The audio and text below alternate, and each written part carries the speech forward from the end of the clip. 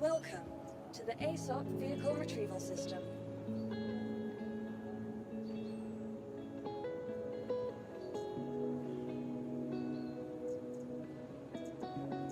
Vehicles, please visit us again. Welcome to the ASOP Vehicle Retrieval System. Your vehicle has been moved to our storage facility.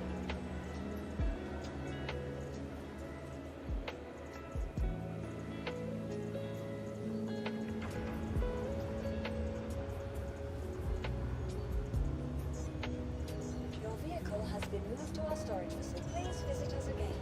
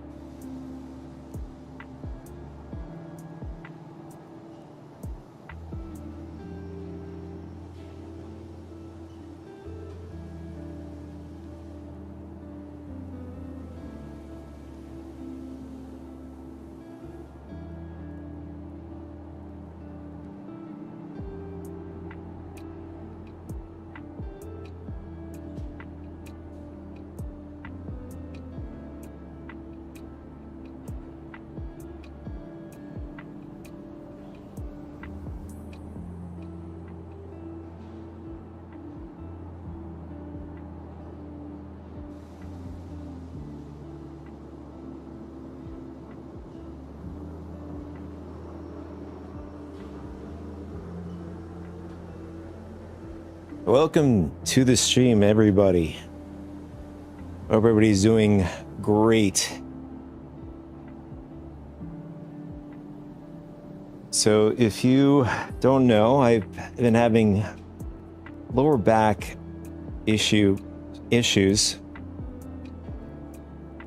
and I had to take at least last week off. I was even contemplating today. I think today's stream, we're going to gauge it, see how my lower back feels.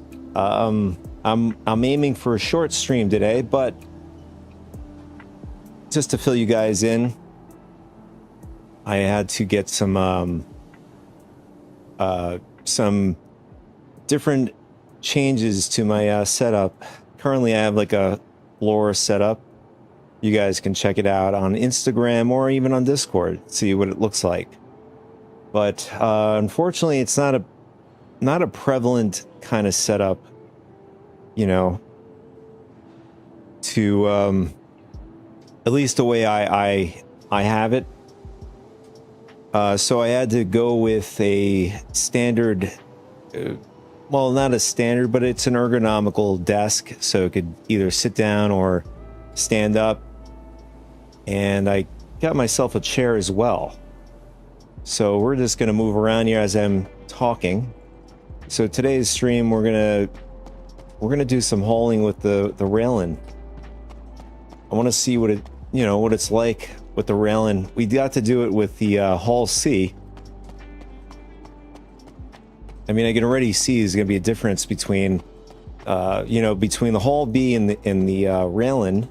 Railing's going to be, I think, in my opinion, right off the bat, I think it's going to be pretty good because you got the starboard side and the port side and the back side, the stern, all readily available to just, you know, throw up your cargo and then even take you off the cargo.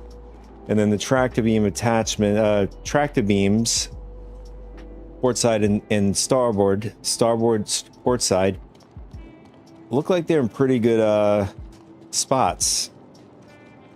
So we'll give those a try. I don't know, I just thought about this just now about the ATLS. ATLS should be good with this combination. It would have been pretty nice to have like a little pocket somewhere to stick the ATLS in. Missed opportunity. I was thinking about the Tulia. You know, you can like stick the ATLS, something like that.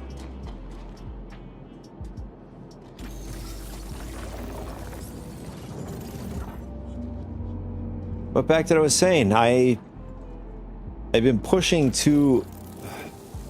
So the lower back thing developed because of my current setup. I had other issues and I was able to solve it. But if you look at the picture of my current setup, you can see there's like a book stacked, books stacked on top of each other. It's like me. You know, it's a trial and error. Trying to figure out different things, different problems. I had like a bit of a muscle issue on my right side, so I've been test trying and seeing, adjusting the seating and stuff. Yeah, so like I said, there's not much in the market to this kind of setup. It's not really it's not a popular setup.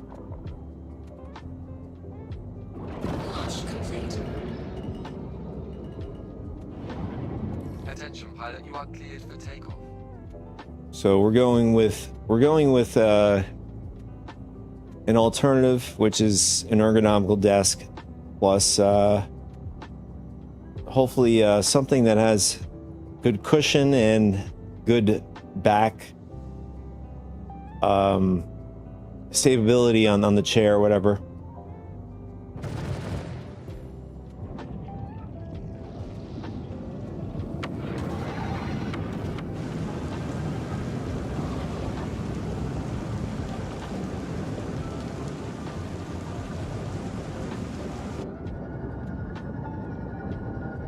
So that's my long-winded thing that's been going on. So I'll have the stuff coming in this week. Maybe we can get it up by, I don't know, about the end of the week or something. Right now we're still the old setup.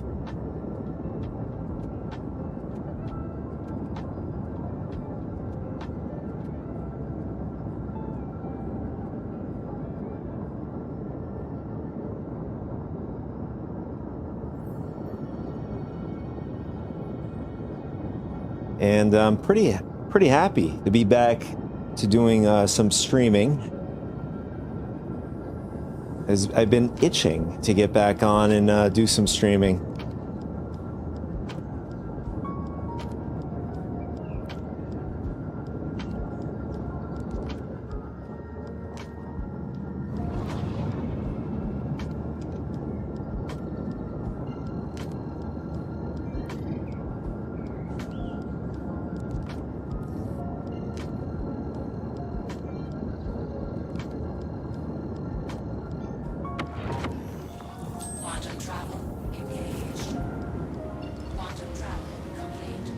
Yeah, I think that animation is pretty cool on the railing.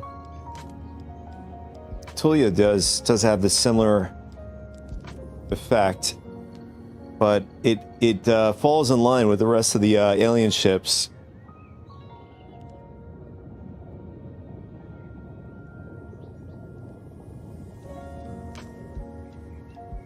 All right, let's see.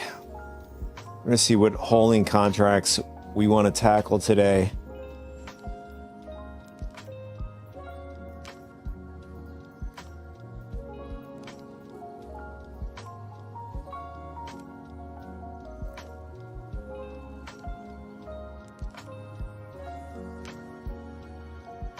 You know what? Actually, first we're going to do a simple hauling contract. I know there was issues trying to do, well, we were trying to do the Hull C the last time. We were trying to test it out. Unfortunately, the Hull C is still having issues with hauling ATC, and for the cargo, at least in that specifically. Let's go with this one.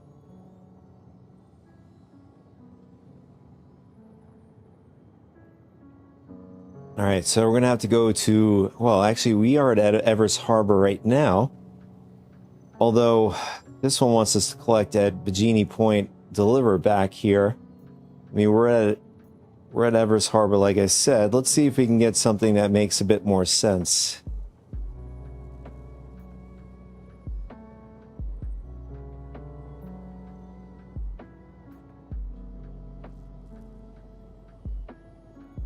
All right, so this one makes a bit more sense here. It wants us to collect tin here at Evers Harbor and then drop off at 2 different points.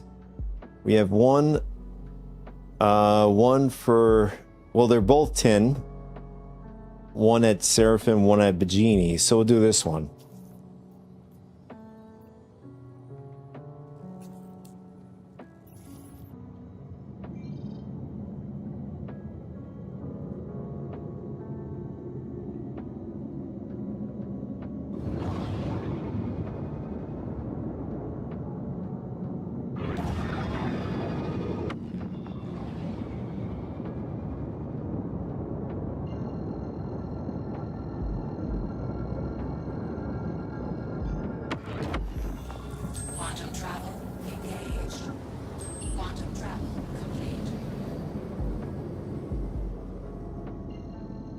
It's hard to tell. I can't tell if it's on the other side of Hurston or if it's on this side, the quantum point here. Yeah, see, it is on this side. I mean, typically you would go red, but sometimes when it's yellow like that, you can't tell. You'll just... In the recent patches, 4.8, I've been luckily to survive going through planets and moons.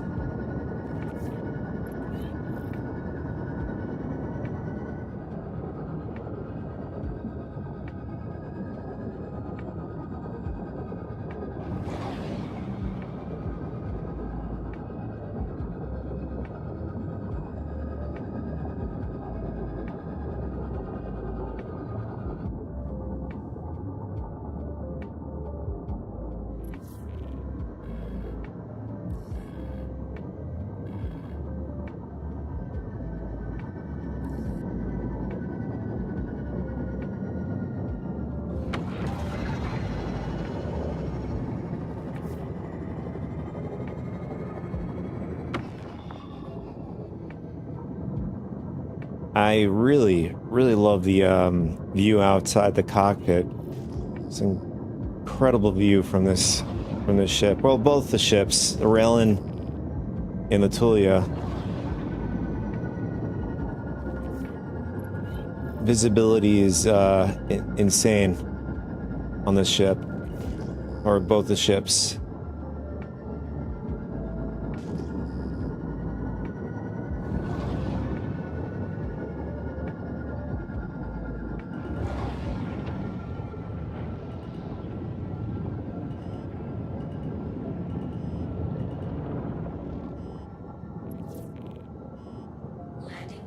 All right, so our best bet is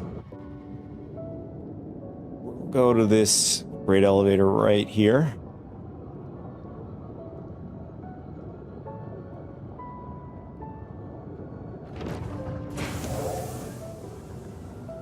I think that looks good. And on top of that, we'll bring an ATLS with us.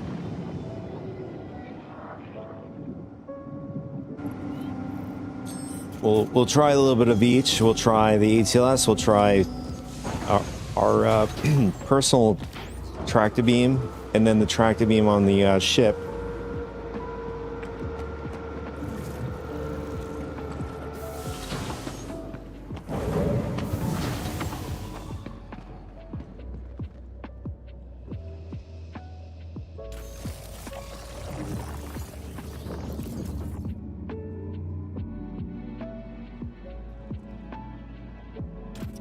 Oh, we were not paying attention.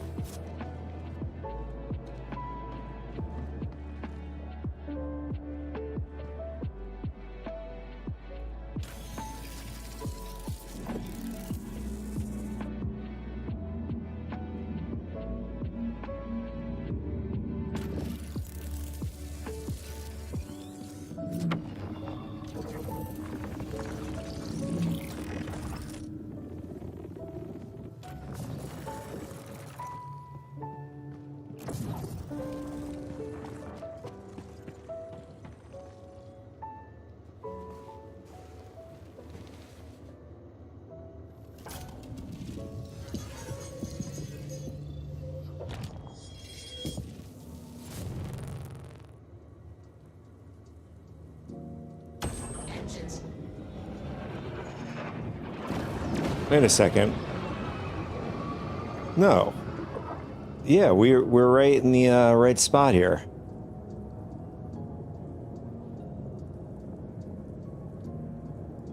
Okay, what is going on here? So we got out, but it shows the front of the ship in front of a freight, but then when we're in the ship, it shows that we're away from the freight.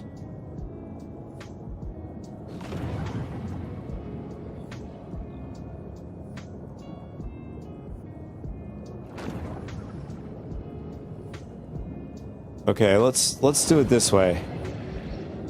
I'm curious. We'll flip it around and we'll get out of the ship. I could have sworn we were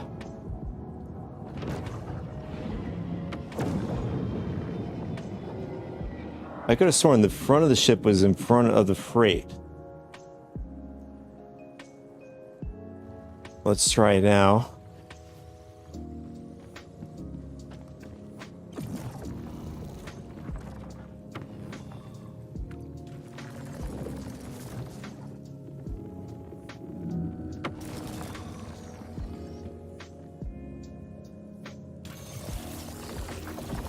You see that? Yeah. There's some weird thing going on here with the personal hangar.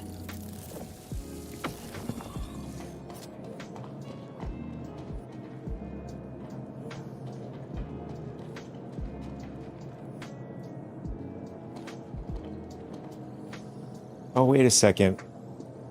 Oh no, I'm the one that made a mistake. So I was thinking that the main elevator comes out from the back. No, I made a mistake.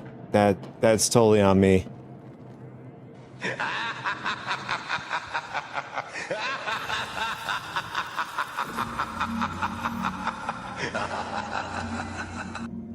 Yeah, I know. Vincent enjoyed that one.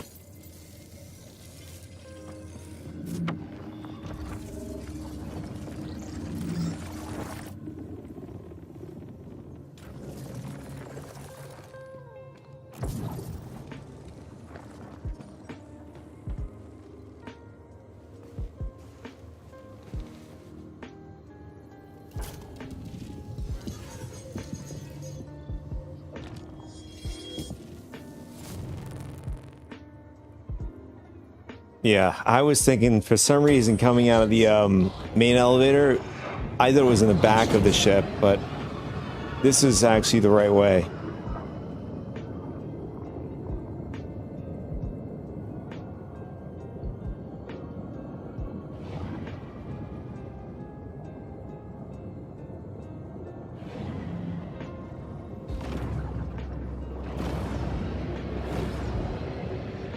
All right, we will leave it. Actually, we'll go more this way, and then we'll leave it right about here.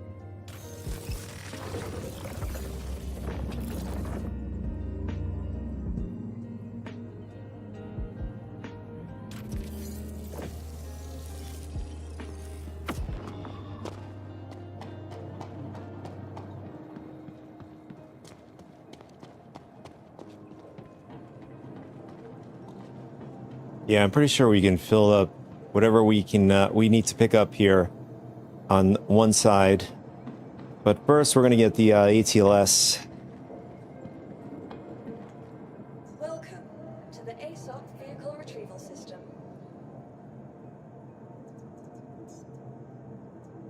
Your vehicle has been moved to our stop. Please visit us again.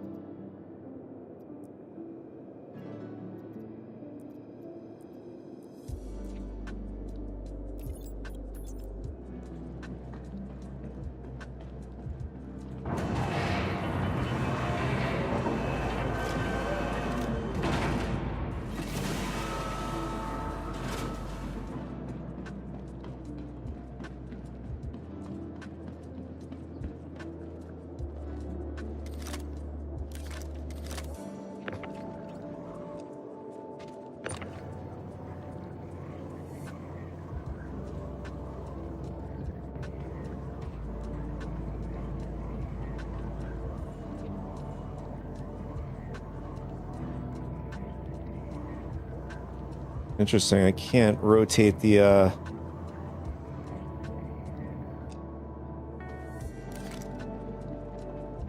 I'm not sure if. I don't know if it's rotate is bugged for the ATLS or for everything.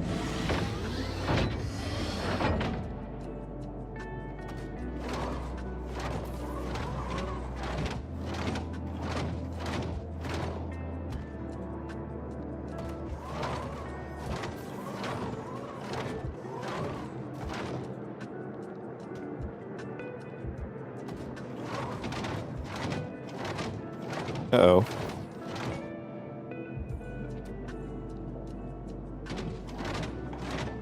Makes it very hard to see, especially in the ATLS here. Especially with this bar in the way.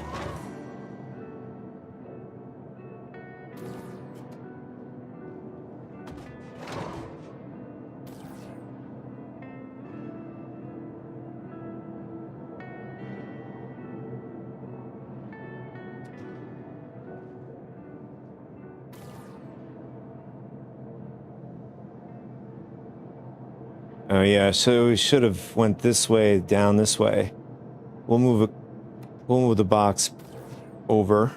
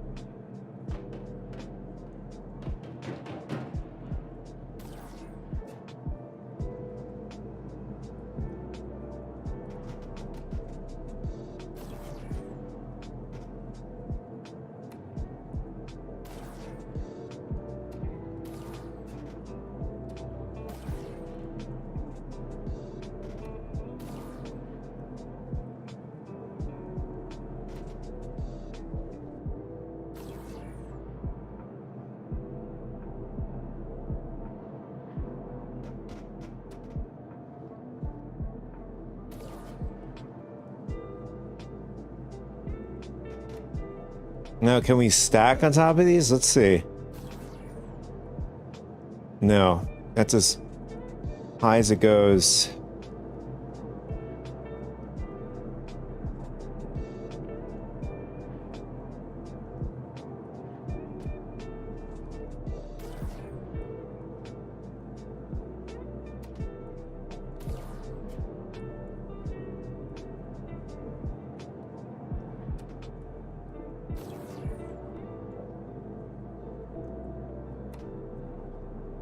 You know, the problem I see here is that the the grid, the coloring the grid in the boxes,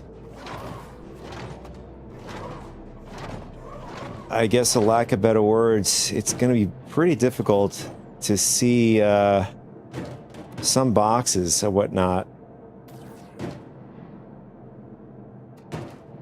Like you can see it's very similar to the color of the railing. You have to like really look at the grid. I mean, it helps that, you know, when you have the cursor over the box, it gives a little green highlight around the box to let you know that there is something on the grid.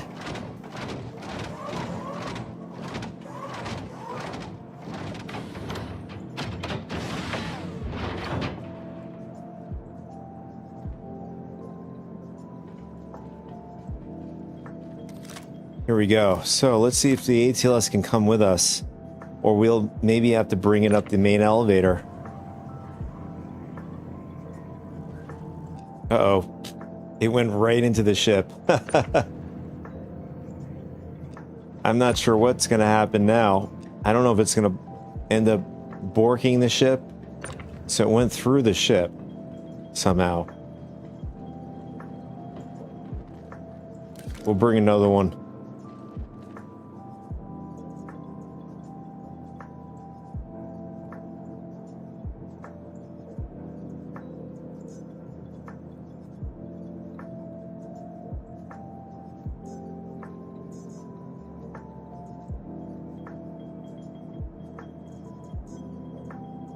Your vehicle has been moved to your please visit us again. Goodbye.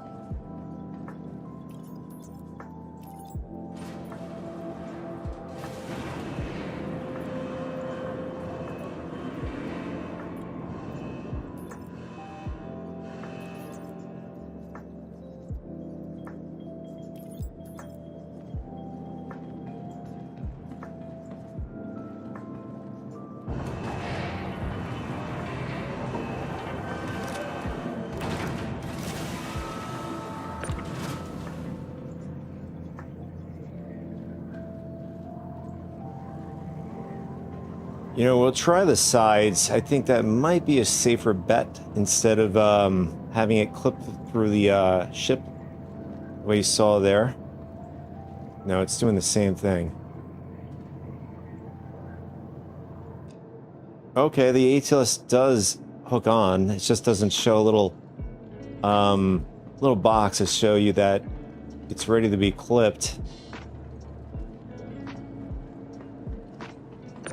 Can we get it off? Yeah, we can get it off too. And flipped it through the ship again. Hold on, let's see. Okay, there we go. Yeah, that's the problem with the ATLS. The ATLS ends up clipping not only to the railing inside of a ship or on top of a ship. It does it on other ships.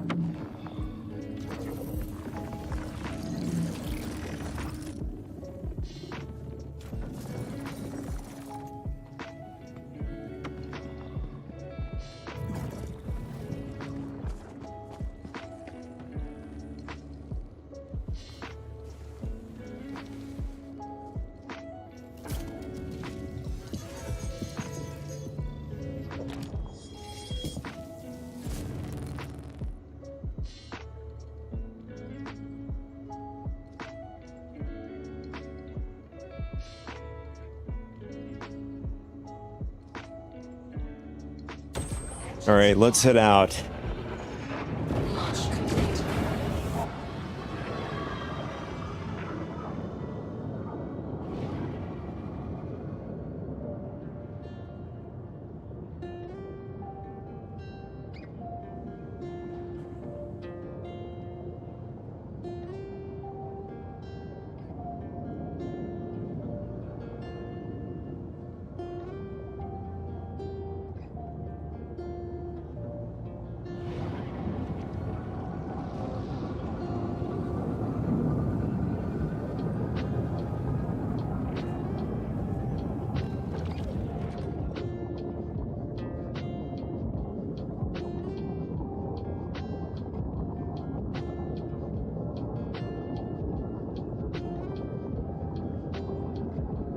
Can't tell. Is that a Hermes or an Apollo? Pretty much got almost exact same chassis.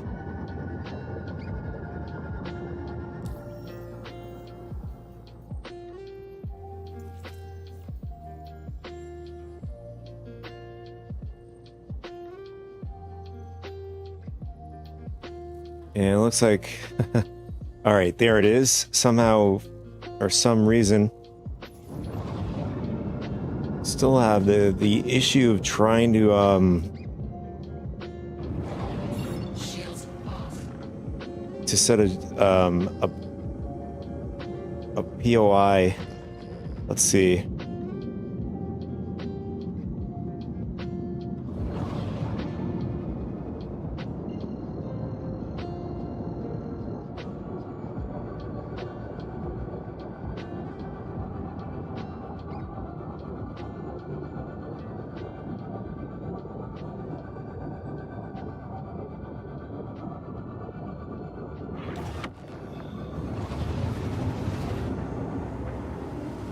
Quantum travel complete.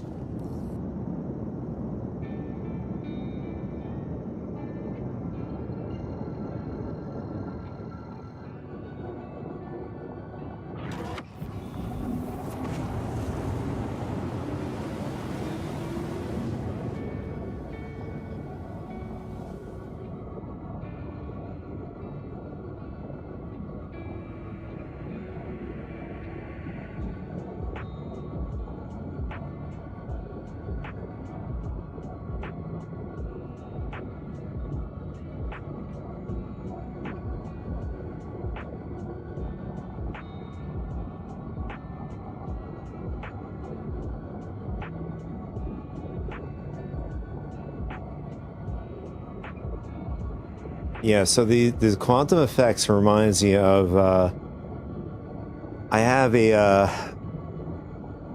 I don't know what the name of the player is. It plays music, and it basically the effects like this would react to the music, like drum beats and bass beats, whatever it is. But I'll pull it up in a second. Once we get over to Bajini, just trying to get ourselves some cool cinematic shots here.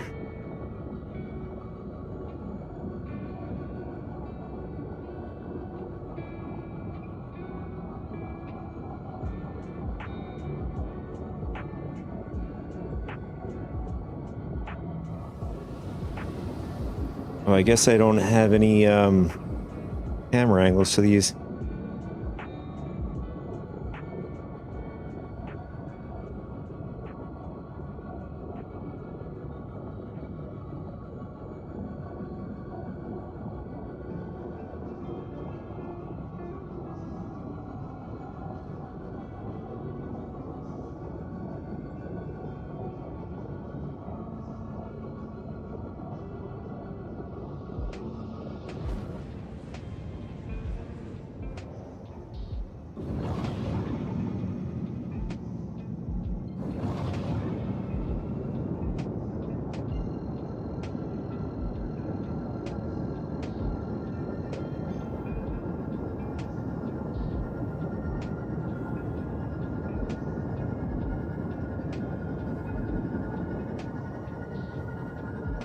Let's check the FPS. So FPS is at 60. I knew it felt pretty good flying around. Do the moving the head thing. Yeah, it does feel a lot more responsive. Although now these days we can't even see whether or not how many players are on a server now.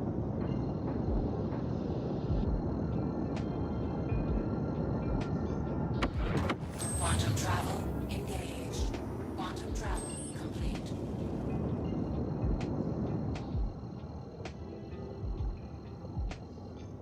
All right, now we're at our first delivery point, which is Bikini Point.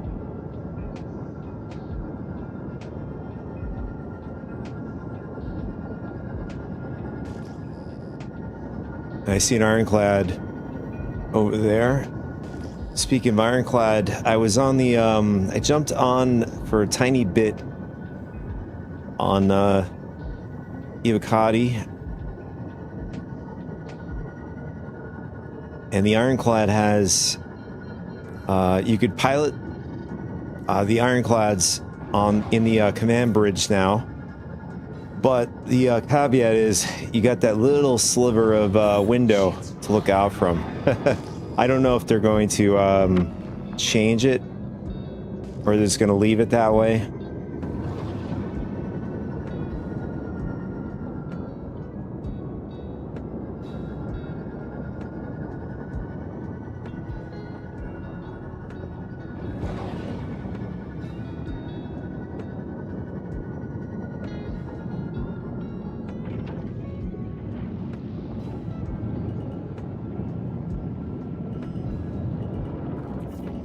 Okay, it looks like Landing gear down.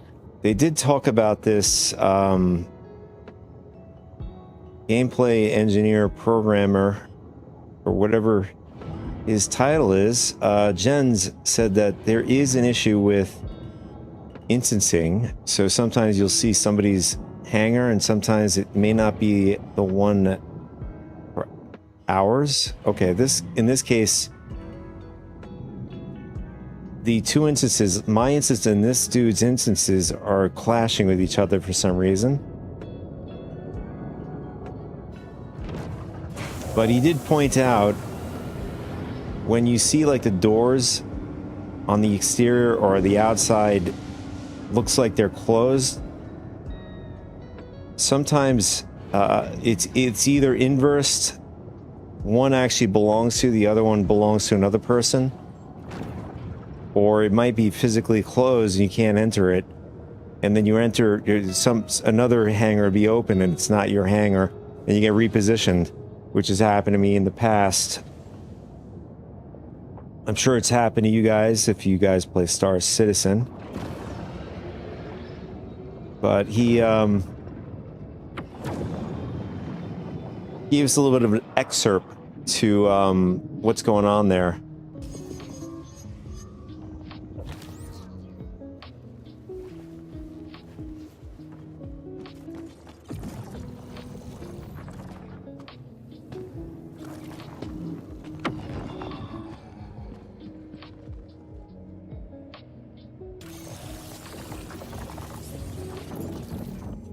Yeah, after we complete this mission, I have to like stretch my back. Already feel it.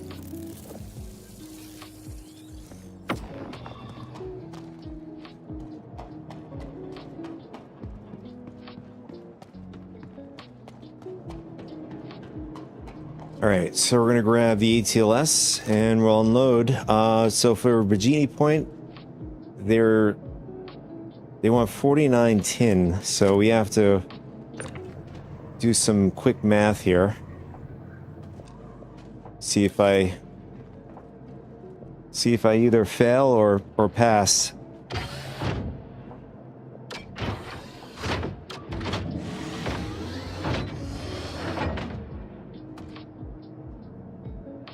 All right, so first I want to see what we have on the grid. All right, we have a 1 SU box, we have a 4 SU box, so that would mean That's 5 and... So these are 8.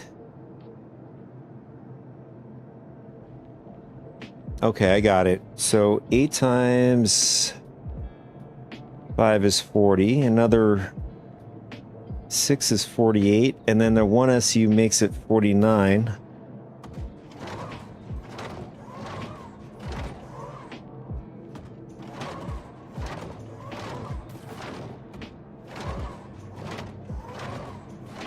So we'll get the 6 of the 8s we have on the grid.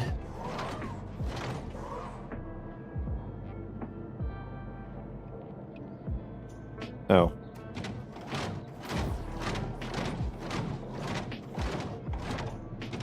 It refuses to go back where I want it to go. Actually, you know what? Better yet, do it this way.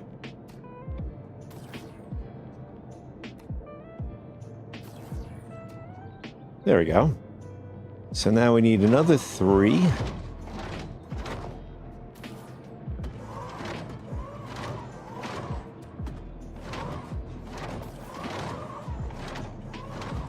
And then one more, and then 1 SU box. That should complete the delivery here.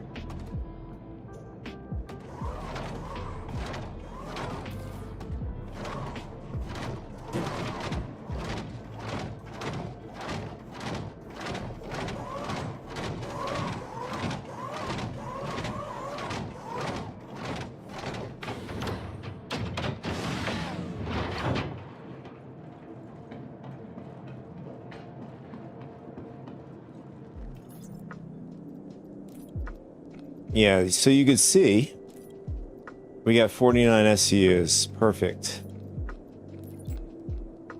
So it's fully registered. Send it down.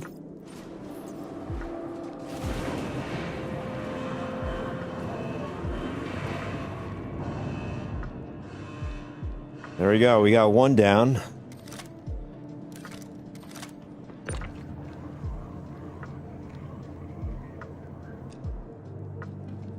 Yeah, so the trick is to get it close to the grid, and then the grid will take care of the rest.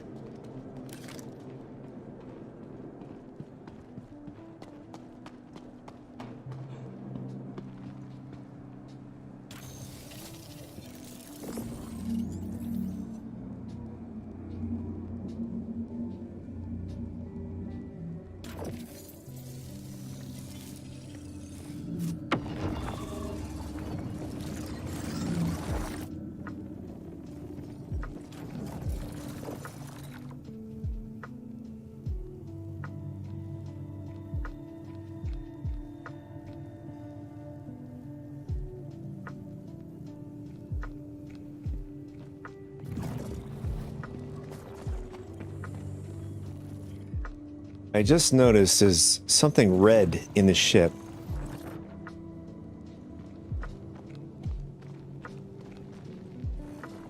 Looks like one of our components is red, according to this. No, these are 100%. But let's see. Let's check this one. No, actually, it's over here, according to the map.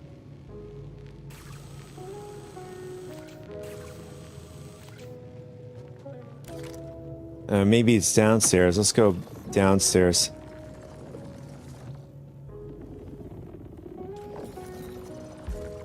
No, it's actually upstairs.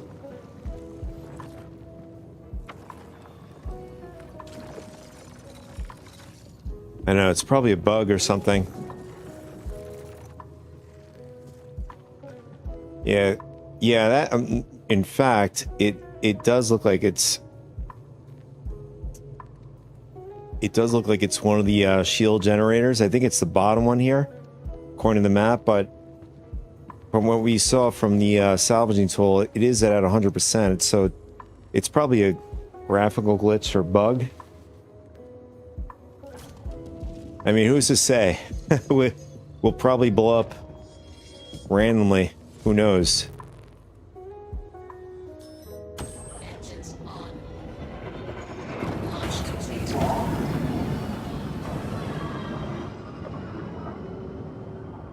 1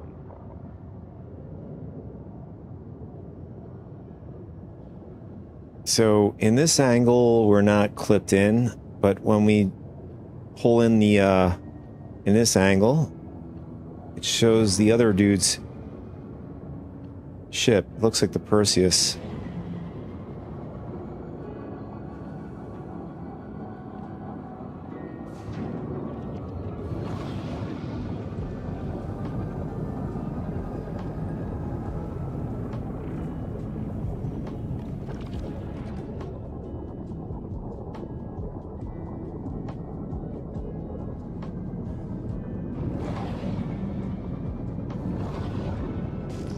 So I was looking at briefly the patch notes and stuff, 4.9. Looks like they're taking it nice and slow. But as far as like with systems and stuff, they're really trying to really prioritize on the bug fixing and stuff and heavy issues.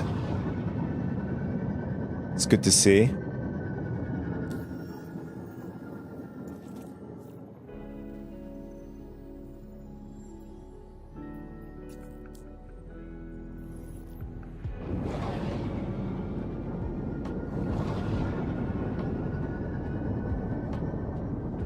Shields off.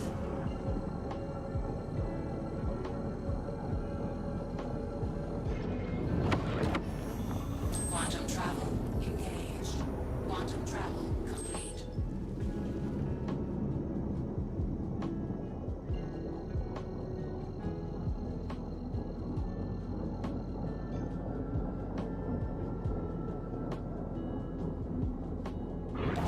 Quantum travel engaged.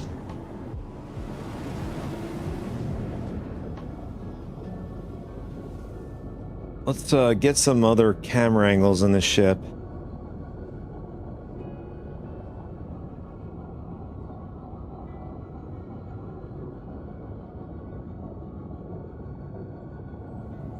I think it looks pretty good. We'll do the port side and starboard side. Yeah, we got the port side and starboard side.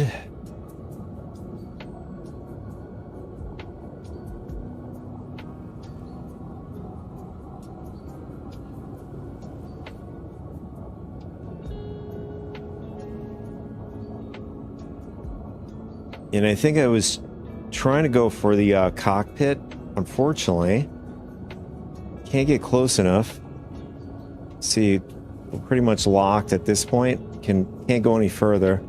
I might do something maybe up top here. Let's see.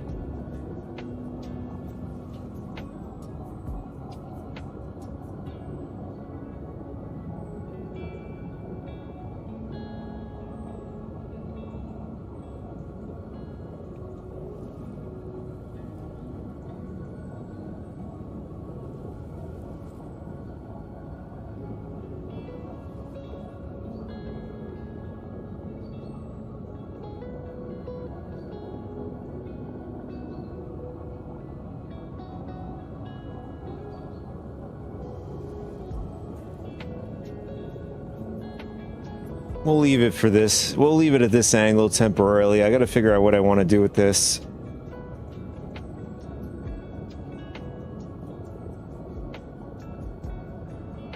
What about underneath? How's that look? Nah. It still looks... It would be really cool if we got the cockpit. Unfortunately, like the Polaris as well, and other ships out there can't get closer to the nose of the ship, you know, to get those cockpit views.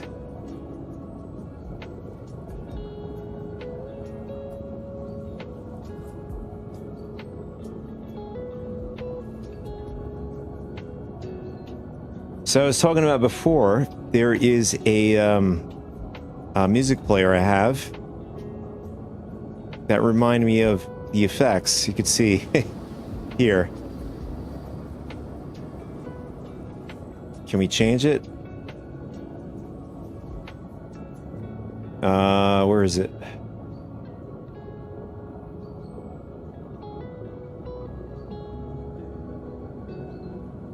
I'm not sure. What is this?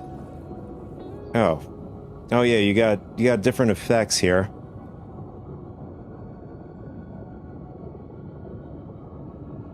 The one I have is probably the free one. You can see it does different things. I think there is one that is close to the effect of the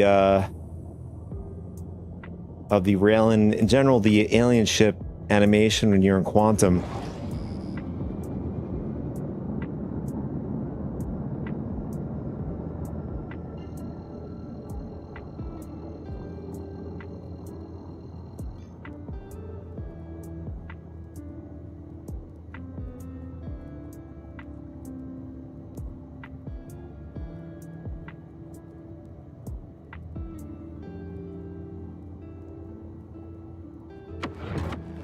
Quantum travel complete.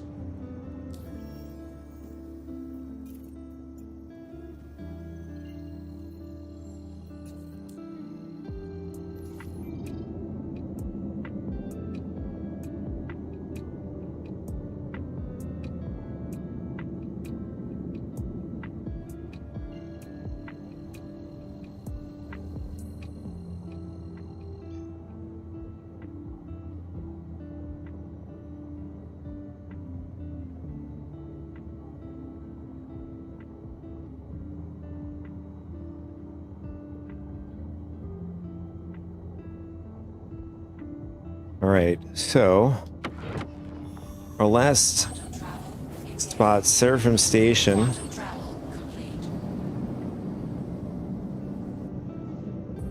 I mean, I do remember I was able to finish hauling missions and stuff. Like I said, our last testing was with the Hull C. Unfortunately, the Quantum travel engaged. didn't have any good luck with the Hull C when you know, trying to call the cargo ATC. Quantum travel engaged. Quantum travel complete.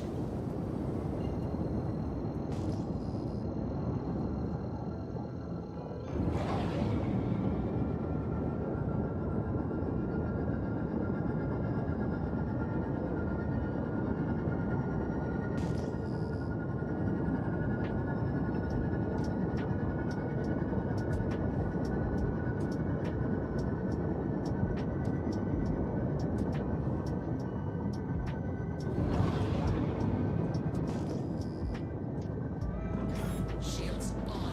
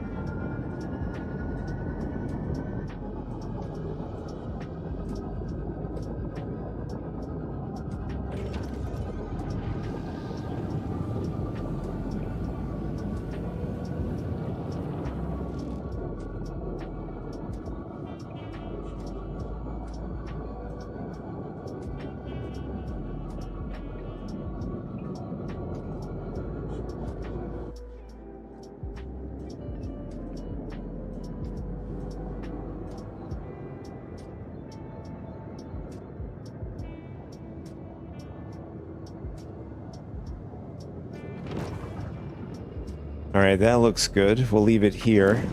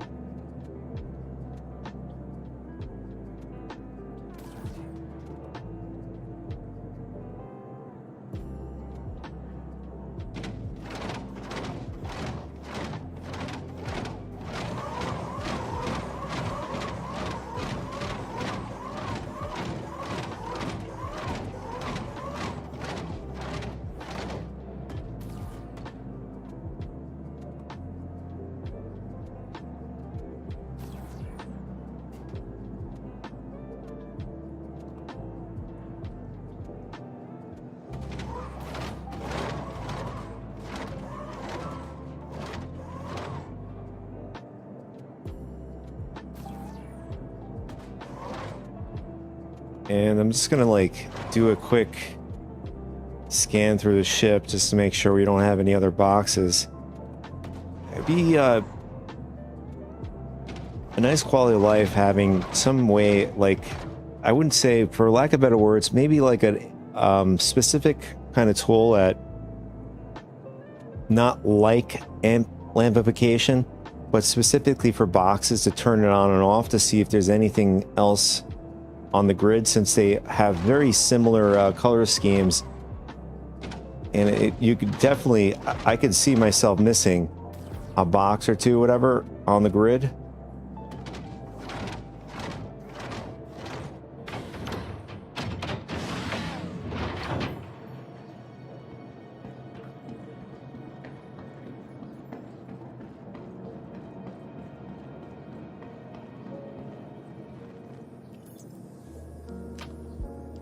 Here it is, 44, and we're going to see whether or not the mission completes.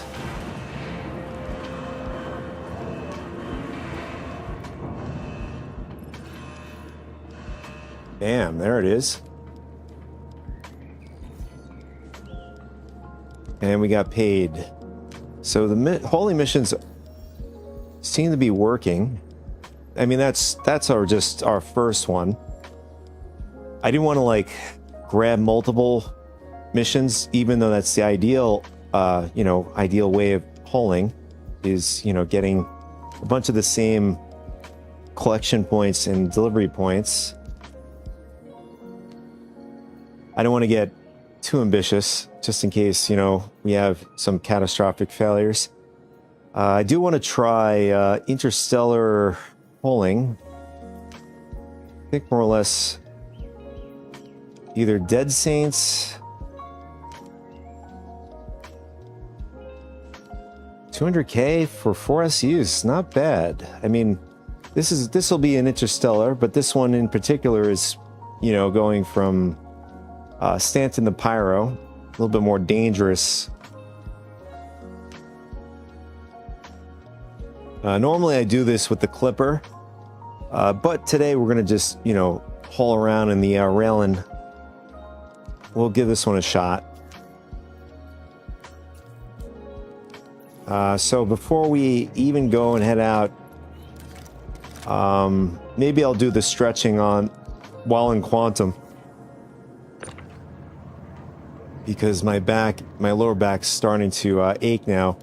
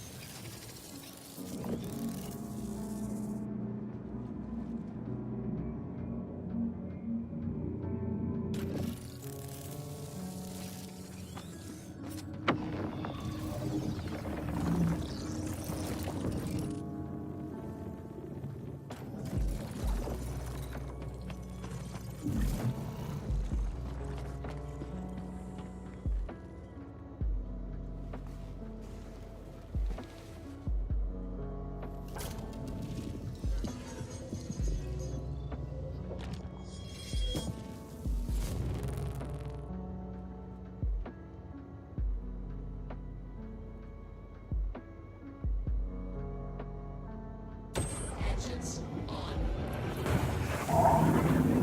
Shields off.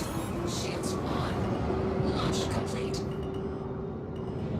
So apparently I saw a post. Somebody said that the hull B is possibly going to get a reduction in quantum fuel and stuff. Although I don't know if it's going to happen to an array of ships. I think maybe they might be trying out different I guess readjustments or whatever.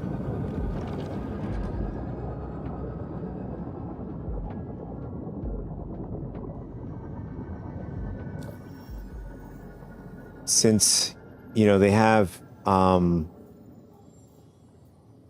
Where is it?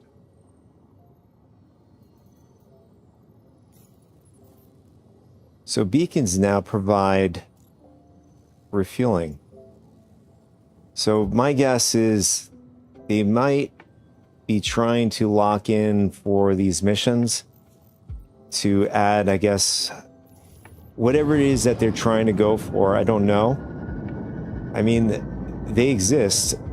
I don't know how well they work. I know when I was doing them over in Nyx, they've been working fine for me. I mean, every player's experience with bugs and issues in the game vary player to player. I don't know, you know, like long term, you know, since they have the beacons in the game, is to have, I guess, more money sinks and stuff. Quantum travel engaged. Quantum travel. Just hoping it doesn't, you know, start to get annoying if you're, you know, if you're going around and traveling around it.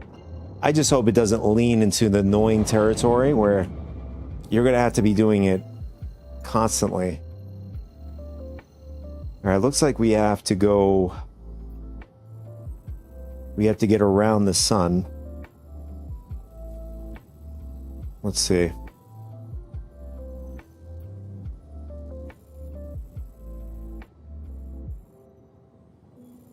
Yeah, so the sun is in the way, so we're gonna have to see if we can maybe go to pivot to her. What is this? Her L5. There it is.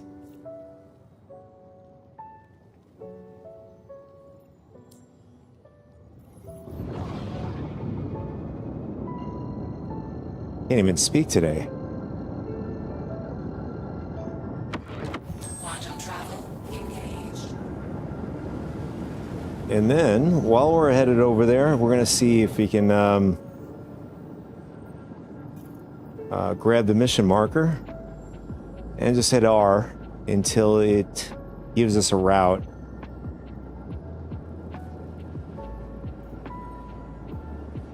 I guess it's not gonna work.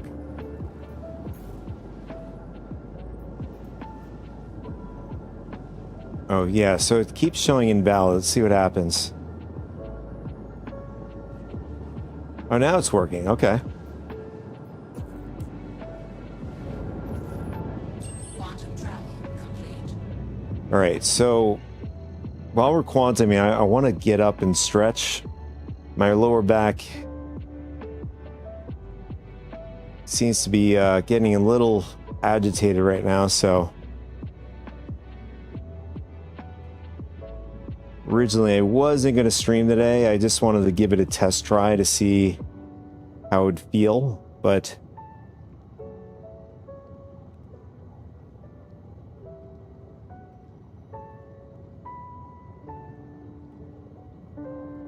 Just going to take the opportunity in these moments, these long quantum moments, to get up and stretch. So that's what I'm going to do.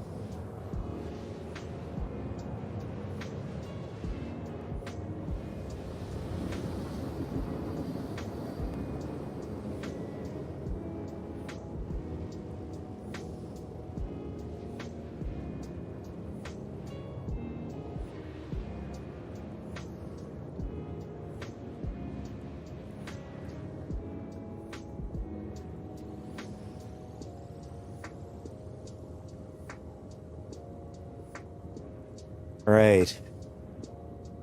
Yeah, still a bit tight. But I think I might have to like maybe get it checked out or something. I was hoping, you know, give it a week. Give the back a week. I mean, it has improved, you know. It's like one of those things. You don't want to wait too long.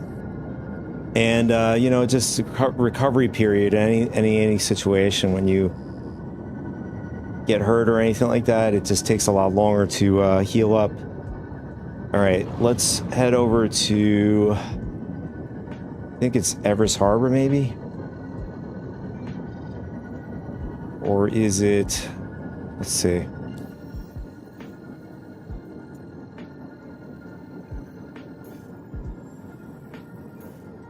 Oh, in this case, does it want us to pick up at Lorville, or let's see, double check the contract. Oh, T's a spaceport, so we have to go down to Lorville to pick up the stuff.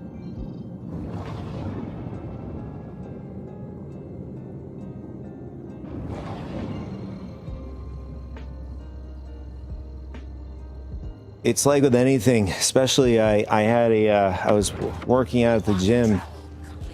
Not today, this is another time, but the trainer walking around and stuff said to me, you know, just be careful. You know, you get injured, it takes a lot longer to recover, or if something's aching you, don't go any further. Recovery period is a lot longer.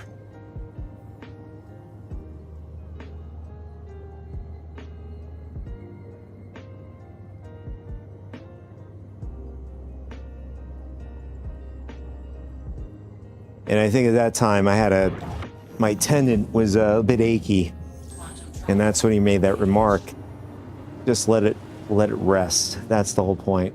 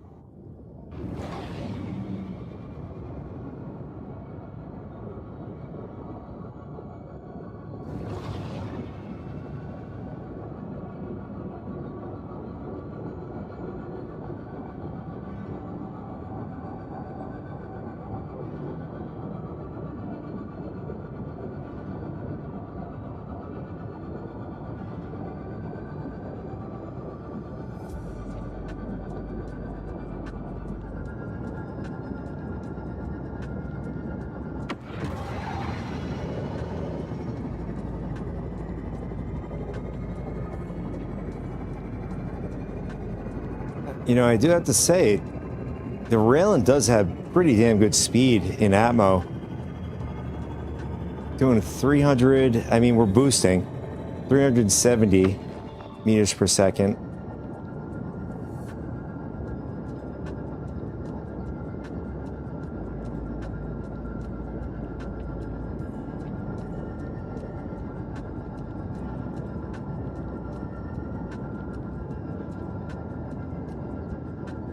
And now it's starting to dip.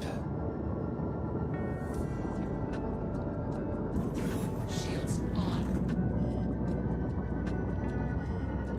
I have found a pad that should be suited. You are clear. Looks like somebody decided to land their, I think that's a C1. I think that might be a C1.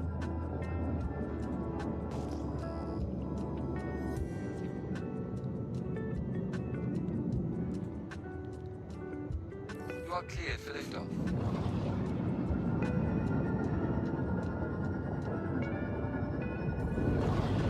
Warning.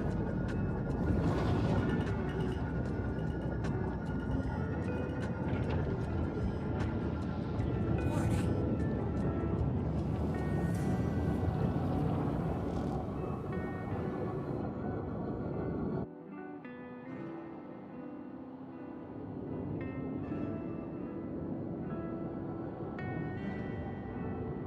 I always get confused in these camera angles.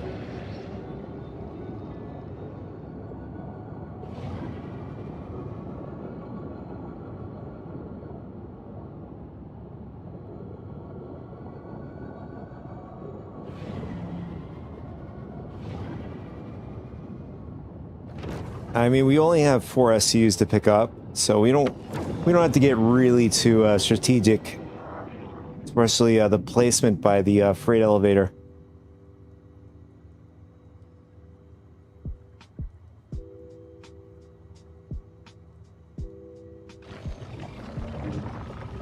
I'm curious, if we open up all the doors, is it going to be a lot faster to go out of the ship? I mean, theoretically, I think it should be. Oh, whoa. Okay. We were... Ship just vanished. Nice. That is pretty catastrophic.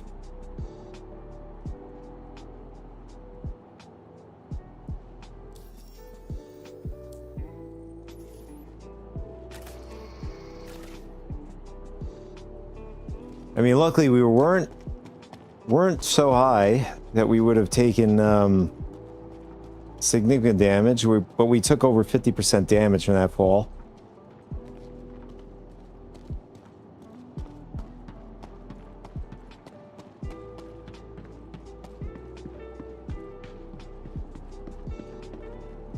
Welcome to the ASOC vehicle. I wasn't paying attention. I don't know if when the hangar door is closed, I don't know if that's when our ship got pulled in.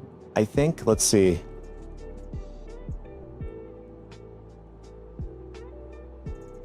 So the railing got pulled in. I mean, we're going to see whether or not if it did get pulled in.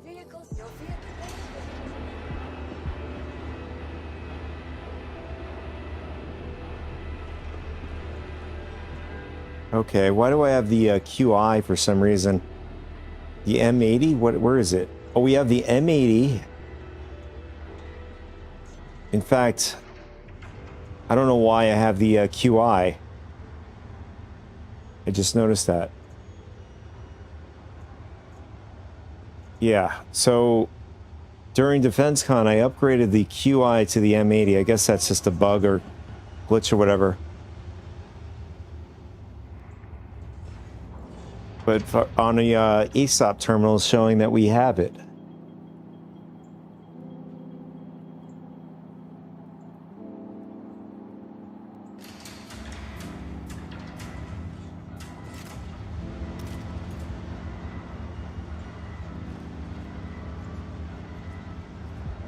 You know, so far I was going to say everything seems to be running smooth, but this is a pretty catastrophic bug.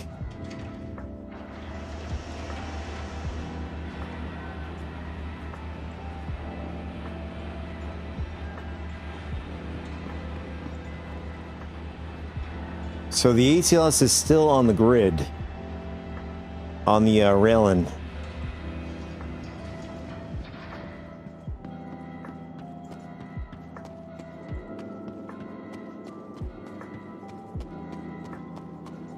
Now, my only concern is if the ship ends up getting pulled in when we try to exit, you know, our personal hangar.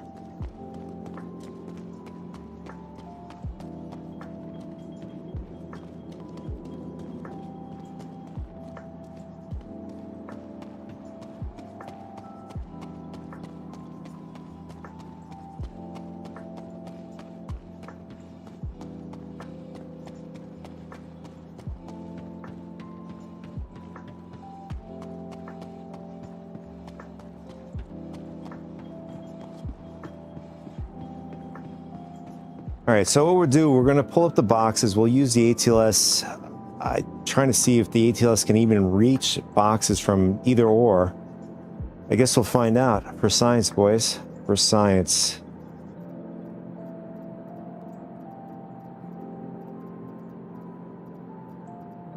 Looks like we got a couple brick things here in the inventory.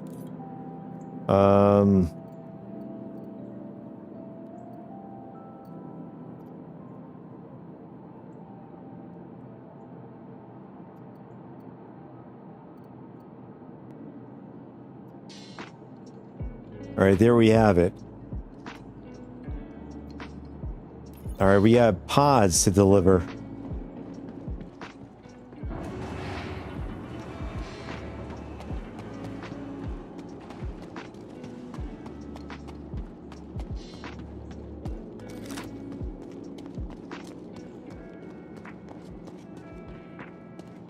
And we have to deliver it to the dangerous reaches of Pyro.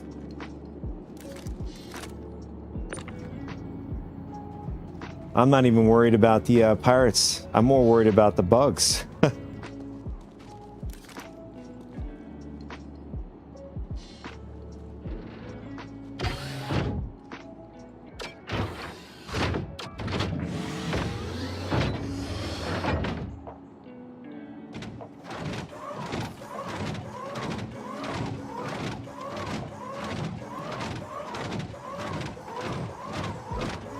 Yeah, so we can't reach from where we are. All right, we got one. See if we can reach. Oh, we can. Nice. Okay, not too shabby. We got one on there.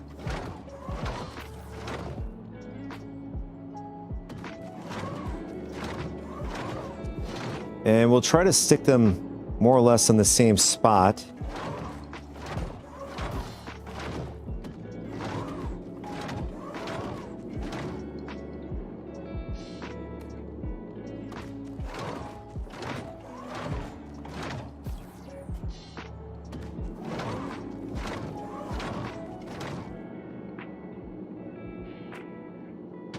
All right, we're good to go.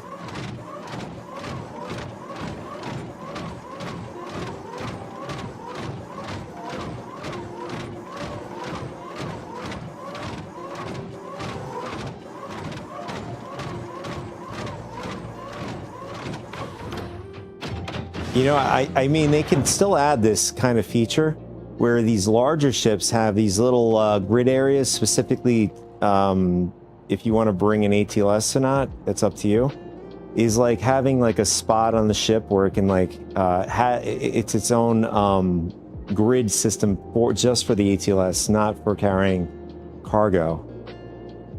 So you could put one over here, and then you can the rest of the grid will be dedicated to cargo. That would be pretty neat, pretty nice quality of life.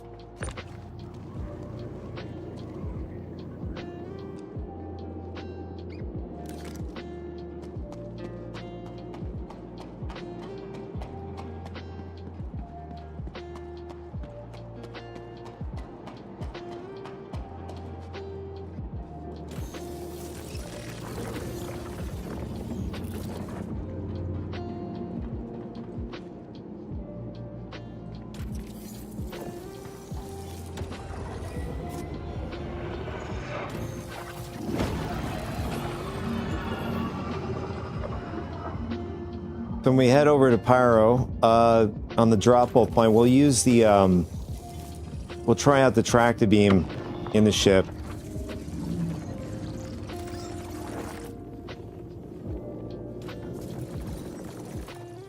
We'll give that a go.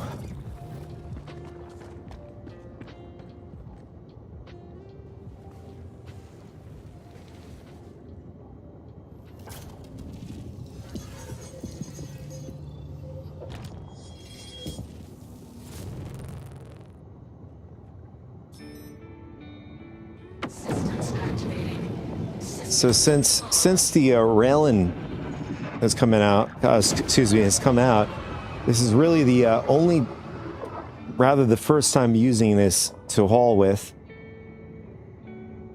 and so far it feels great. So we're gonna stay on the ground just in case it disappears for some reason. We're gonna just wait for the to play it safe. We're gonna just wait for the hangar doors to fully open, just in case this gets pulled back in the storage for whatever reason. Otherwise, we'll end up dying, and then Vincent will get his laugh at us.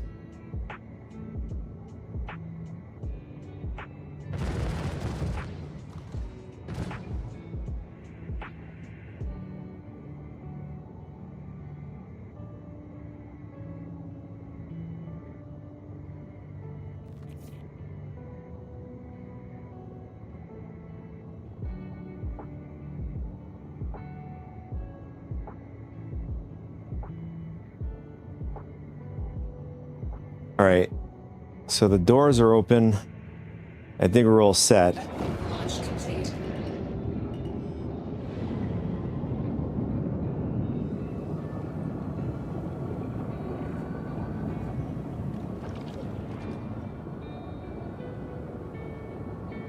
Good luck on your travels.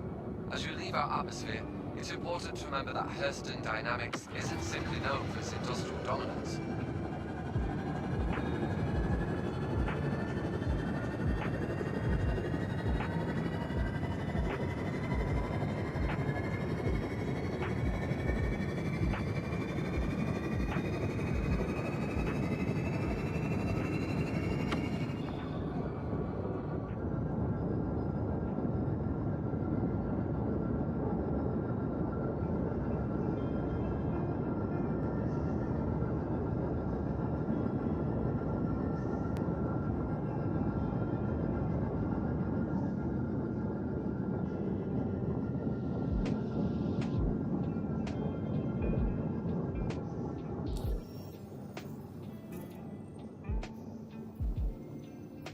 All right, let's head over to the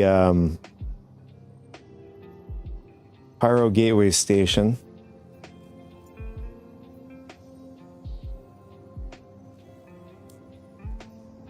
All right, we're locked in.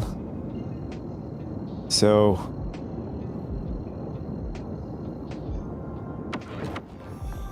Quantum travel. we're looking good so far, except for that almost dying from being pulled in.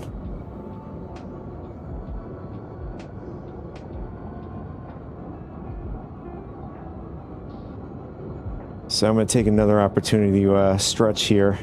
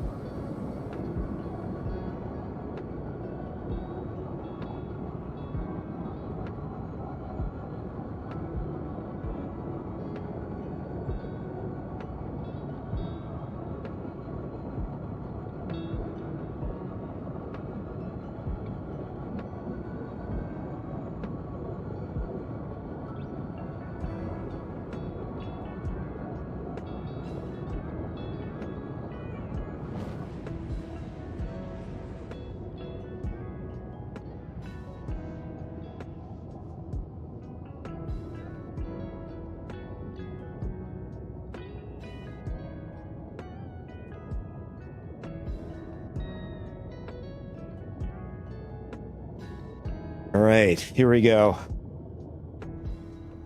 Oh, yeah, it definitely helps to do the stretching between.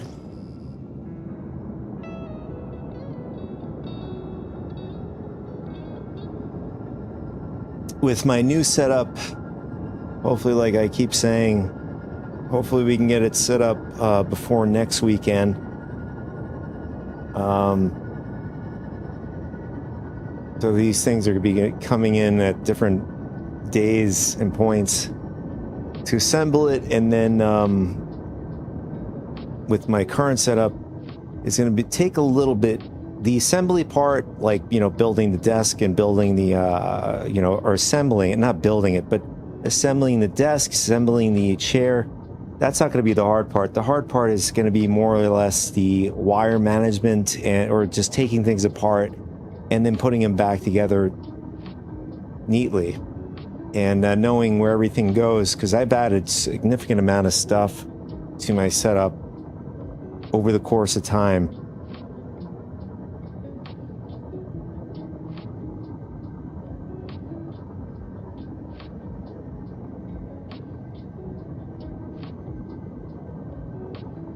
So if you guys are on my Discord, I put out information that I've looked through that I think is accurate, and also it was a bit you know, with the Star System Live with Benoit and Jens, really appreciated their you know, as honest as they can be, obviously, right?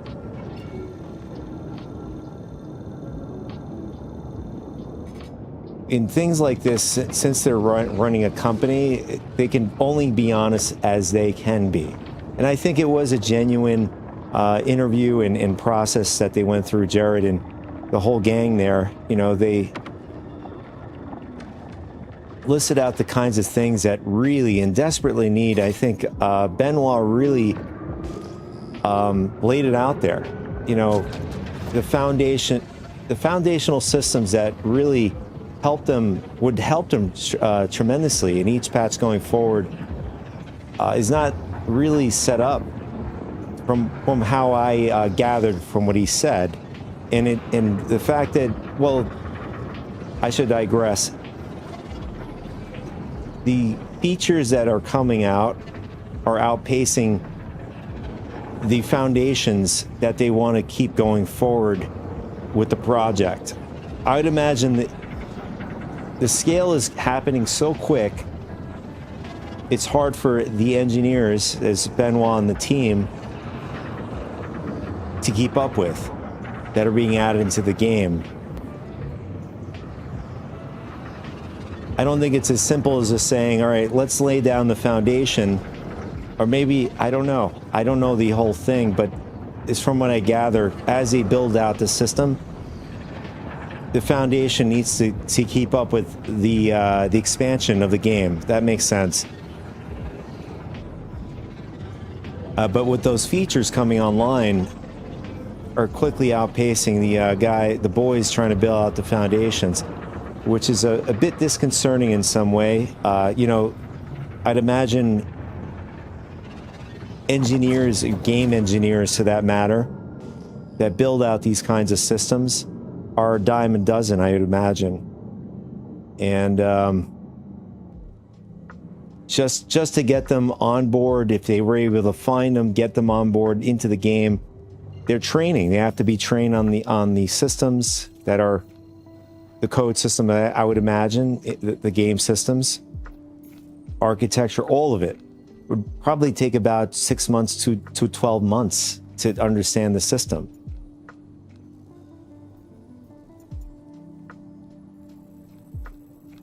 You know, if they were to add more talent to this, to the right talent to the team that can help them in some way or form,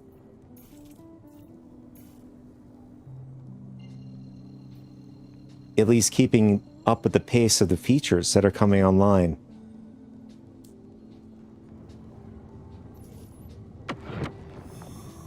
Quantum travel engaged. I mean, more or less, my question is, how much of the systems that they've already, you know, as far as foundationals, have they gotten up? What's the percentage? What is their progress with that, with the existing systems? You know, it wasn't really dialed in. It was a very, you know, it was good that they put that out there, but there wasn't really any specifics to how much a percentage of the foundations already in place. We know that the transport system was one of the things that Benoit's, at least under his incumbents, that's one of the things that him and his team is supposed to be covering and implementing. What's actually, in fact, it was supposed to be in 4.8, and unfortunately didn't make it in 4.8 because 4.8 had a bunch of other issues. They had to turn it off, and glad that they turned it off. It probably would have been even worse than what it is currently. Currently, right now, as we're playing in 4.8, they've been putting out fires as we speak.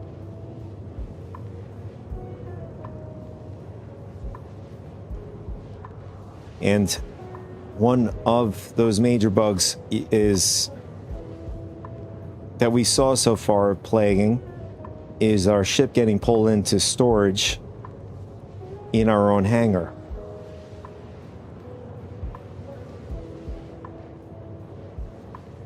I'm sure there's a plethora of other, bugs that are plaguing the verse. It's very hard. There's no way to see how many players that are playing right now. I do feel that the game is, latency-wise, you could see just moving my character's head. It feels pretty fluid. Feels pretty good. It's hard to tell whether or not, there's less players online. I mean, it makes sense. It's currently right now we're not at the peak hours. We're more on the schedule for, people working and stuff like that. So there'll be less concurrent players that are on the servers.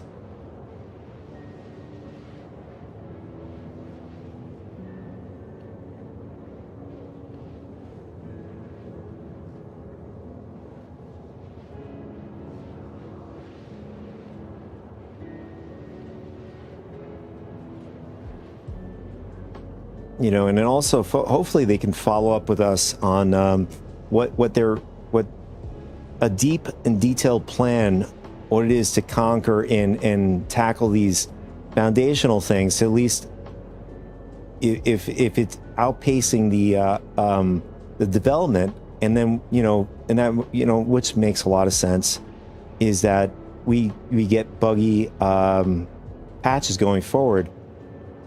One of the things that I thought, could be a quality of life thing is having, if a patch is good, similar to what they did with 4.0. They left an existing patch, which was, I think it was 3.24.1? I can't remember the patch. That was the old patch. And then you had the brand new 4.0. It was a preview patch.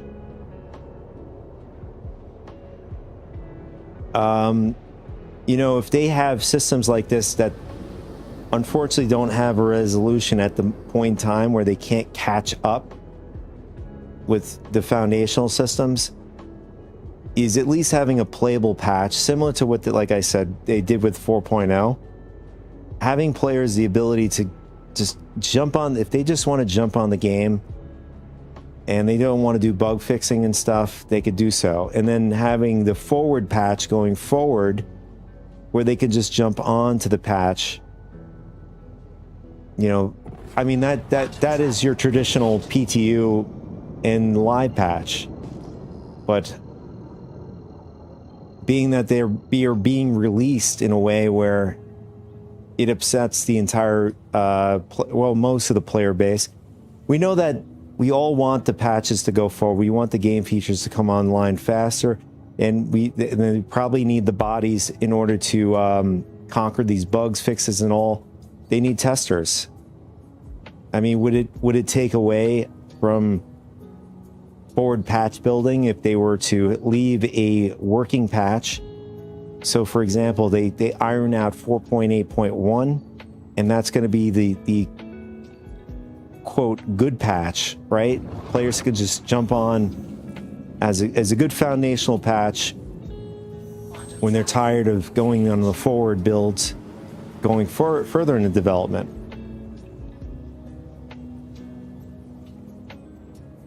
Would that be a realistic? What's the word I'm looking for? A realistic temporary based solution going forward.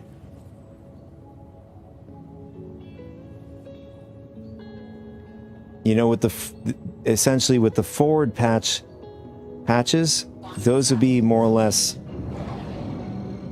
where they can introduce the new, you know, ships, features, and stuff like that.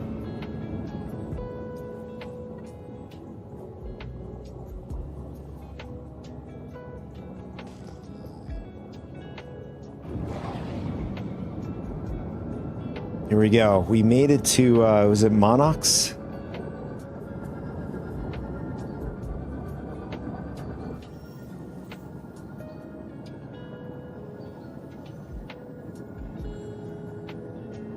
Okay, for some reason, another issue. Unfortunately, the Moby-Glass map is not working. It's like we have an enemy. A buggy enemy. Unless that's... Our pips are going crazy. Targeting pips.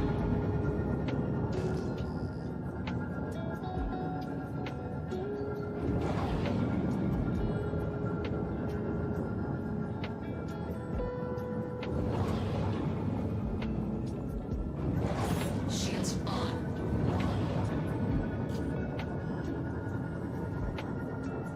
This is the first time using the lights on this ship. It's pretty nice. Oh, we got... Interesting. We have somebody with a hull C on the ground. Hermes and... What is this? Oh, we have a hull B. And Connie, Cuddy, and... C2. We have a bunch of hulling ships down here. Although that is interesting. Somebody brought a hull C, though. I found that interesting. Let's see. Let's grab... We just got to deliver the 4.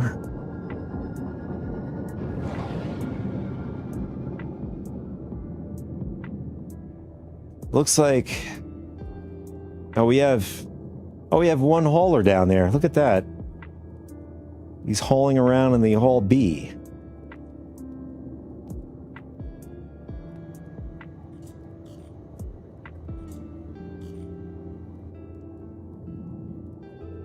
He's kind of teleporting. Well, it looks fine from here, but when you go back, he's now teleporting from a distance. You guys probably can't see that from your screens. Or maybe you can, I don't know. But when you get close, it seems to run a little bit more fluid. Something I just noticed.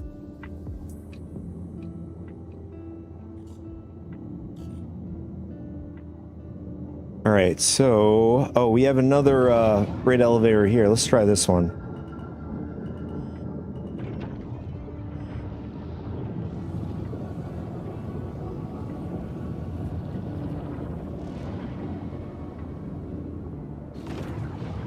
Okay, that's not bad.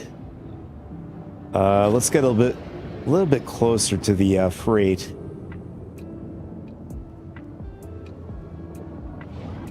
I think that's good.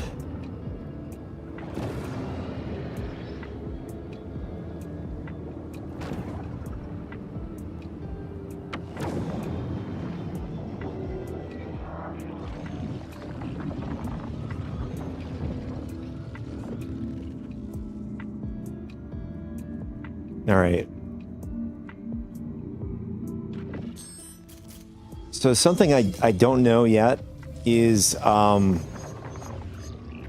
if you open up,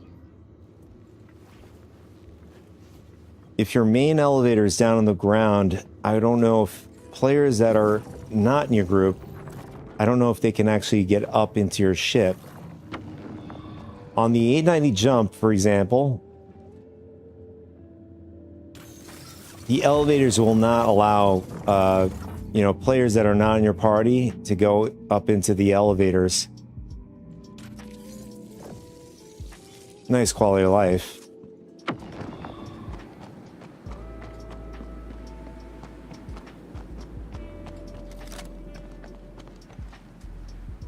Oh, the guy's in a Hermes. There's a Hermes and a Hull Seer. hold beer, excuse me.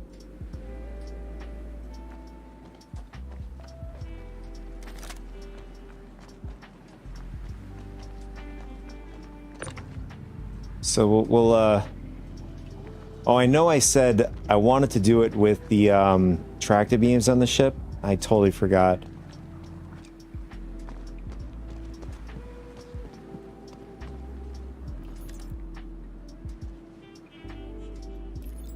We'll do it the next mission.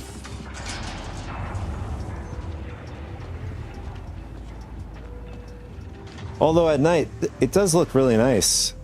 The railing on the backside. The animation.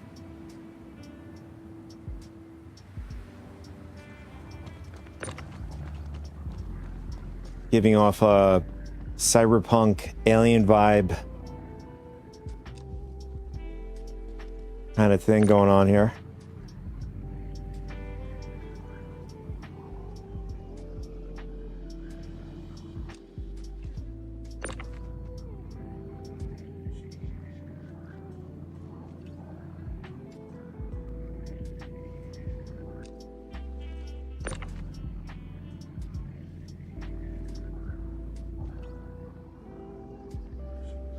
See another ship coming down. We have a Corsair.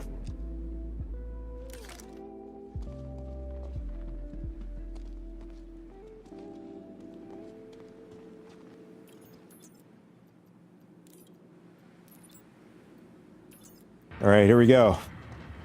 See if this mission works.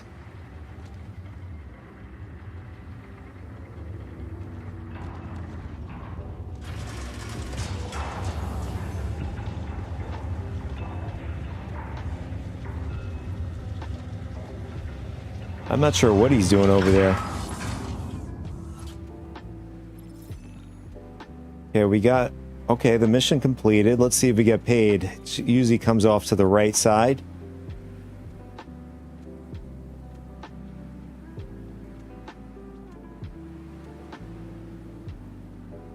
All right. For whatever reason, it didn't... usually the payment comes off to the right side. Unless it's like delayed or whatever.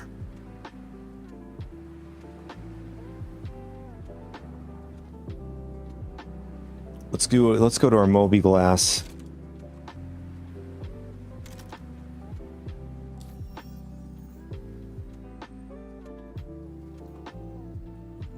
Uh-oh. It's still saying deliver the shipment. Oh, never mind. Okay, that was just I guess a graphical glitch. Let's go to here. So according to this, it says we completed the mission. So that's good. Interstellar. We have a 535K. Let's do this one. All right, this one wants us to pick up a few things off in Rustville. We have Slam and Neon, and then the last thing wants us to pick up Etum at Scrap and Salvage, or Devlin Scrap and Salvage. I don't know where this is. We'll have to figure that out.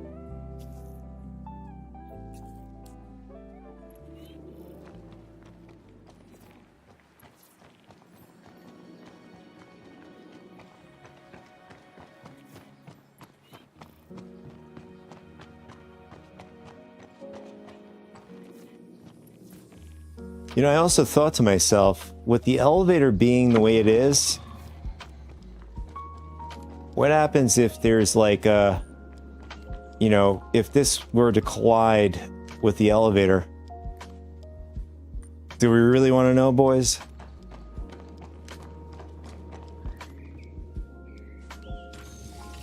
Would it be catastrophic?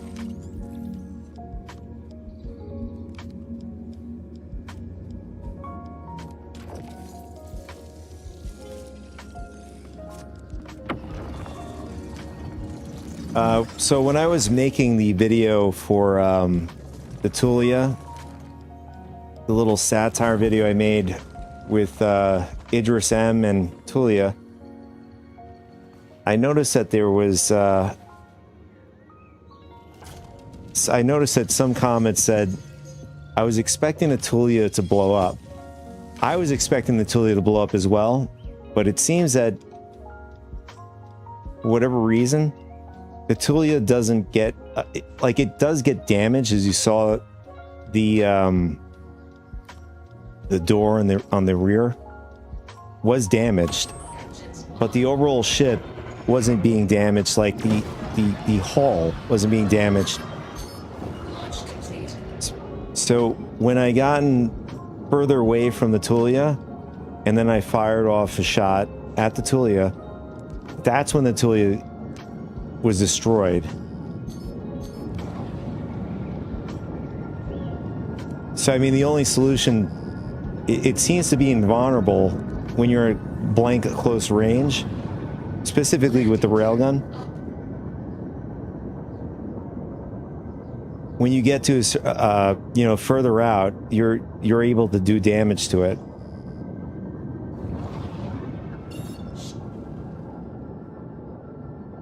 I'm sure it's not intended.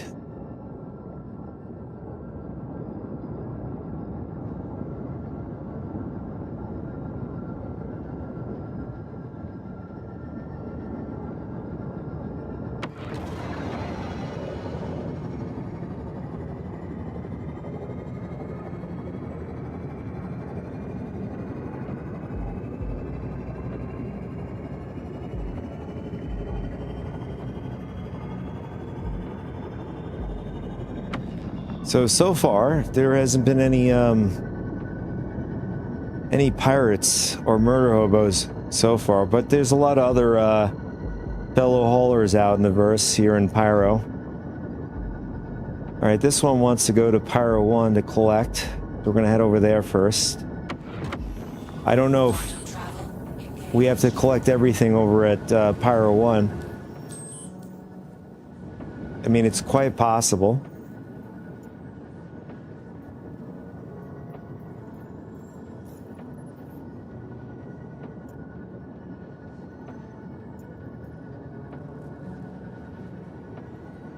I mean, it's quite possible that we have to collect over at that planet on 2 different locations.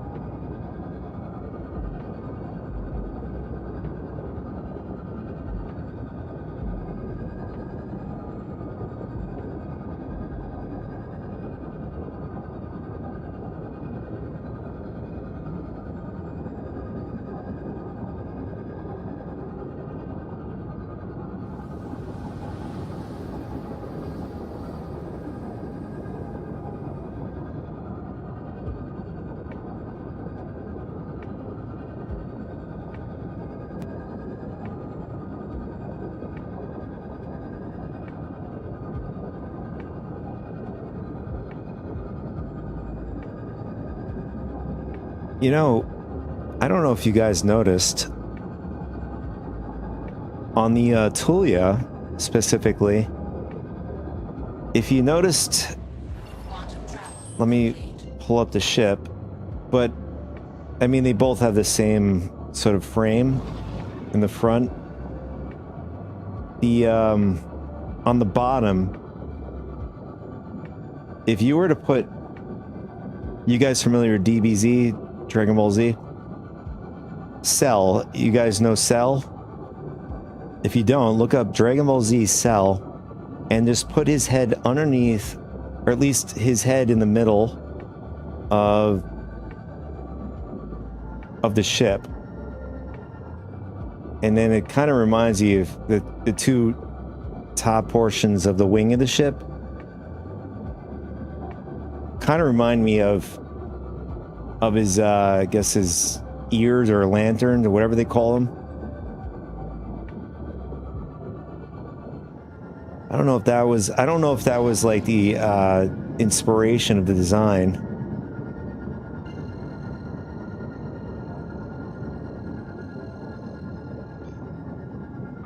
see if I could do like a Quantum travel engaged.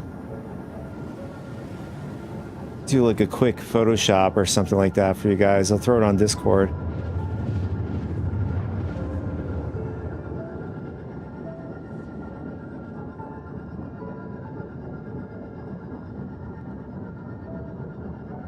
Quantum travel complete.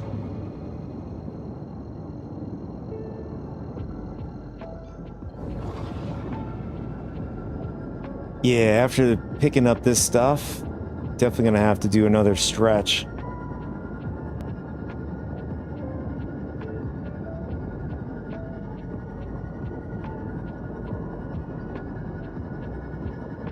So this time, what we're gonna do is we're gonna utilize the tractor beams on the ship to load it up.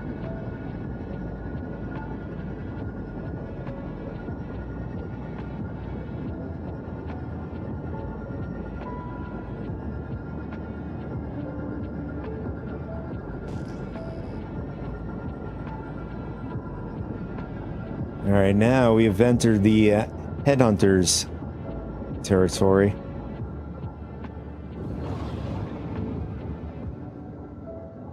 I'm glad I didn't. I'm glad I didn't really fully invest time before the wipe in building up the rank with headhunters.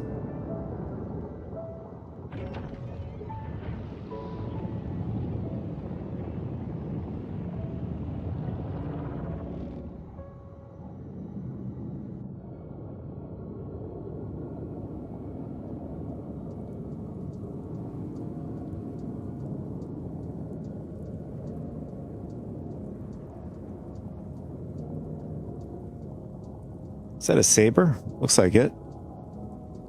I don't know which variant it is. Nice paint job, though.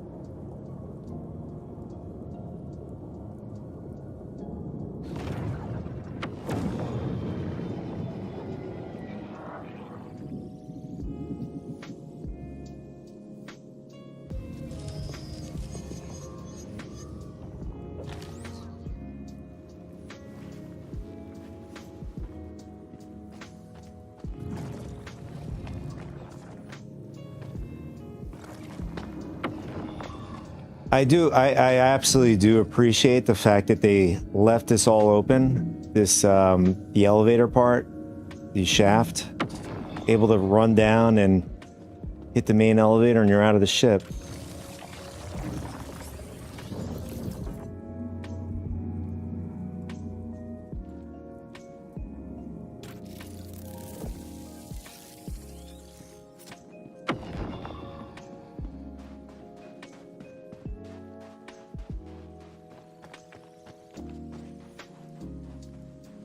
Pyro 1 is unforgiving. The heat is ridiculous. 224 degrees.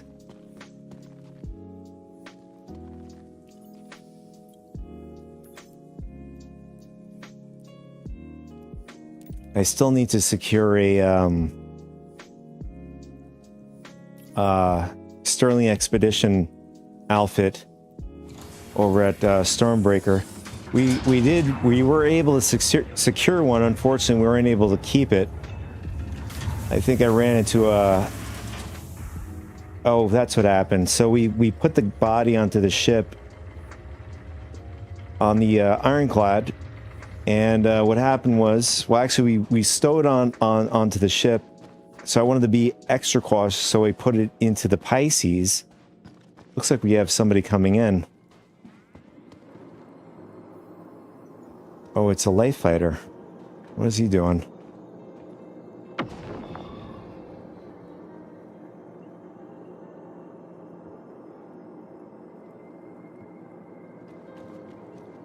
Not sure. Oh, it's an M80. What is he doing? That is not a light fighter. It's a heavy fighter. For some reason, he's looking down here for some reason. Unless he's looking for somebody.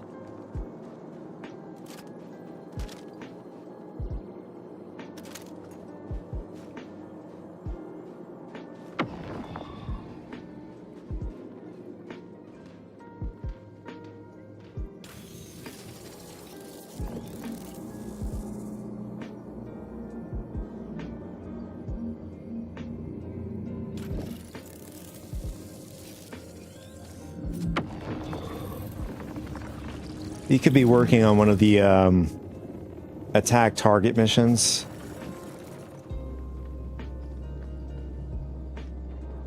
For maybe Citizens Prosperity. Alright, I think the tractor beams might be on the co-pilot seat.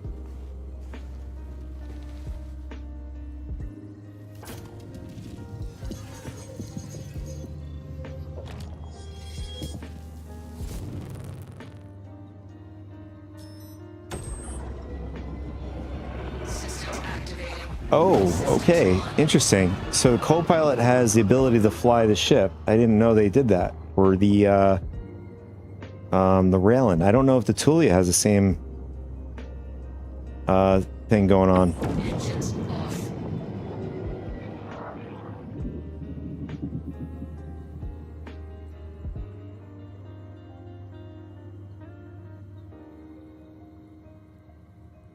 Open exterior. Deploy. What is this? Shut down quantum drive. I don't know what this is. This might not be the seat.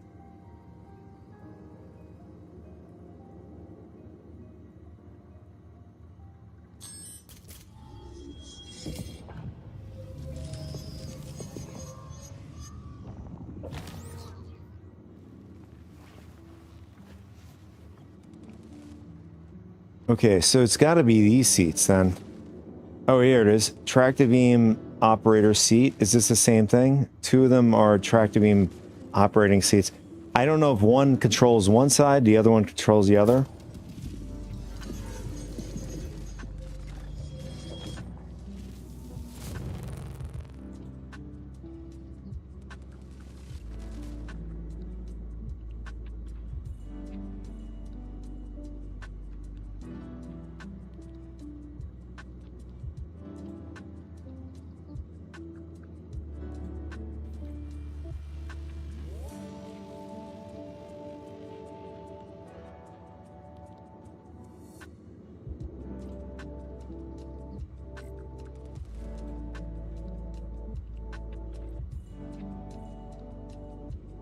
Okay, so how do we get into the seat?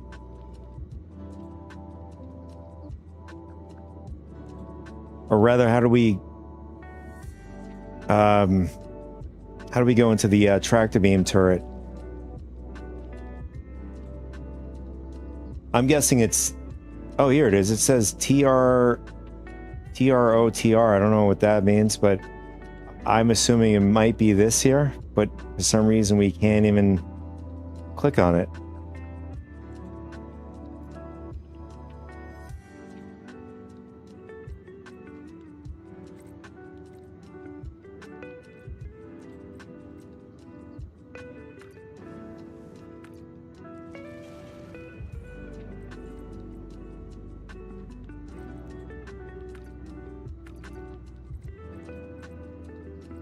Is it me or is it borked?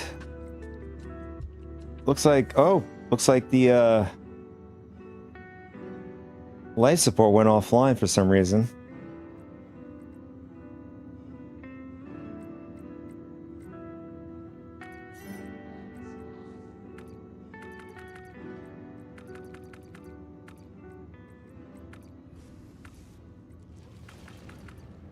I don't know. Tractor beam might be borked. Let's try the other chair.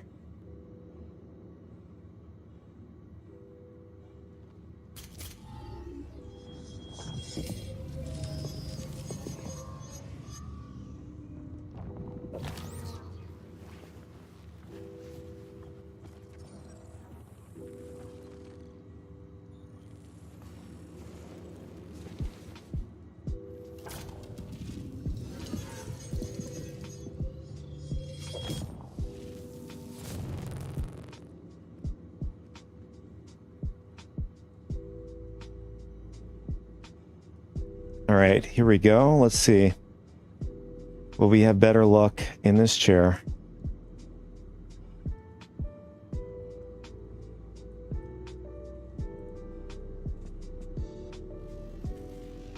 No, we're still having the same problem. I can't even like click on the tractor beam.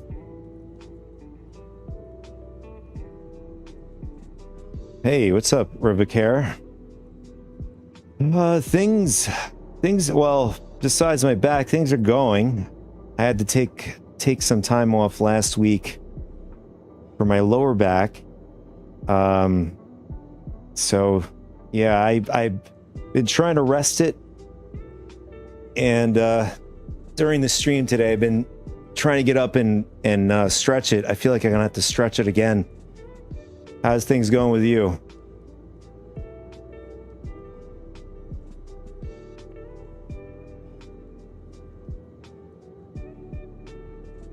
So it looks like we can't. I can't get the tractor beams to work here.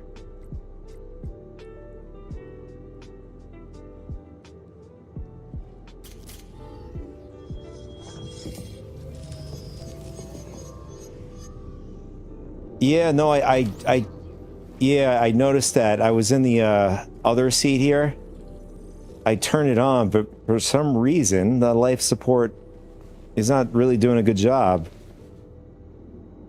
Yeah, it looks like we're gonna die.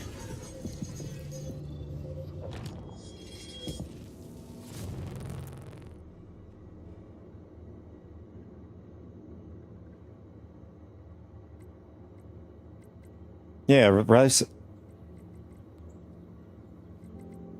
Yeah, you can see life support is on. It looks like it's another bug.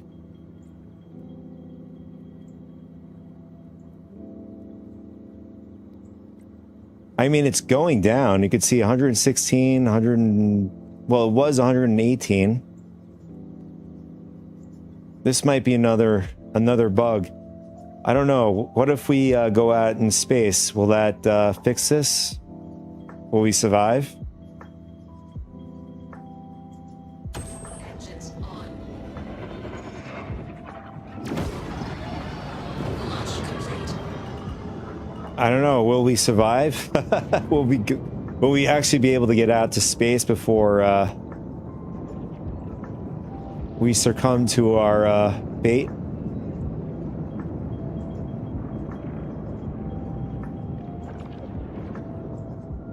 Landing gear up.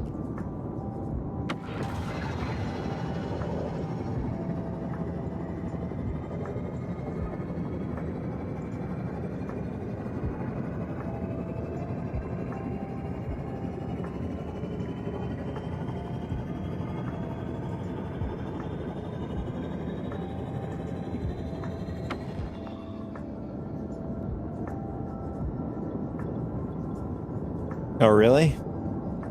I mean, anything is quite possible at this point.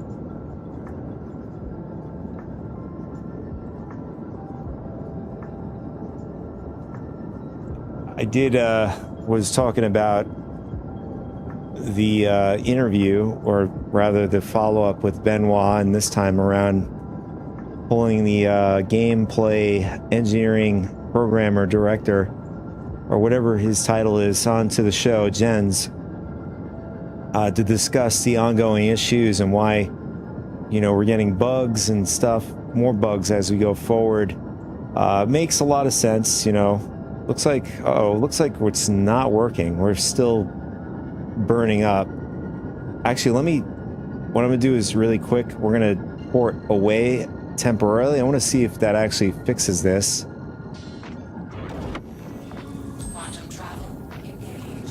All right, now we're technically in space, and we're still heating up. Uh-oh. Open all? Oh, no, that's not good.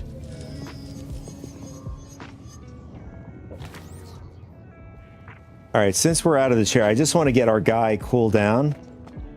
I'm just going to go out into space.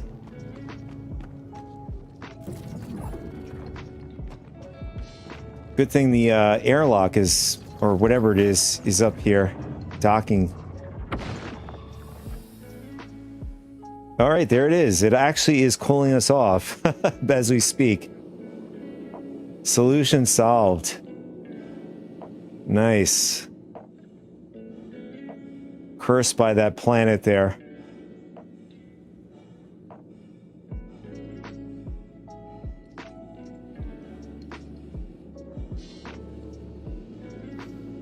Or is it the railing, should we say?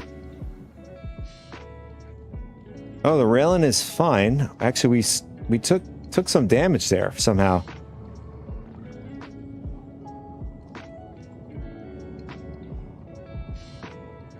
In fact, maybe I should have done that while we were at down in Monarchs.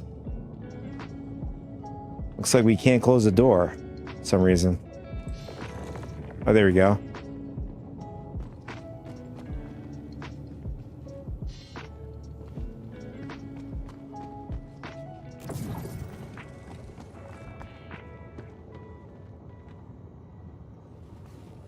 Well, at least now we know a workaround, just in case we have that bug, but you could see it's still a bit buggy system. I was suggesting, I don't know when you just tuned in, Rivicare, I was, you know, with their sit down with Benoit and Jen's, you know, Jarrett navigating the interview and stuff.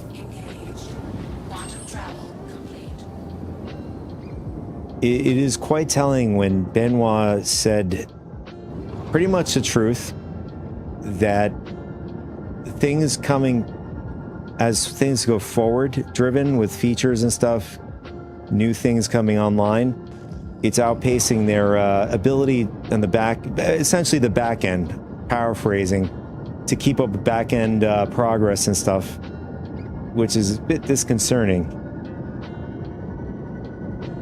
You know, and I was thinking that, you know, maybe a solution going forward is, if that's the case, having, you know, players that want to try out the new things that come online can do so, which is obviously PTU. And then PU, so I've used the reference or the example like 4.0. When they brought 4.0 on, they brought it on as a tech preview.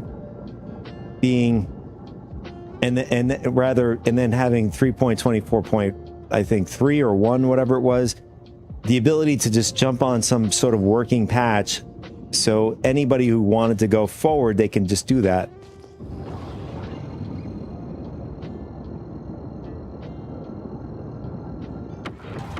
Quantum travel complete.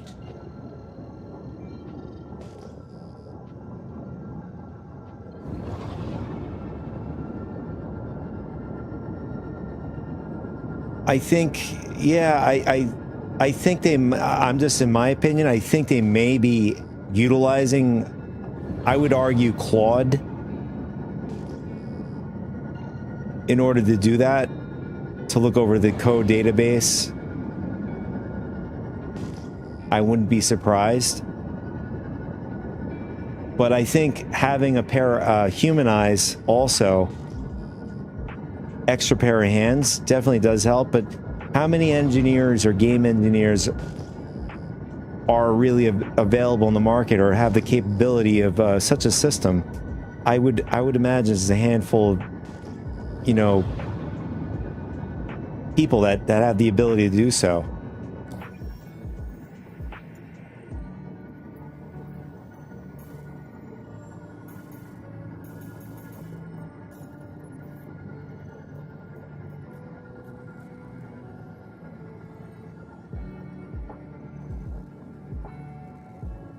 You didn't mean it to be AI or something? No, I'm not saying in a sense that they're just they're pulling an AI to do all of the work for them. I'm saying that the AI is a tool, not meant to do their work for them. They have to have human eyes to look at it. That's what I'm saying. I'm not saying that to do their work would have probably much more catastrophic problems if they were to do that. I think with utilizing it as part of a resource, or whatever, how they're going to use it, as a source of means of alleviating some of that pressure and potentially helping them to further development a bit faster, if that's the case, if they can actually utilize it in that fact. If that's not the case, then that's out the window, obviously. But me, I would think prioritizing another pair of hands that have the knowledge case, but then training somebody in their code base would probably take about 6 to 12 months, I'd imagine, right? To get them on board to understanding the systems that's already existing in the Star Citizen universe, per se.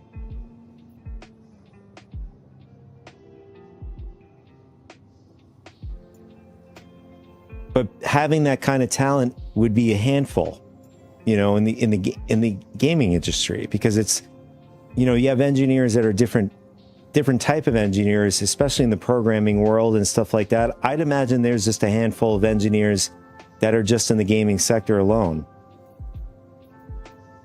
Where is this mission? Here it is. Looks like the tracking for the mission might have got borked for us.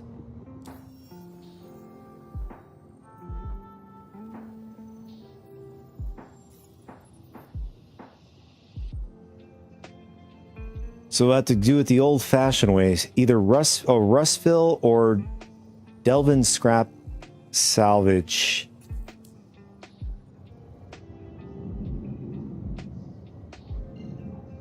There's Rustville. We'll go back to Rustville.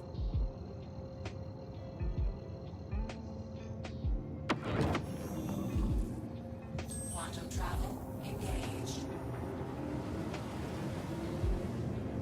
Well, the question is, I think with, you know, CIG's been very pushing out more features, game features, and newer ships and stuff like that in the verse. I know they have to allocate their resources in different areas. Does it require, like, on these kinds of features that they're bringing online, does it require people that are working on the foundational systems, right?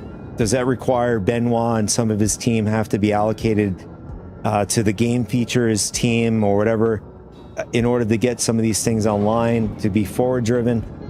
Is that taking away some of that talent from that from the foundational team or whatever it is? I don't know how they didn't really go into detail how they're allocating things. But, you know, you just gave us a vague info drop on that it's outpacing them.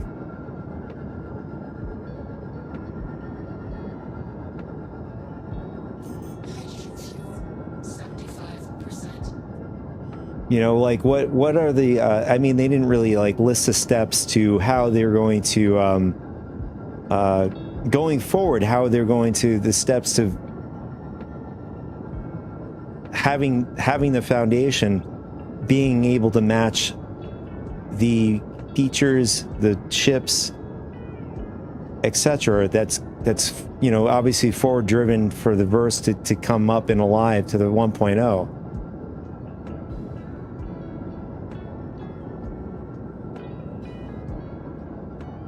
You guys had a 4-hour talk yesterday. It is quite the topic, because hearing Benoit say that, it's something that we all like kind of thought was going on, but having him concretely say that out loud, and just, you know, it's a solidifying statement, and it leaves us wondering, you know, having more questions about it.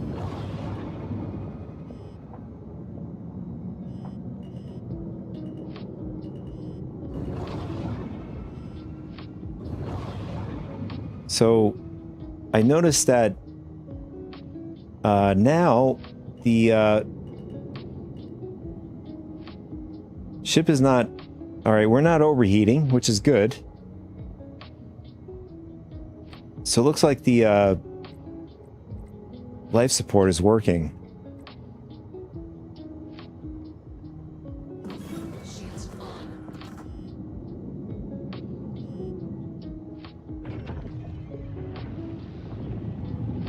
trying to see how we want to do this. Do we want to park?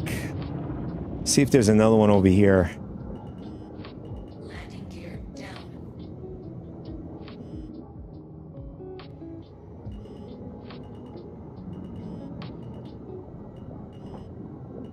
Well, I know in the regards, I mean, they're a company and they're one, they're trying to make profit. Two, I suppose they're trying to allocate resources, I guess, whatever it is that makes sense to them. But obviously, you know, clearly it's not working. So, you know, what is the best route for them to take? You know, if features online are coming out faster than the foundation is being set, that's obviously needs to be addressed, right?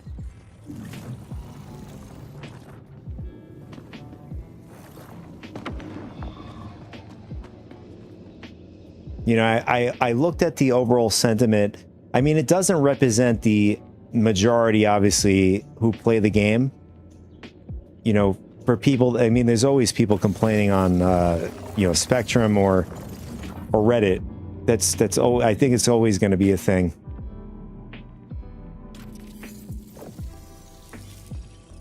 But I mean, over the course of 4.8 and all of the hot fixes that have been coming out, you could see that the growing sentiment was negative about, you know, the performance and the patch and all that sort of stuff. So there was definitely an uptick. It's not something that doesn't exist. But again, it's not completely something that's overall represents the entirety of the player base.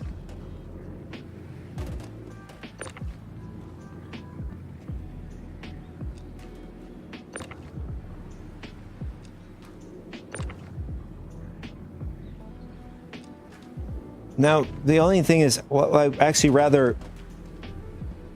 How would you guys? What would you guys want? Would you guys prefer a working patch? One working patch,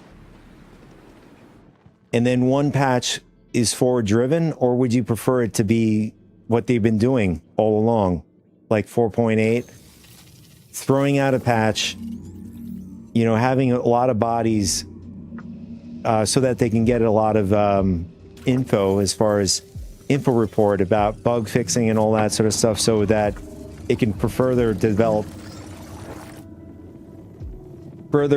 development to getting to 1.0 faster.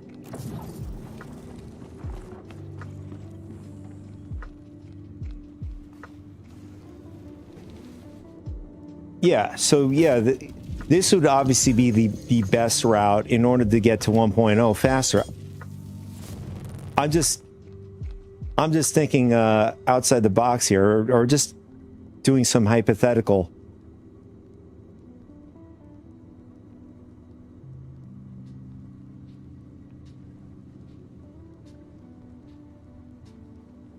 Engines on.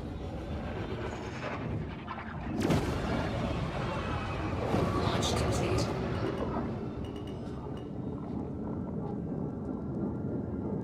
So Astra wants it to be faster, but, you know, basically getting out the game faster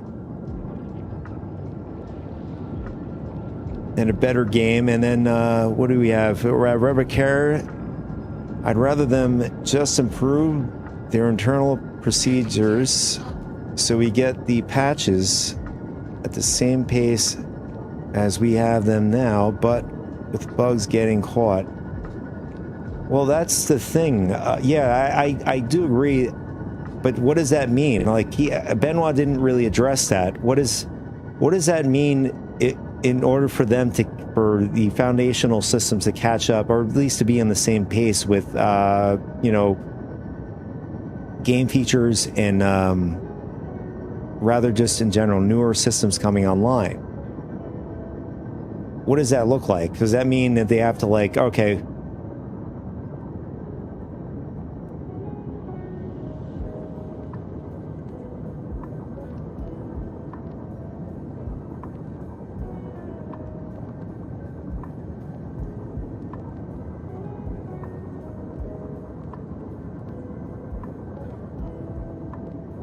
Yeah, I'd imagine it's definitely not an easy task, because I was trying to also think, well, does throwing more bodies with the same talent at the situation, does that make it better? Or is there a certain limited amount of bodies that can actually can conquer this issue? You know? Like with some programs, you can, like, what's the best way to do a metaphor? There are some programs that you can only go one person at a time. Is it one of those things? Or is it something that you can put multiple people on the same program, that, or whatever, how they do it to divide the workflow? Can it work that way? Or is it, you know, are you pigeonholed to one person working on the project at a time, or being on the program one at a time, where the only way to do it is, you know, having a rotating shift basically at that point? That's probably going to be your fastest if that's the only route. Shields off. All right, so the next place we got to go to is see if I could find it. Uh-oh. Thought we were going to crash for a second. Yeah, so the minute we open up the doors, let's see if it ends up cooling us off.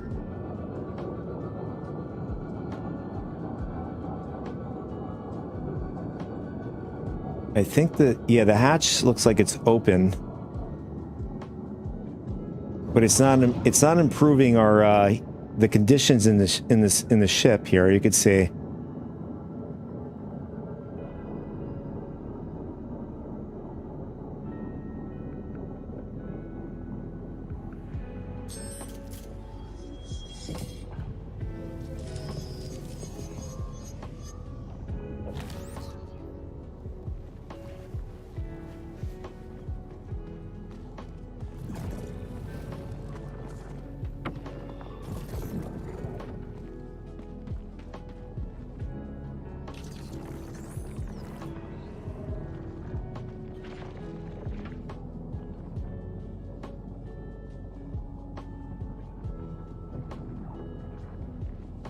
Oh, that worked.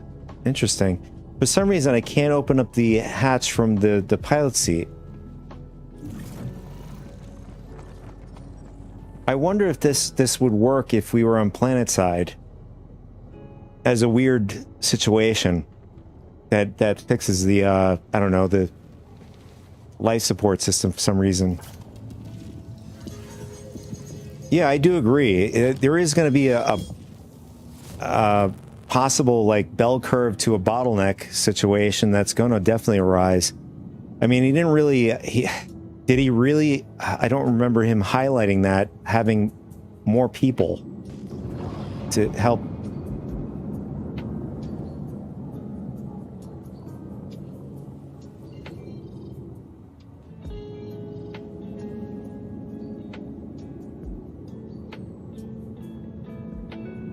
Yeah, he did highlight the Idris.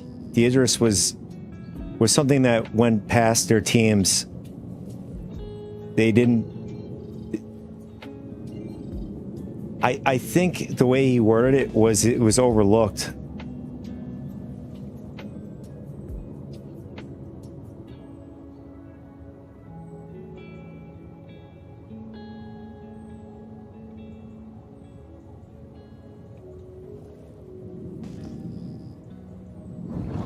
Yeah, he did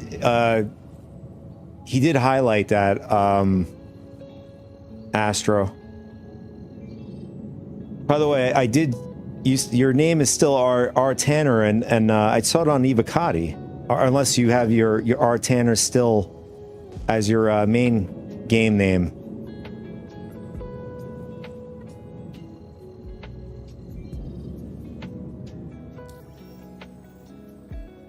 Well, regardless, I think it's definitely a complicated. Oh, okay. Gotcha.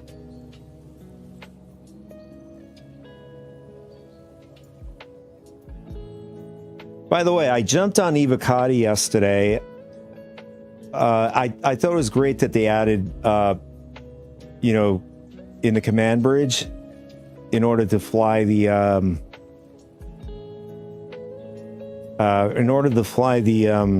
ironclads. But the view is obviously horrible. And I wonder, I didn't get to test out the if the caterpillar has the ability to do so, or if the caterpillar is now going to be a neglected baby at this point.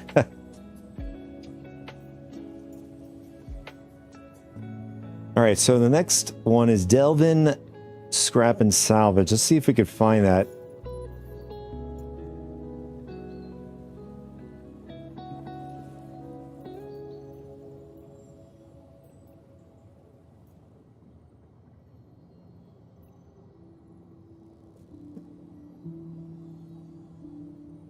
Yeah, I thought so too. I mean, kind of sucks, but what are you going to do? I guess people are going to have to deal with it, huh? At least for the time being, if it does get borked. I mean, even then, I don't see too many people flying around the caterpillar to begin with. Until it gets its modularity, I think that's what's going to really bring it back.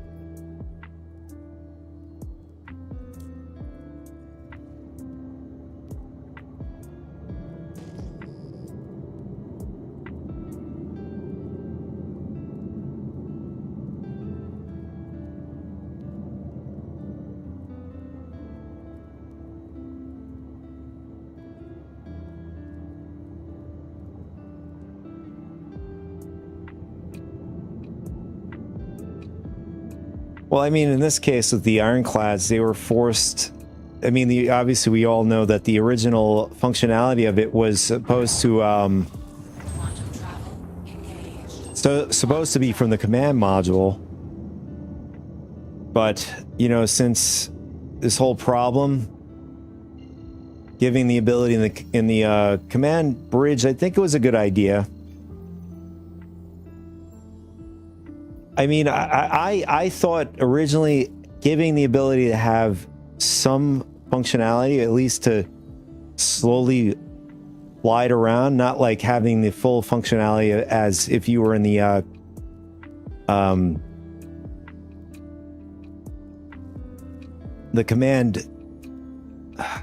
module itself, where that has the full functionality, where the command bridge has functionality where you could just move it around and stuff. I thought that would have been suffice, not giving it full functionality. But then again, we're here in the railing. The co-pilot has, you know, you could fly around the railing just the same as if you were in the pilot seat. So I don't understand some of the calls here. Looks like we're going to pass out again.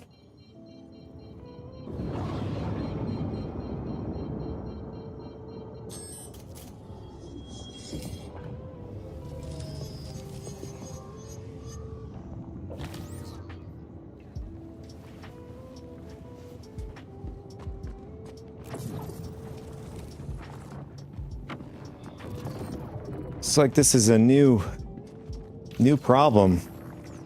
You guys been getting this issue with the overheating in the railing? I don't know about the Tulia. I haven't having enough time to play around with it. Just gonna leave the hatch open at this point.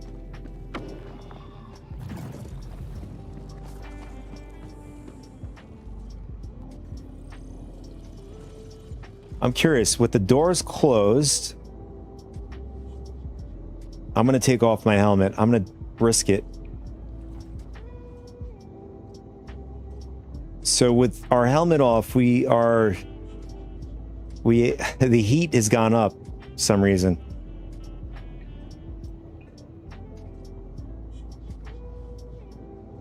But, you know, obviously there's oxygen in the ship, otherwise we'd be suffocating. So with the helmet back on, temperature is starting to go back down. See, open up this door. So now the temperature is dropping again. And as we get closer to the hatch, the temperature drops immediately.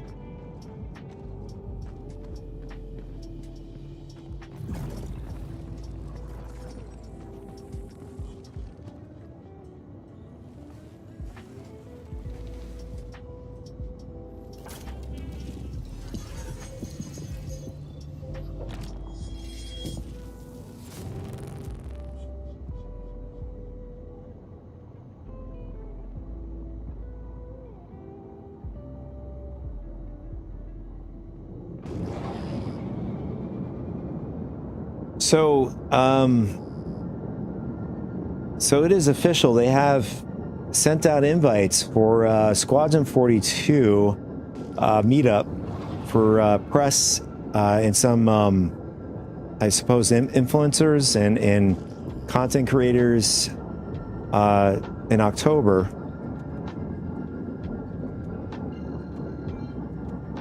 I don't know if that's when they're going to announce when they're going to release, or if it's going to be some sort of thing where they're going to just have it as a soft blow and saying we're going to have to push it out till next year. What are your boys' thoughts? Do you think they're going to give us an announcement?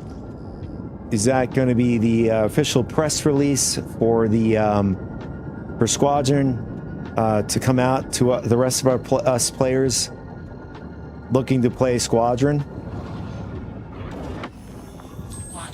Or will it be, will it be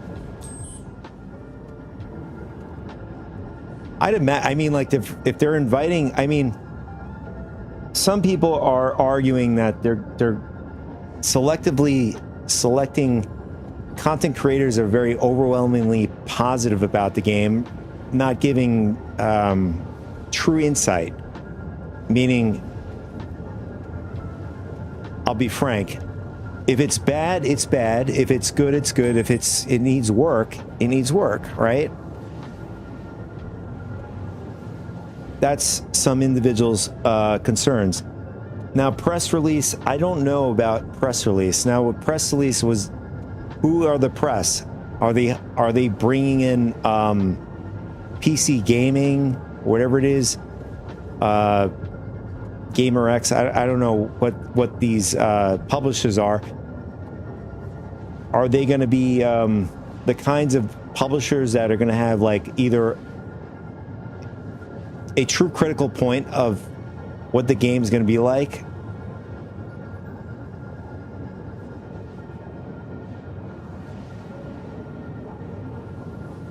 I mean, I imagine so. I mean, if they're, I would imagine that they would look out for their own neck. If it's, you have publishers coming in and say, hey, we work for PC Gamer, and, we're just going to give our real 2 cents about it. If we like it, we like it. If it needs work, it needs work. Or if it's bad, it's bad.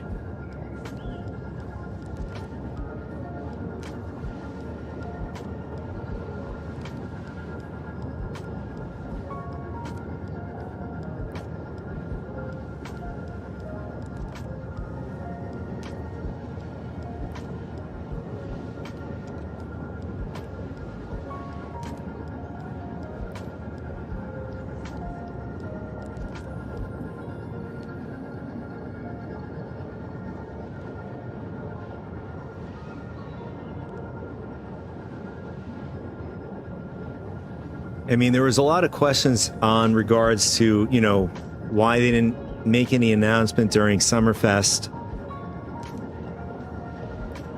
And then having their own type of, I suppose, entourage could be a good thing, if it ends up landing well.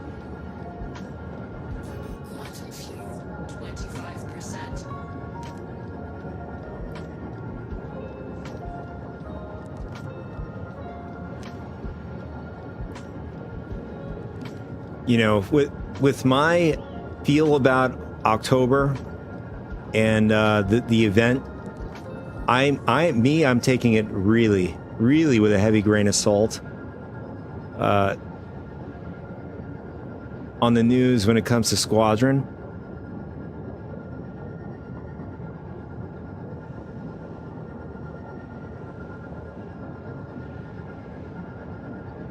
So at least, you know, if there is good news, it'll be a big surprise.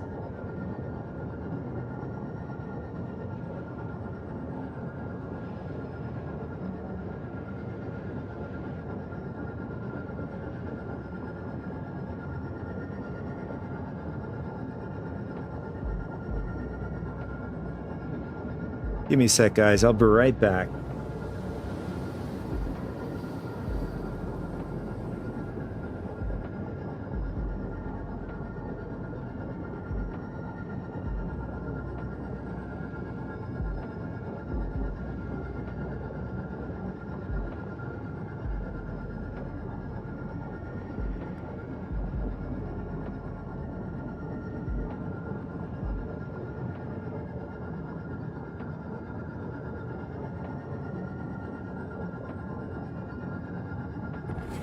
Quantum travel complete.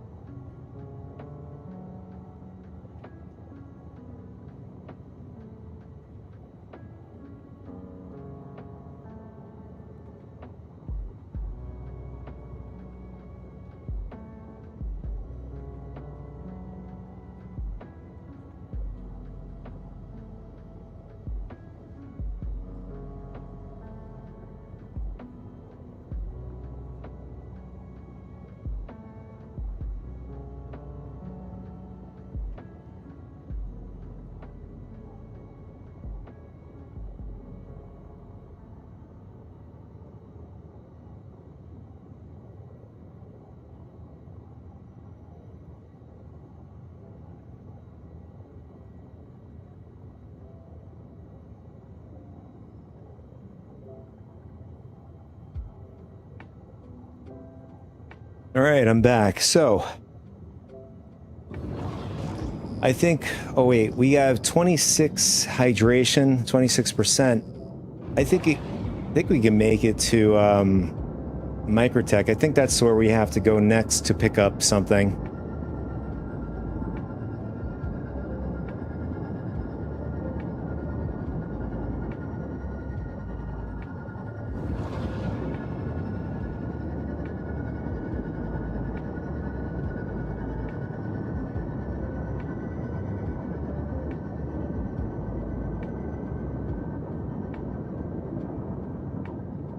With everything going on, I think, you know, there's always going to be rough waters in general, you know, especially if you're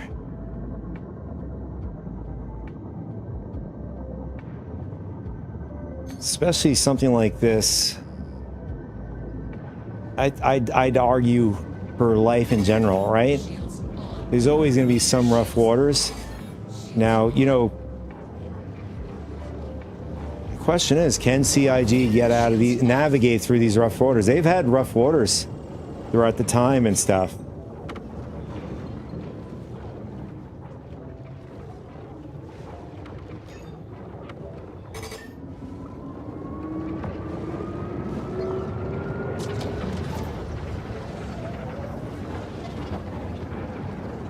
And I've said this before, you know, like, if they're able to pull off this game, right? Get it optimized, get it out to what it's supposed to be, to the 1.0.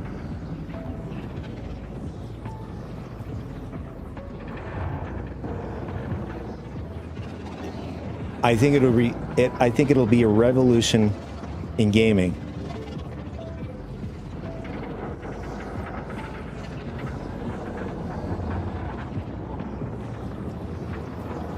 And that, I'm saying that's a big if, though.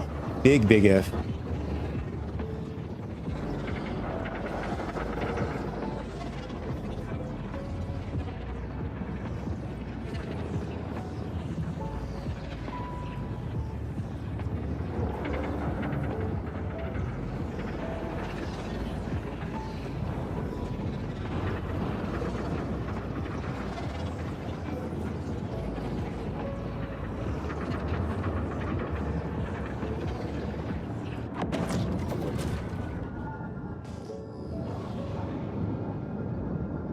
All right, we are low in quantum, so what we're gonna do is we're gonna head over to Pyro Gateway, refuel. For some reason, my wing took damage. I don't know how it took damage. Quantum travel engaged. Quantum travel complete.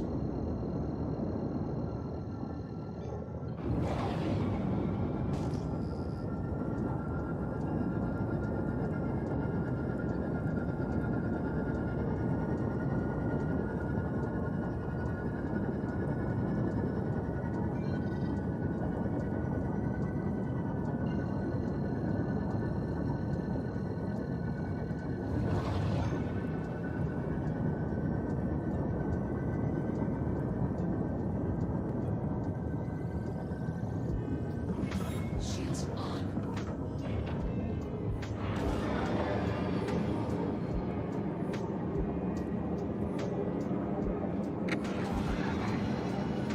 Landing gear down.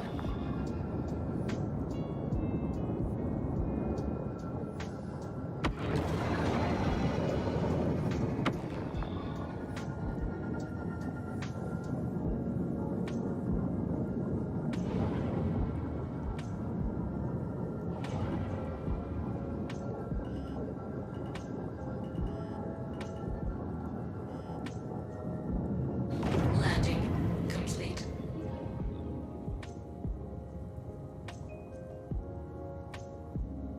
I think we should go in the station, get some sentence.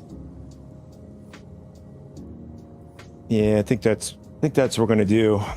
Getting low in hydration here.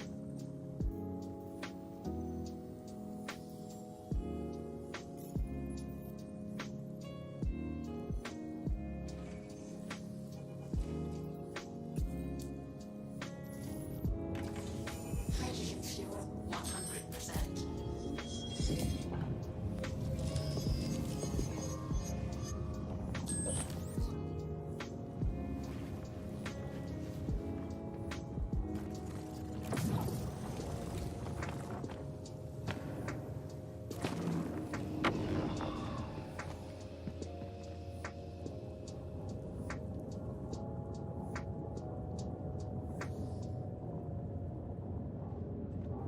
Although I have to say, so far we haven't had any stupid moments yet. And I know Vincent is not happy about that.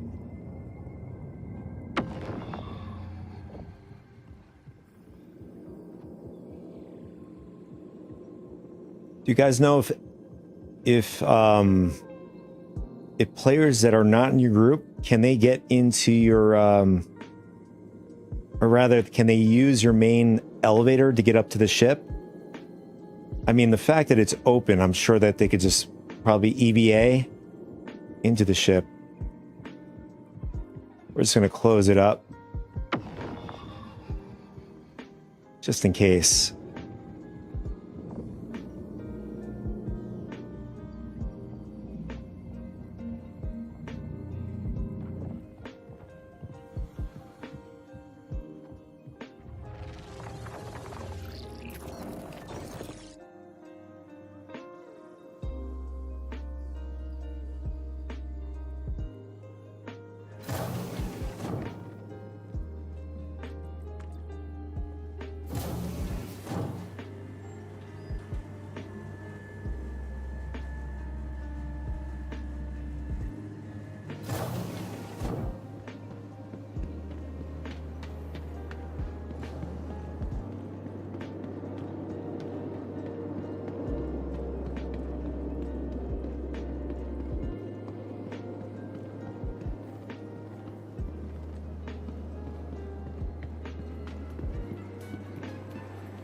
Here we go. Let's grab something here. Get some burritos. We'll get some water.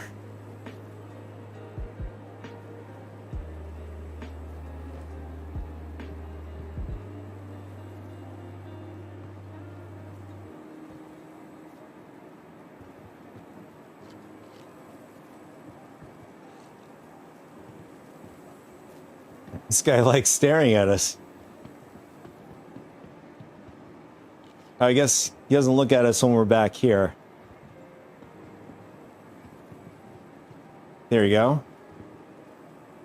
Still looking at us. Oh, he starts to look away once you get it right behind here. Behind the pips.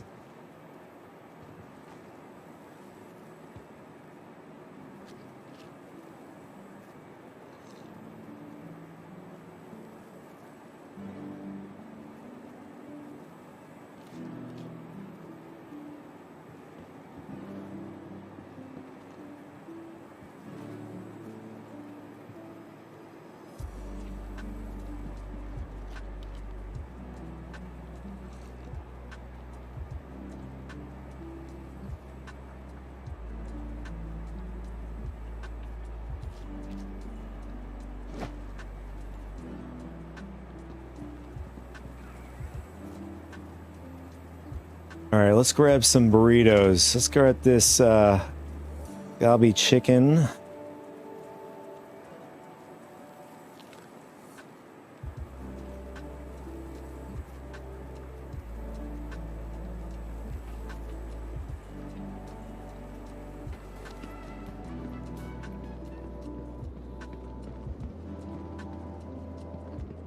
All right, I think we're good to go. So I think the last spot we got to go pick up at is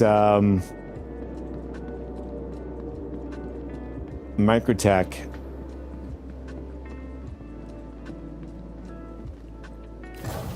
I forgot which pad were we on.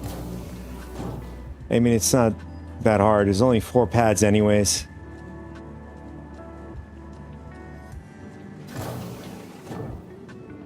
Ah, there it is. We got on the first try right there.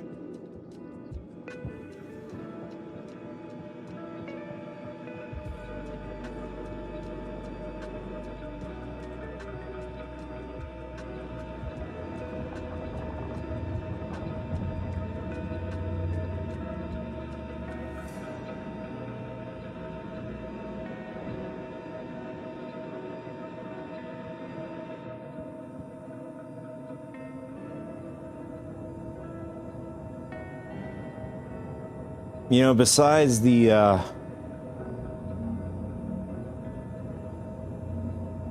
little bit of the problems with the railing, I do like the ship. I mean, I also like the Tulia as well. Tulia's really nice.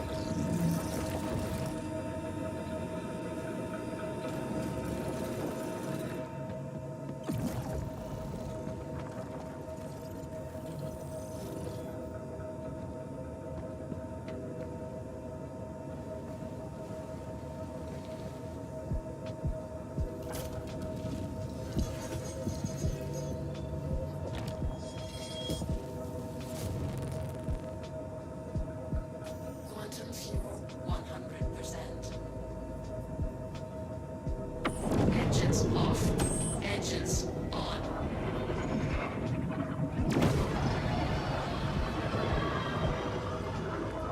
Weapons on.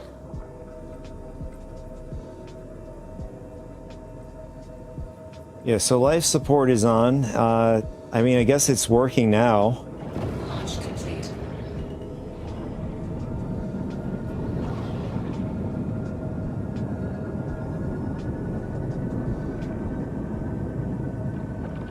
Shields off. Landing gear. All right, let's set the point of interest. So Delvin's is Microtech. Yep. Oh, this is UTERP. I think that's how you say it.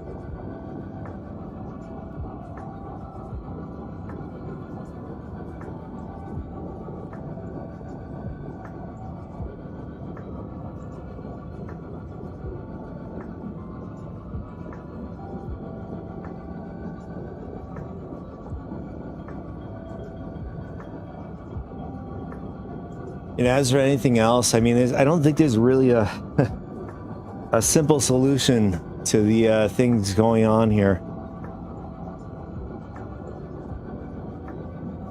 It's always easy to make critical points on the sidelines.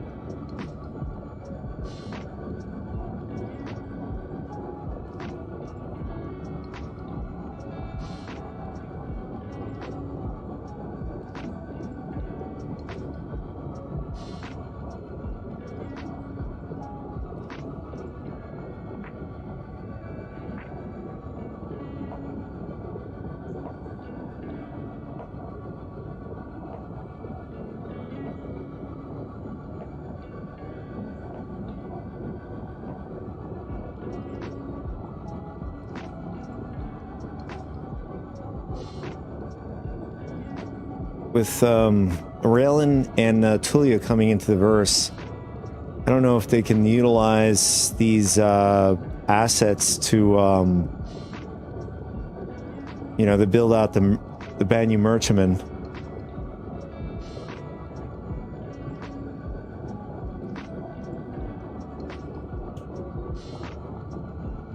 You know, I don't think they're going to do. I mean, who knows? Who knows? They're currently working with or on the Drake Kraken.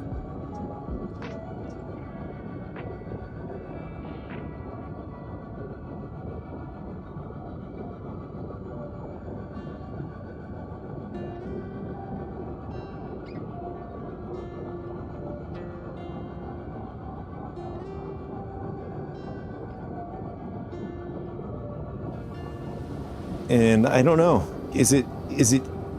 Would it be hard for them to keep that on the wraps? You know, working on the Banyu Merchantman specifically?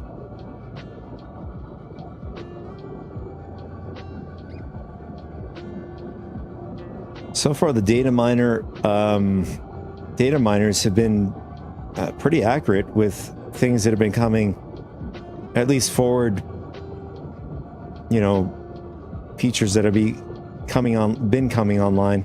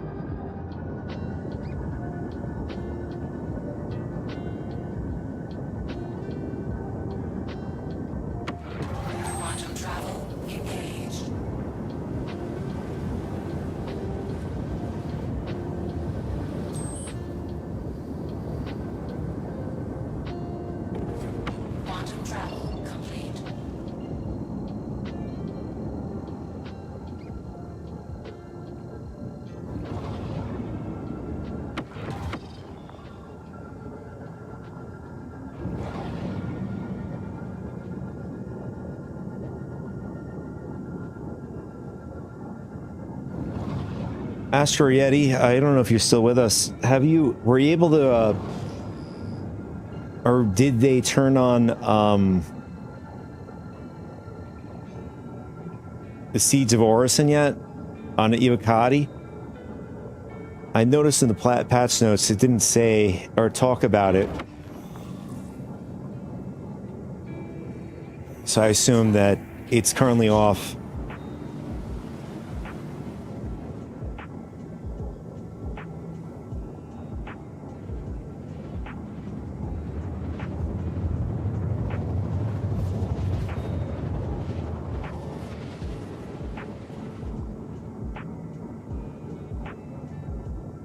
Got it. Yeah, true. Quantum travel complete.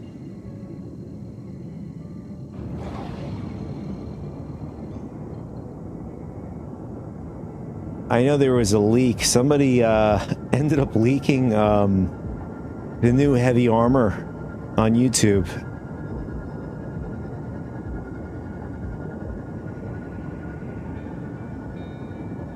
It looks and sounds really cool.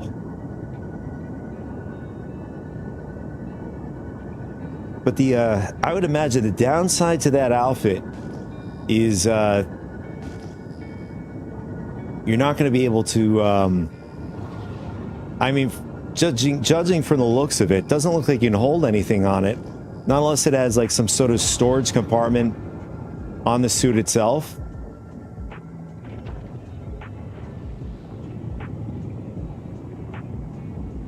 The sight is down? Interesting. I gotta see this. Landing gear down.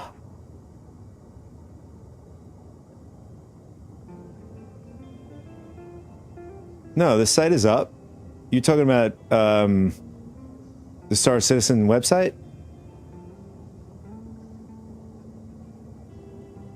I mean, it's up for me, unless you meant something now different.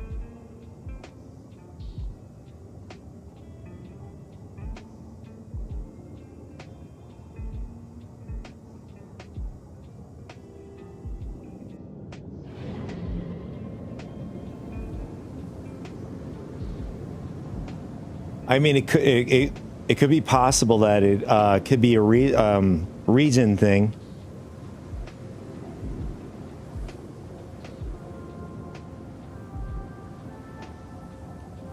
Are you U.S. based or are you in the European area? Oh, the Evo forums. Okay. Oh, you're in the U.S. East Coast. Yeah, so we're pretty much in the same time zone. For more or less.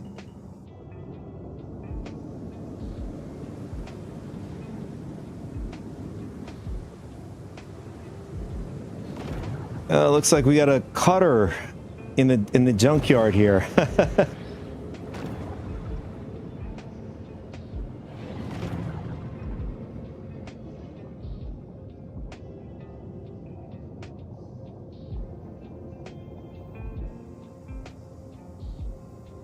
Engines off.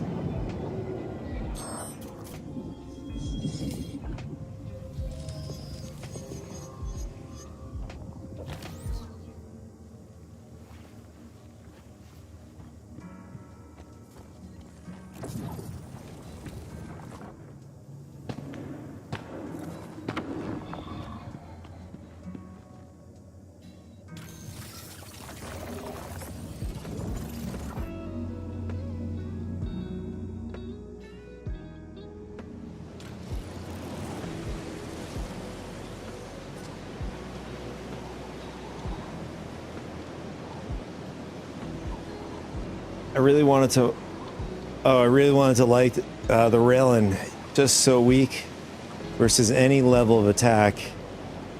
Well, I mean, I'd imagine, well, it was done purposely.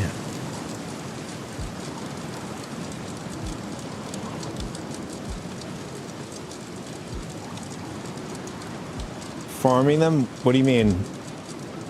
Oh, attacking players in Raylan's?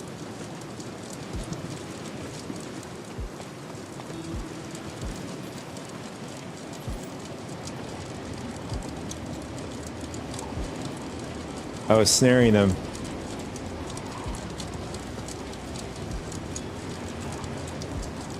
You know, well, I mean, being that it's a hauler, you know, it shouldn't have major firepower on it. I mean, it should have enough where it could, you know, push away maybe a ship or two, or at least the smaller ships, or at least keep them away from you so you can get away. But I'm talking like with a team of players that are on the turrets and stuff. But overall, you know, it's just a hauler in the end of the day.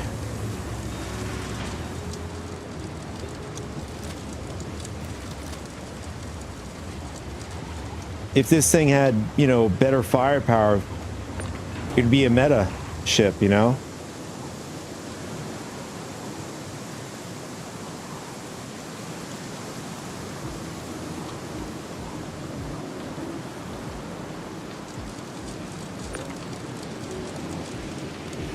Oh, it just can't live. You're saying the whole HP in general.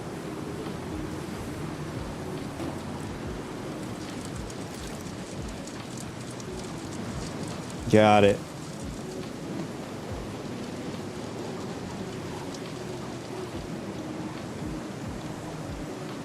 For a ship of its size, it should have a decent amount of HP, which, although I want to pull up SP viewer. I'm curious to see the HP. I mean, I wouldn't be surprised the Connie probably has more HP.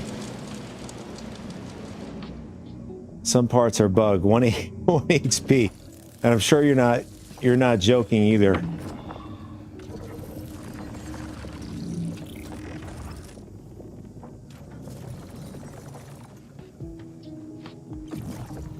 So effectively, it's more or less a ship design rather than being intentional. A design flaw.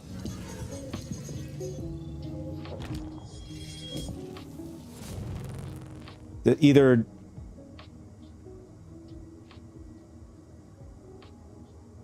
we'll check out SP viewer in Quantum because I'm curious to see. Launch complete.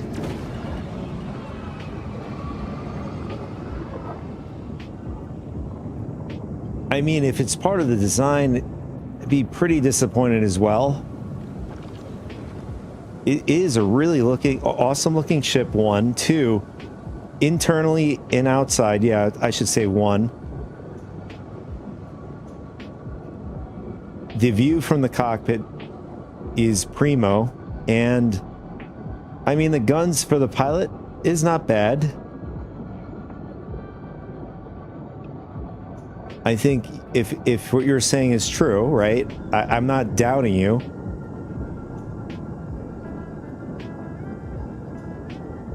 I'm always a guy that likes to verify, but if that's the case, you know, it really puts a dent in just wanting to fly the ship, going out and doing things with it. It's easy for me to say because I haven't been attacked yet by, you know, enemy players or NPCs or anything like that.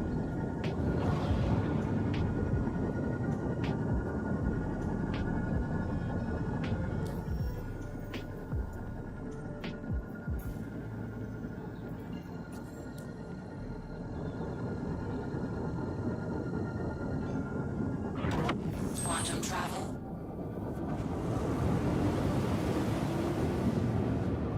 All right, let's bring over SP viewer. And we'll load up Raylan. I think it's up to date. Yeah, it looks like, I think that's up to date, right? It's 2654. No, it's actually not up to date. As you can see in the launcher, it is... excuse me, I had to sneeze. 1511, so it is off.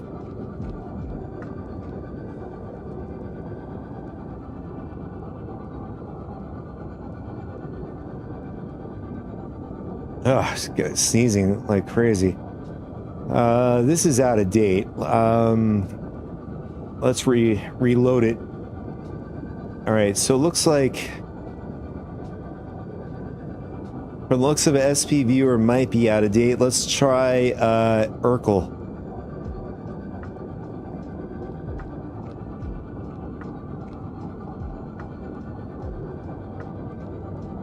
And look at that, you could win the giveaway if you go on to or submit your email over in Urkel. They normally do giveaways and stuff, although I never won anything. Sad face.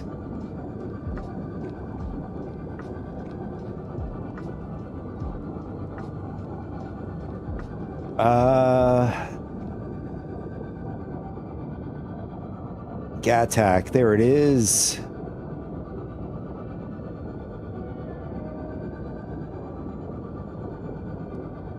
HP is 62,000. Man, oh man, that is...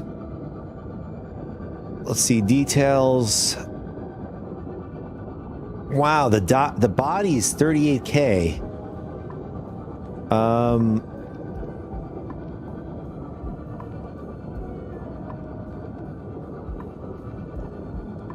Oh, so this is 1 HP. You're right about that. Missile door. Tractor beam. The tractor beam is 1 HP. This can't be right.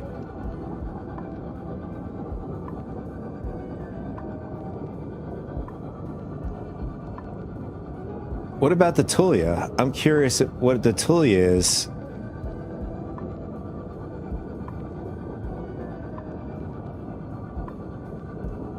Tulia has slightly more HP according to this, 70,000. Body is slightly more, 42. And it does have 1 HP in some parts of the ship. But and overall, it's just very low HP throughout the different pieces of the ship.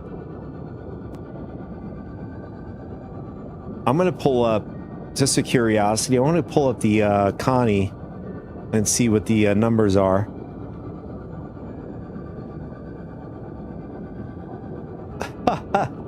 HP, this is ridiculous. HP is 180,000 on the Connie. And this is up to date, as you can see, 1511.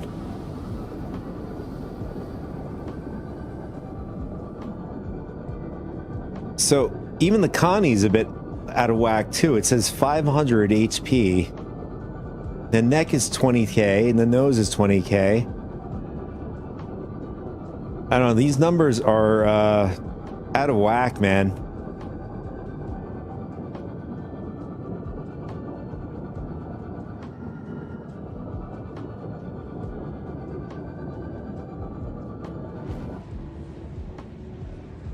Yeah, no, I could definitely see what you're saying on how this ship, I mean, we could actually do NPC ship fighting and see how fast it goes down.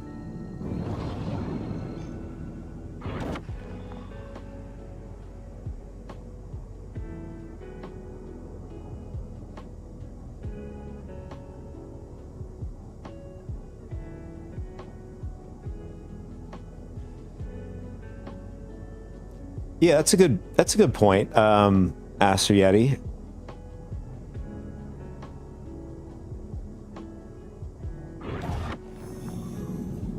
I mean, I think overall, I think it should be an effort to having great defense to having great offense in that regard.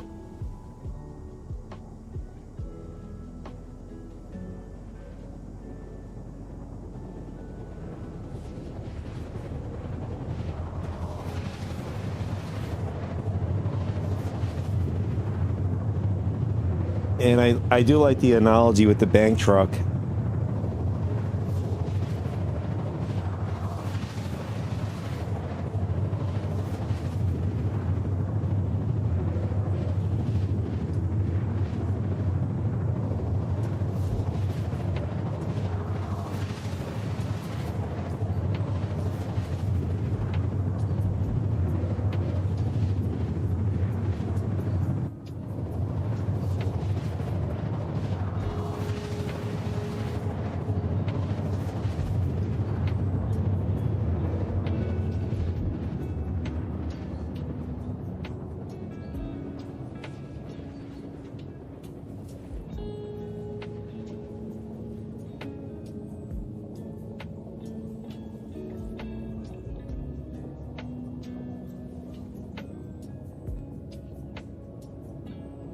Quantum travel complete.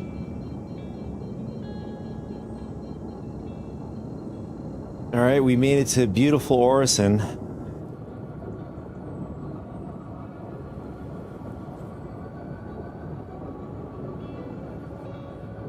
That's a nice shot right there.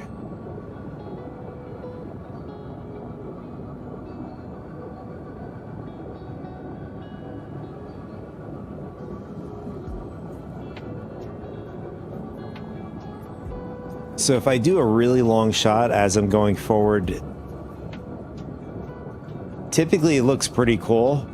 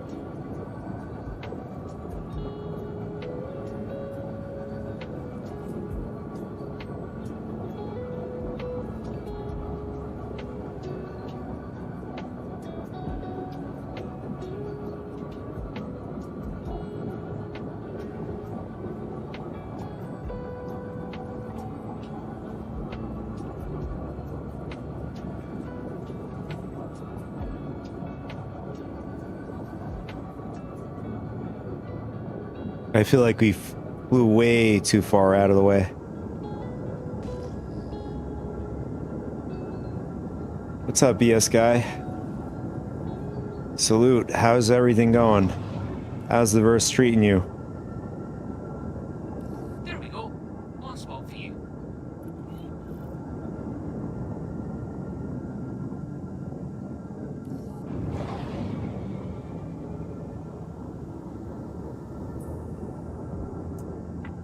Oh, looks like we have a synth. An enemy synth. Or is that an enemy player?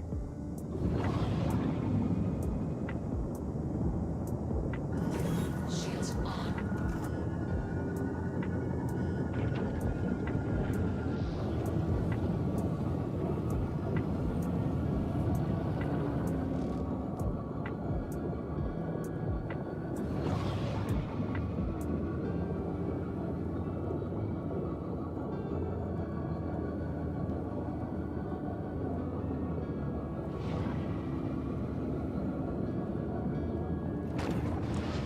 My system's showing that you've arrived.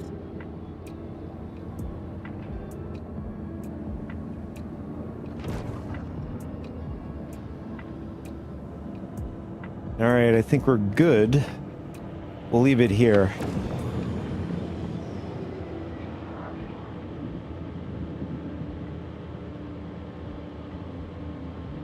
Oh, this is it. In this landing position, if you were to put in the Tulia specifically, I'll Photoshop it so you guys see what I'm saying. You guys know Dragon Ball Z, the character Cell, the enemy, the android. If you were to Photoshop his head, they must have got the inspiration from Cell, I think. That's just my guesstimate. You'll see what I'm saying when I get out of the ship.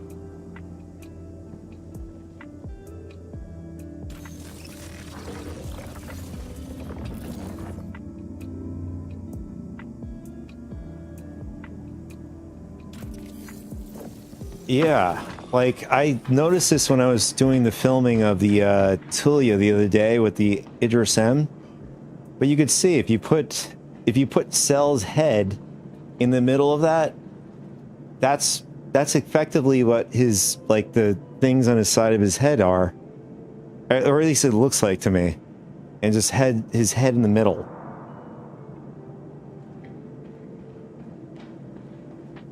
Perfect Cell. There you go. Yeah. His final form. One of my favorite part of the DBZ series.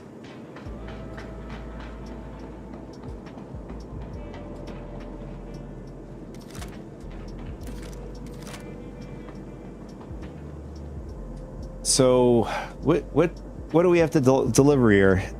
Orison. Oh, Orison is all of these, actually. I mean, according to what it's saying. This makes it a lot easier for us.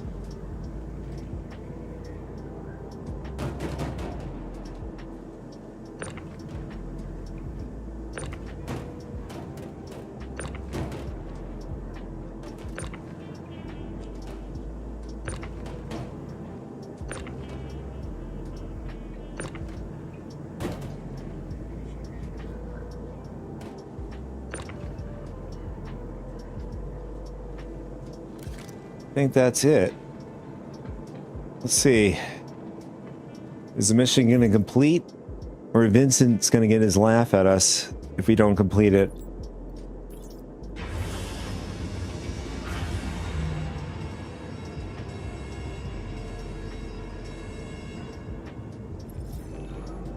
Very, very nice.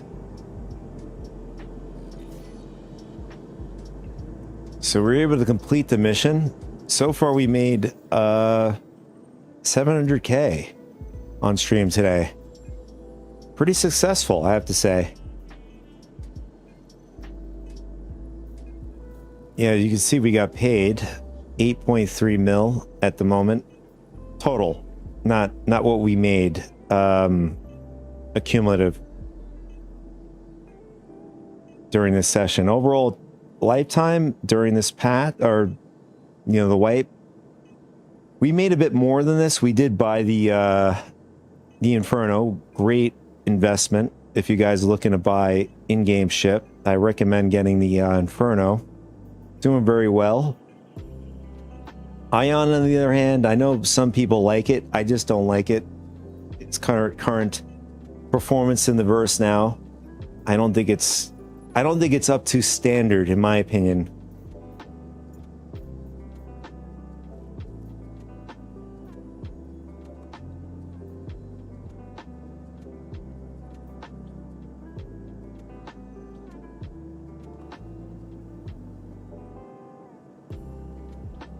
Oh, really?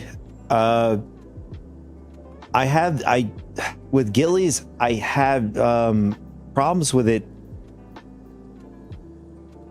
Well, that is true. It does make a lot of money doing Gillies.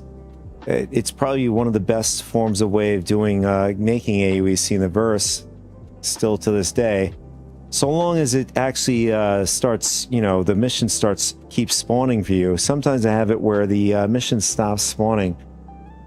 I would believe the workaround is either hopping servers or jumping to a different location, meaning like Hurston to Crusader, Crusader to Microtech, that kind of thing.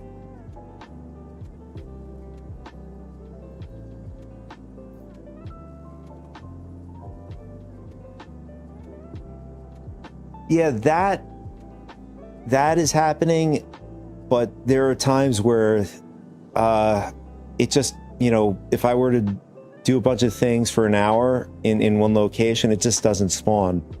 I have that happen to me as well. Even on stream, it has happened to me.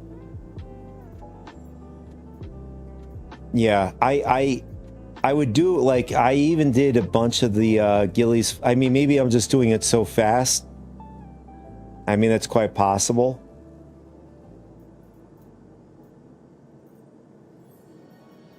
But I'll knock them out and then I'll, wait for them. Sometimes some will show back up faster than others.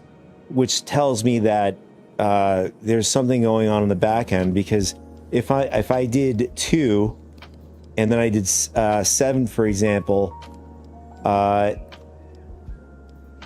and then I did 4 and then 2 comes back before 7 or whatever it is, you know, something like that. Not the way I described it, but you know, if I did 3 a long time ago, like that was the first one, and I did 7 and all this sort of stuff, I would expect 3 to come back before 7. 7 would pop up back, which I would rather 7 to pop back faster, but that's not always the case.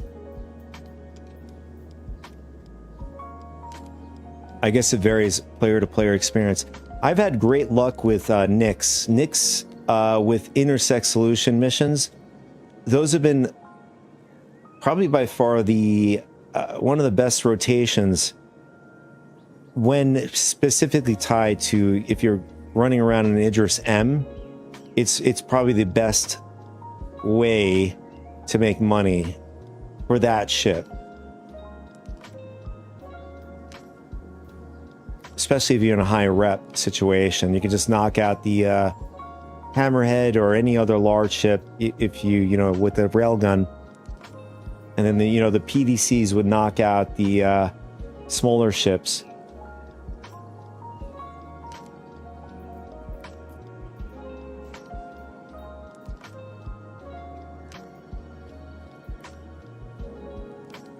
You know, we're doing pretty damn good with these missions.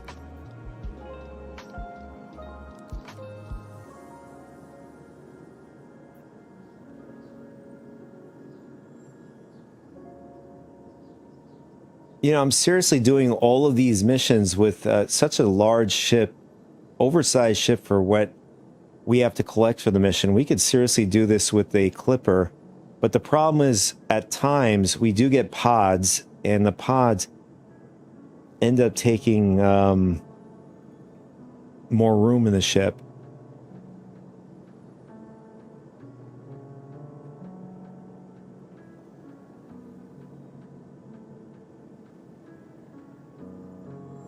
I think we'll do this one. We'll do the yeah, we'll do this one. Let's grab this. I want to check the rep before we head out.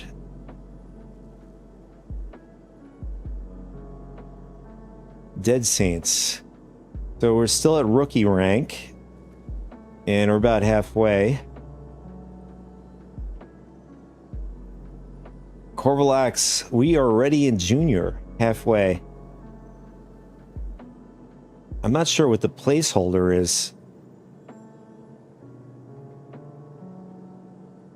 Rather, I don't know what this is even about.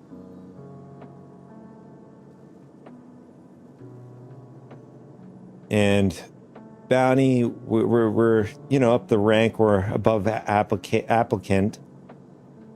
FTL, we're still neutral. FTL. Intersect, we moved up the ladder in order to, you know, in order to unlock the TSG missions. North Rock Service Group. I don't know which one. Oh, this is probably more to do with the mercenaries, maybe. Shubin into Stella. We did that in order to unlock the QV Breaker Station contract.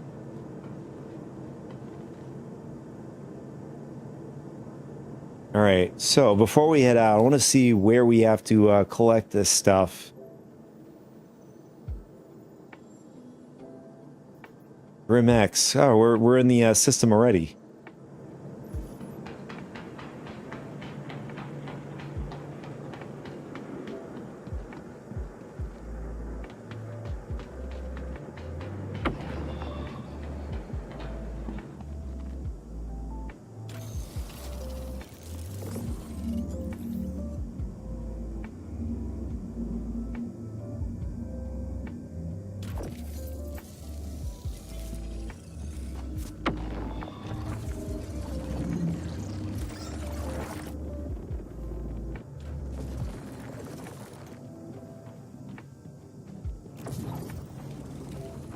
I don't know if they're going to go. Are they going to go larger with ships for GATAC? You know, like this is. I really love the look of the Raylan and Tulia, especially with the you know, the architect design, all this sort of stuff going on with it. I mean, this is already in the large category. You know, are they going to go capital is what I'm asking. You know, even sub cap.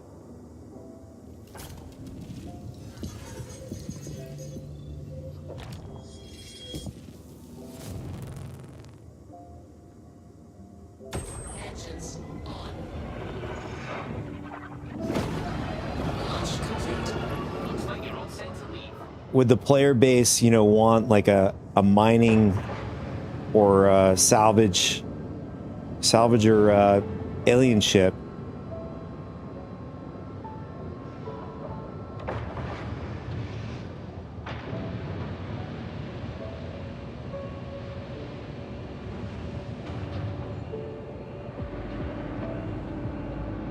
I mean, I would say so. I think there's probably a lot of players that would want an alien. I mean, you already have a hauler, right? Having different industries, salvage and mining. Even a bounty hunting ship, right?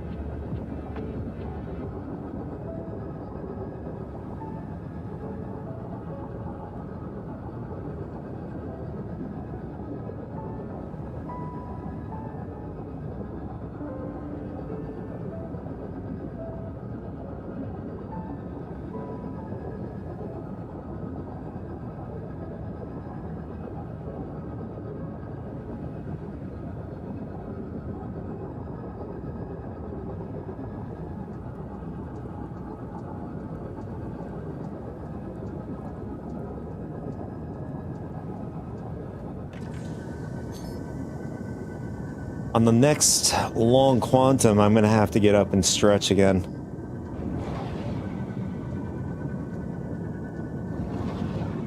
Shields off.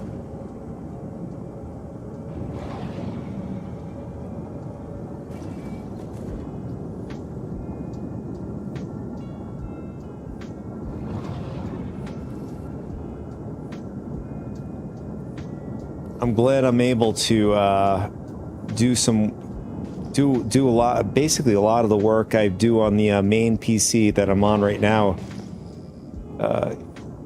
I'm able to do a lot of the video, or basically most of the video editing on the laptop, or if not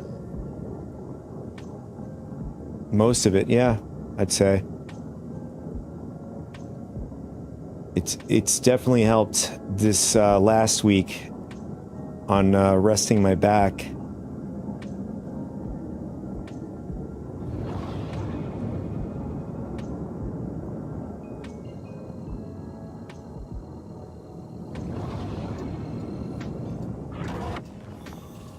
Quantum travel engaged.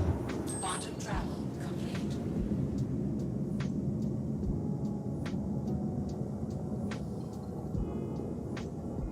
All right, we have to go to Yella to collect.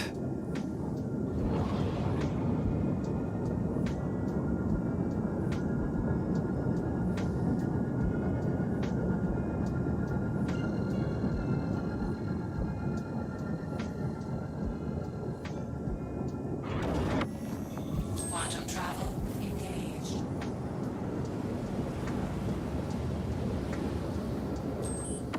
Quantum travel complete.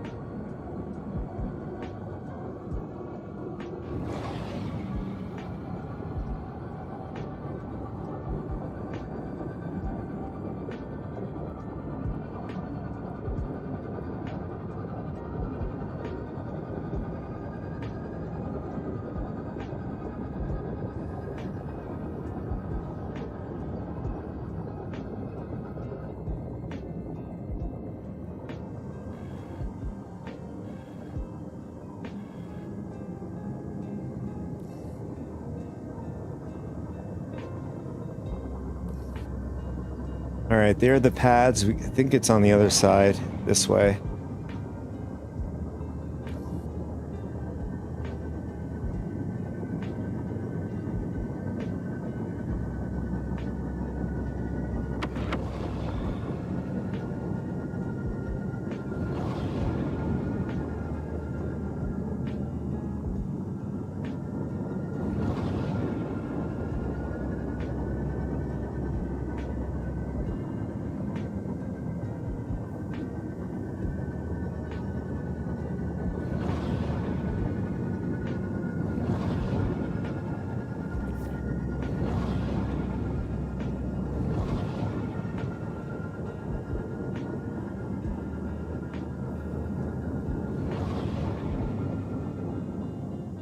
All right, I guess we ended up back to where originally we're at.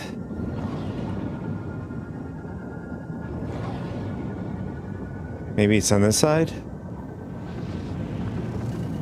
Yeah, this is it, I think.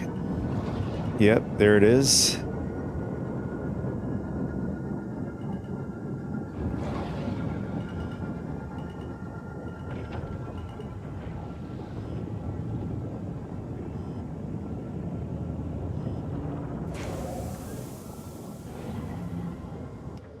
Landing gear down.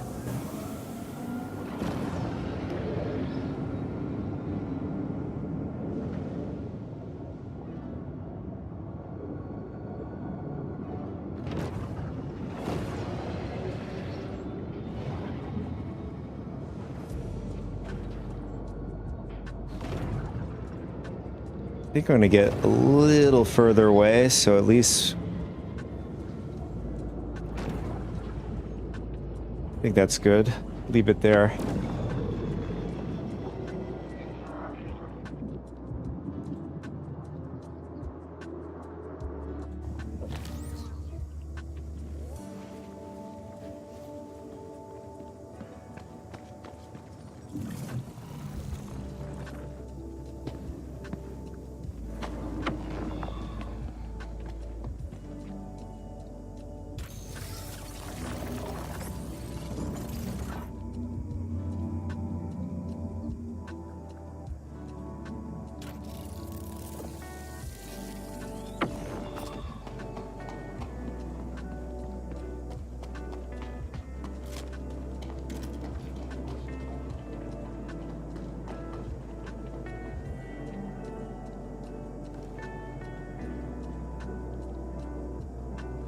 All right, so I mean, I don't think we really need the ATLS for this. We have 6 boxes. I mean, 5 boxes to collect.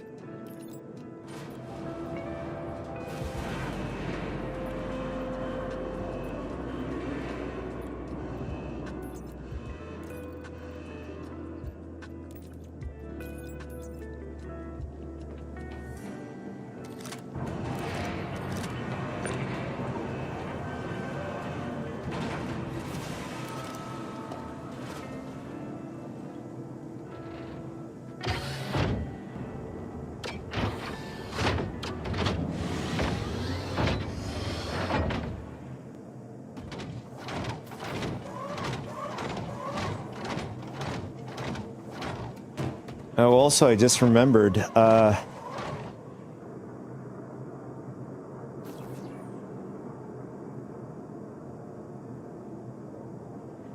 man. I had to sneeze. I just remembered there is a new, apparently there's a new Gray's Market ship in the pipeline. Any of you guys hear about that?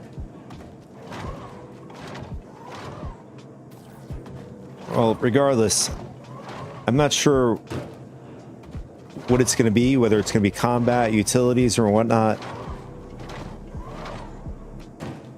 2 in the pipeline. Nice. Are there any word what they are going to be, or is it going to be strictly combat? I mean, Gray's to me does... Well, it depends, I guess, on the lore. Is Gray's more of a combat manufacturer?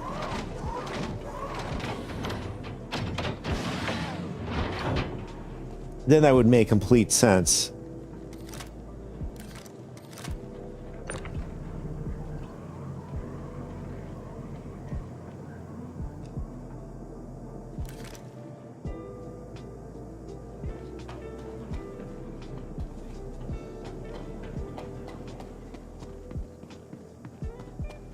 So what are the sizes for these gray ships? Are they going to be light, medium, or are they going to?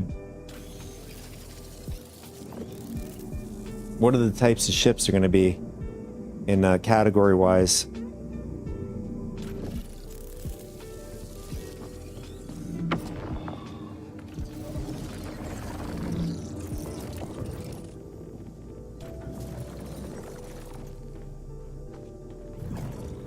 I mean, I'm sure they're not going to make another heavy fighter.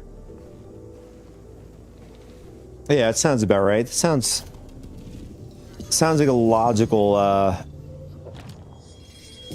next ships that they would produce.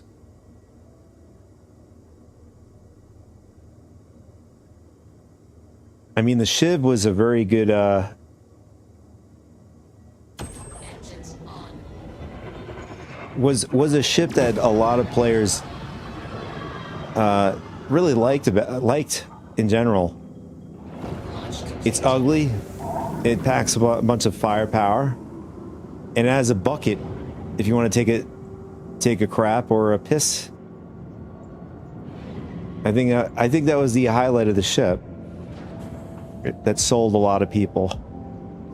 That bucket in the bathroom.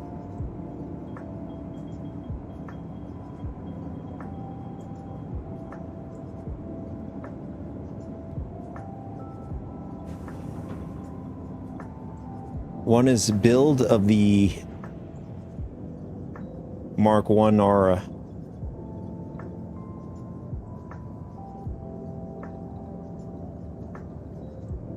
The hand washing in the piss bucket, yeah. I'm sure that sold a lot of people.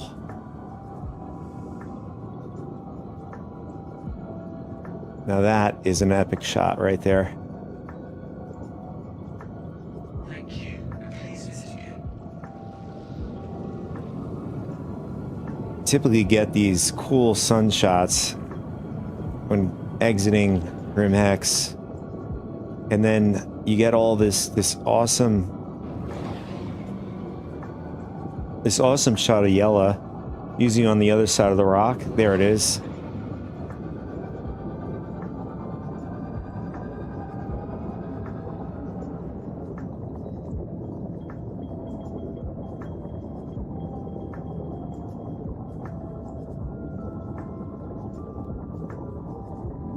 Just opens up.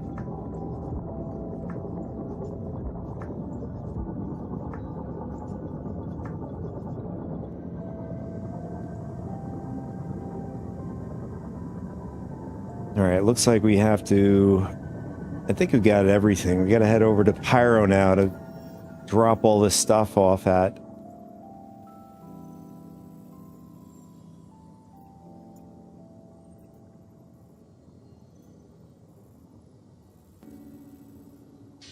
Built off the Mark 1 Aurora body. I don't know if it'll keep the same size or be bigger. Okay. Oh, I see what you're doing. So they're just taking... They're basically hacking off parts off of different ships. And that's basically the lore of Gray's Market manufacturer. I do like that. I really do. There was a video, shorts video I made back a little while ago on the competition for the next multi...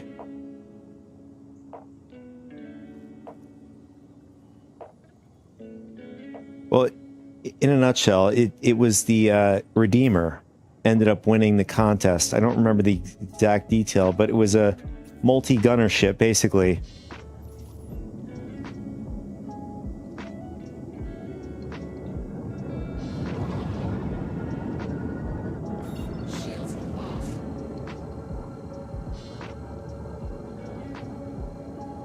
See if I can pull it up while we're in quantum.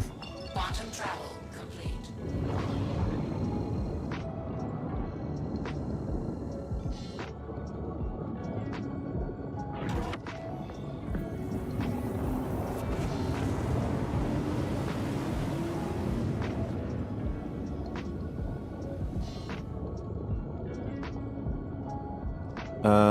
Where is it?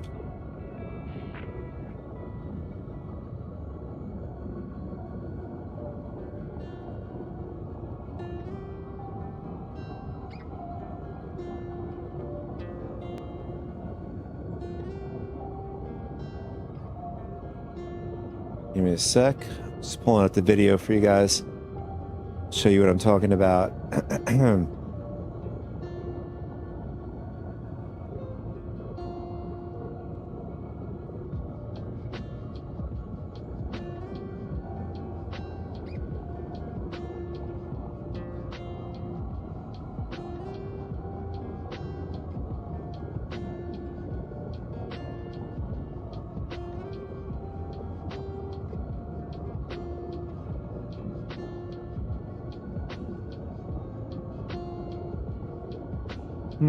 Where did I put the video?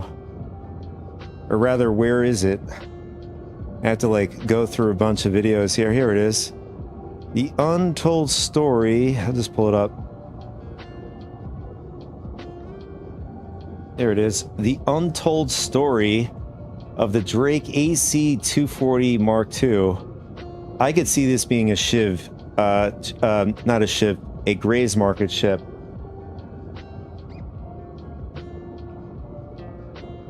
All right. Oh, we were on it. What happened? What happened? So let me see. Oh, we can't skip? Fortunately, I can't skip the video. I wanted to go towards the top of the view. That was a team that created the concept here. And then they created even a concept video of the ship.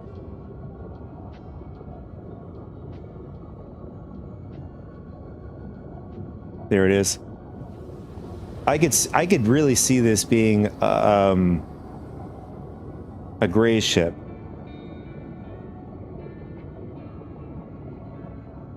You know, like a multi-gun ship.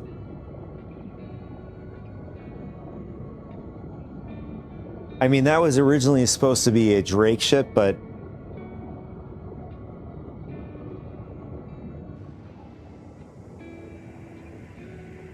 I think the aesthetic really, I think it really falls into the Gray's kind of design.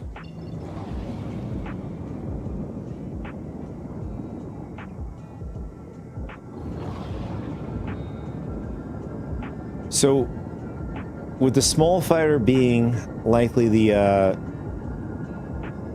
build coming from the Mark II, Aurora Mark II, what about the medium ship? Are they going to do like something like the Hornet? Use the Hornet as the, I guess, the mock-up of their medium fighter?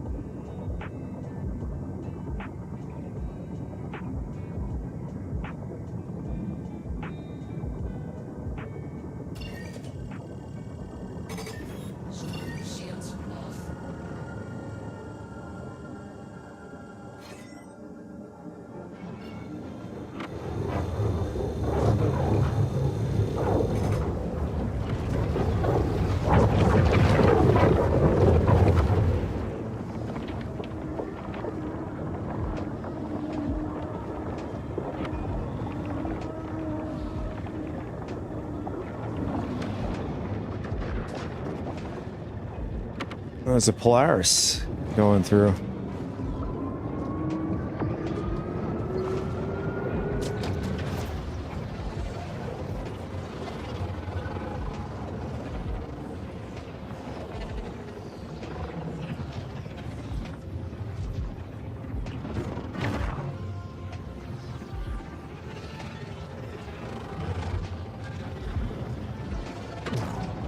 Uh-oh.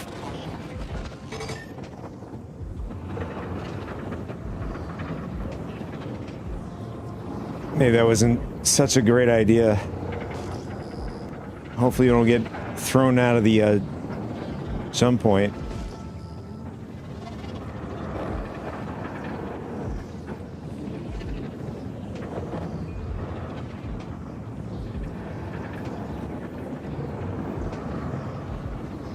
I wonder at some point, are there going to be penalties other than like throwing us out of the jump point? Like if you smash into those, I don't know, those pillars in the jump point, they're going to cause damage to your ship.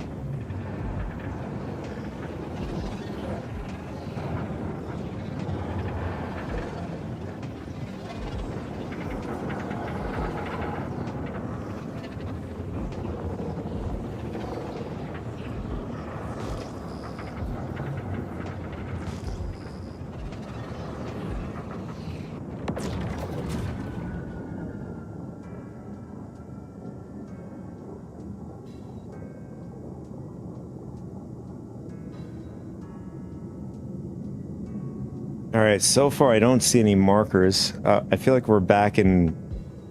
I feel like we're back in Stanton. Yes, we are. We're still in Stanton.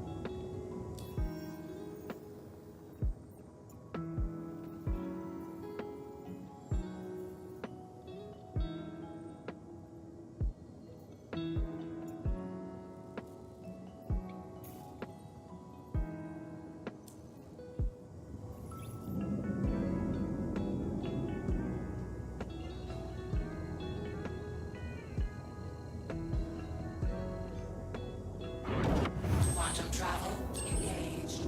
Quantum travel complete.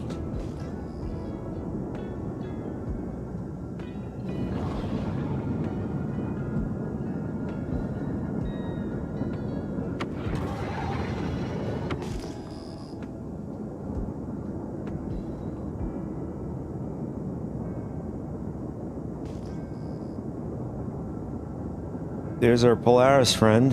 He just quantumed in as same time as us.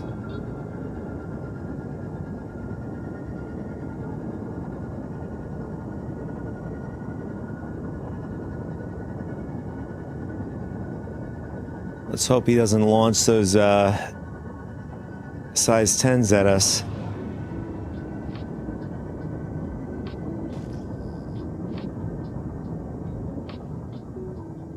I know Vincent wants him to do it.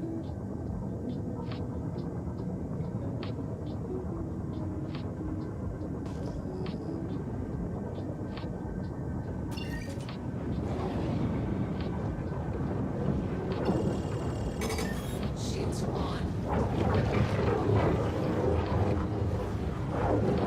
Shields off.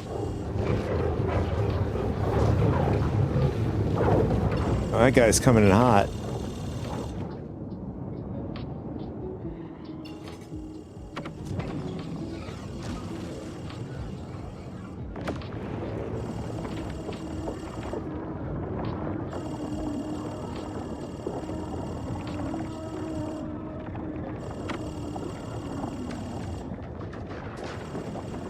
I'm just watching my back just in case he wants to like ram into us or something. I don't know.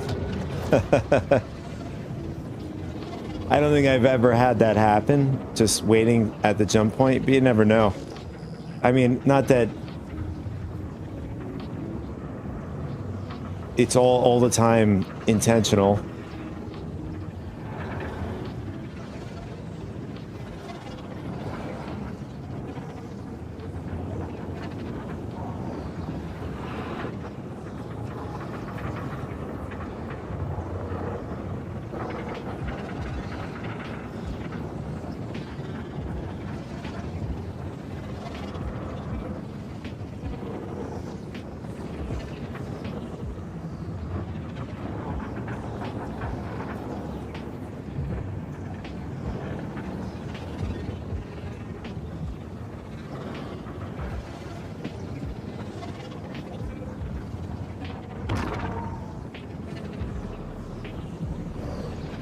Keep forgetting our ship is pretty thick, so it's gonna hit these things.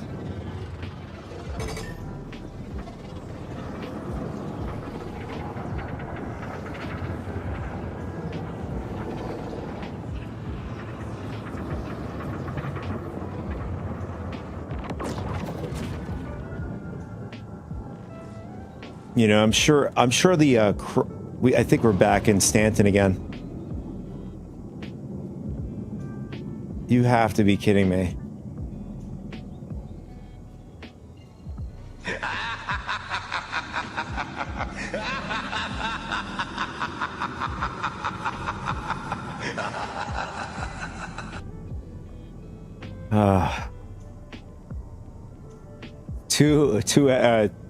We failed twice already. Do you think the third time's gonna be a charm?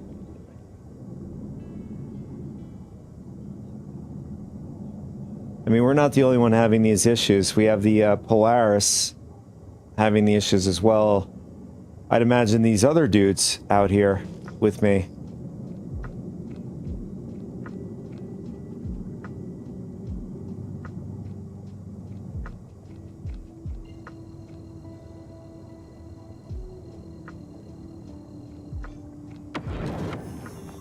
Quantum travel engaged. Quantum travel complete.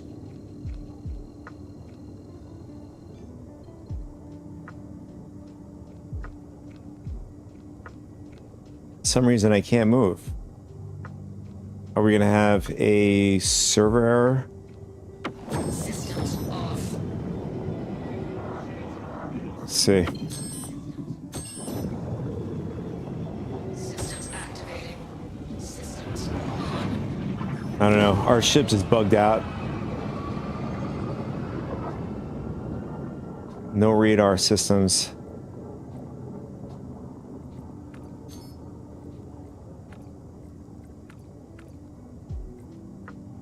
Oddly, it's just really odd that the ship is behaving like this now.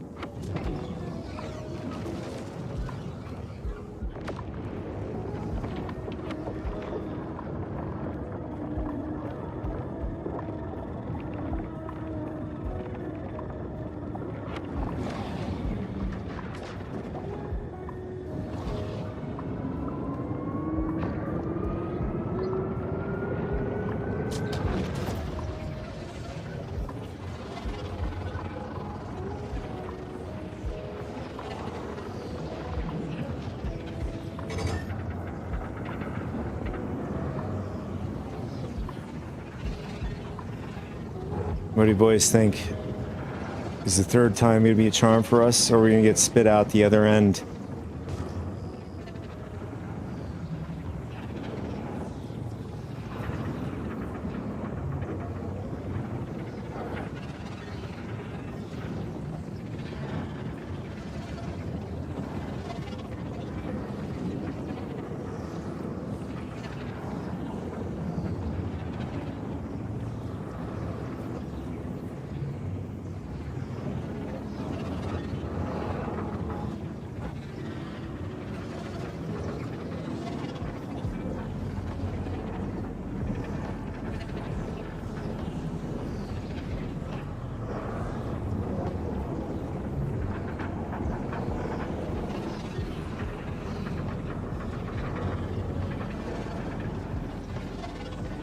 Trying to look at the game log at the same time.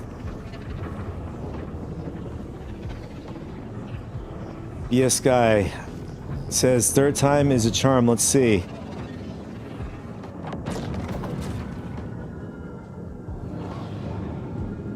I think we're still in Stanton, unfortunately. Let's see. I want to double check our markers.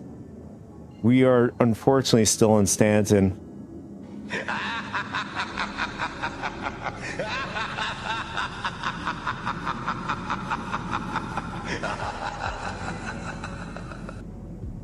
Oh, Vincent is enjoying every bit of this.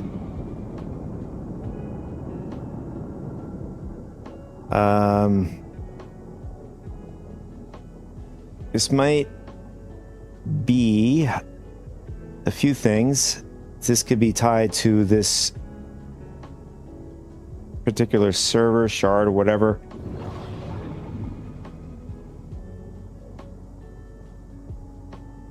Or it could maybe be, well, the you know, I don't know, back systems for the jump point. It's hard to say. I don't think we can log out of the railing. I did try it the other day, or at least tried to. It doesn't give you the option to log out. Although, being in the state of the game, I wouldn't want to try.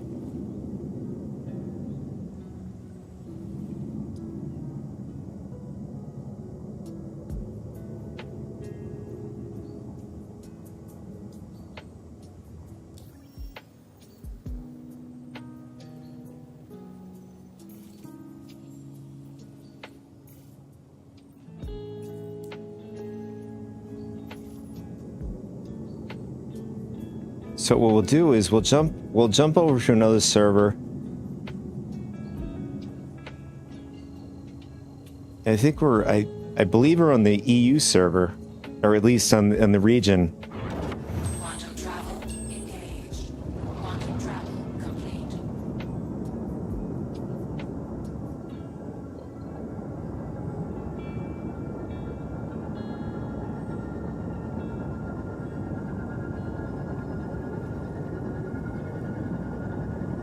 Oh, you know what? I have a better idea. Shields on. I think if we log out now, we should be able to get back to Grim Hex. The only thing we got to do is just reclaim our ship.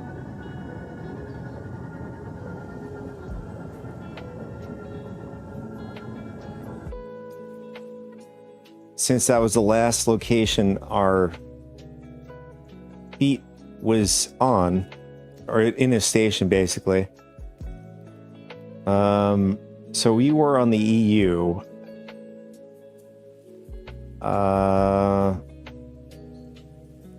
Let's just do best. Try that out.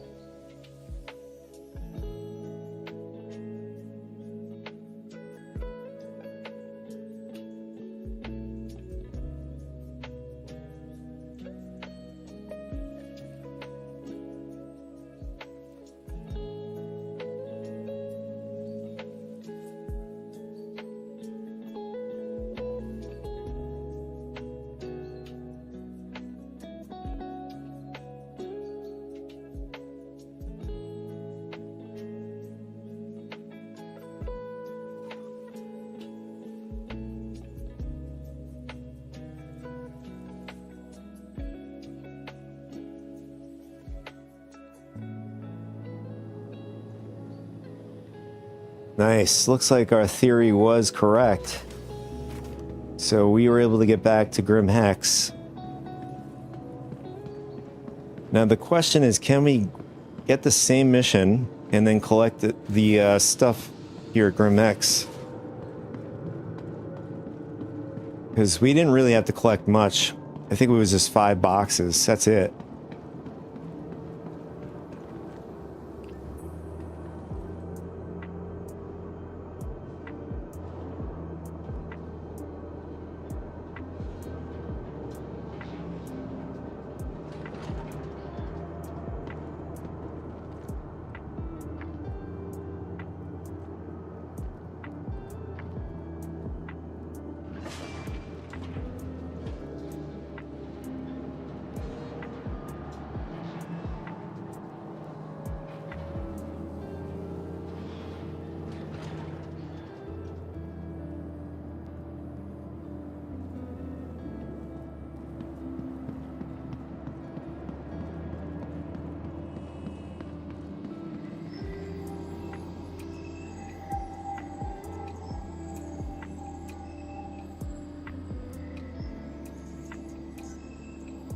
Your vehicle has been moved to our storage facility. Vehicle selected. Stand by. Your vehicle has been delivered to the following location. Nice. Okay. I'm gonna grab the mission once we're in our personal hangar. Oh, look at that! It has a new icon. This is something I didn't notice. Did you guys notice this? When you're in the elevator, you're about to select your, I guess the location you want to go to is like a big L next to your, what looks like a hangar and then a little ship in your little icon.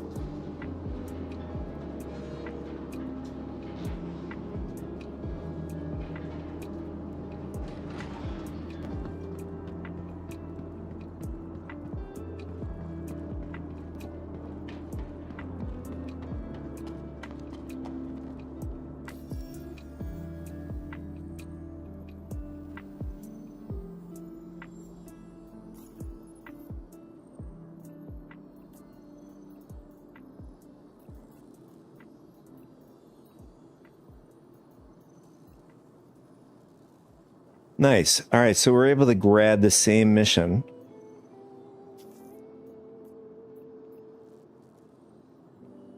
And it's exactly the same number of cargo that we need to grab.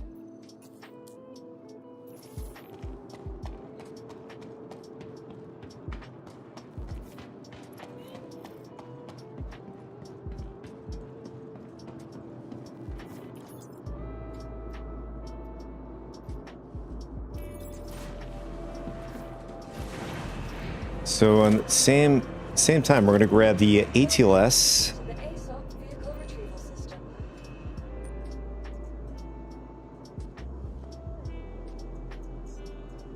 Your vehicle has. Please visit us again.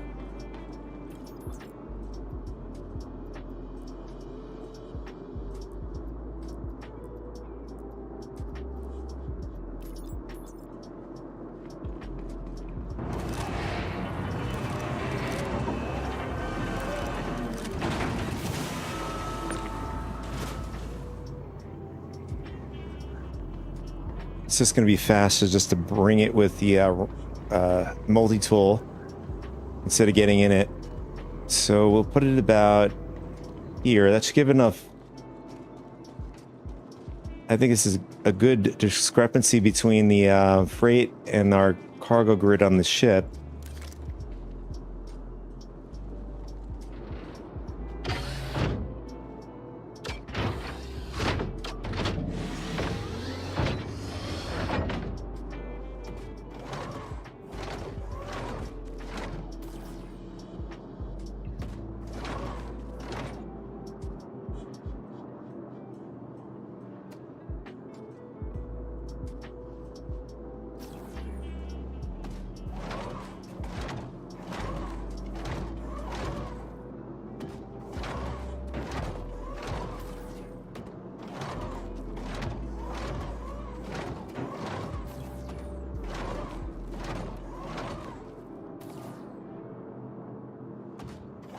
Doesn't have to be perfect. We have a lot of grid.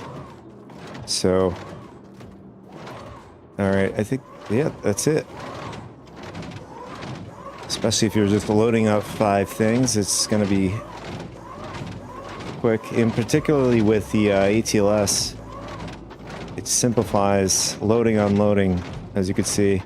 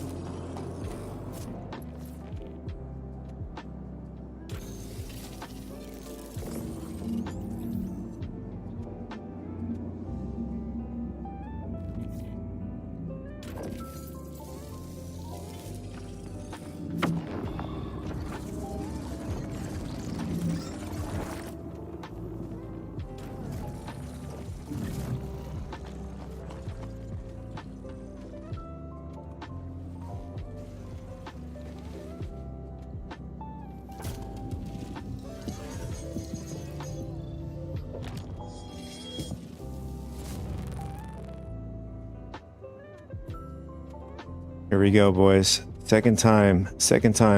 I think it'll be a charm. Systems I think it'll be a charm. systems on.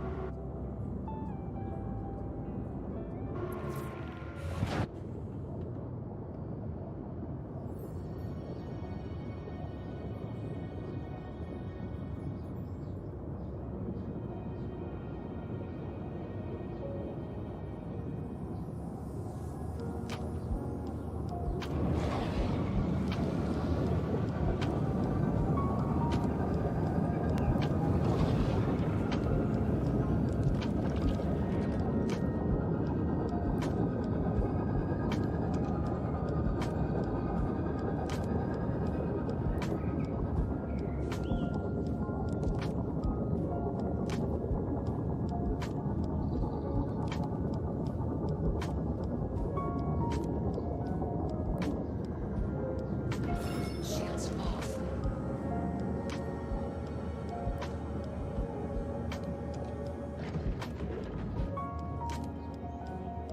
I have a feeling the pyro gateway is in this direction.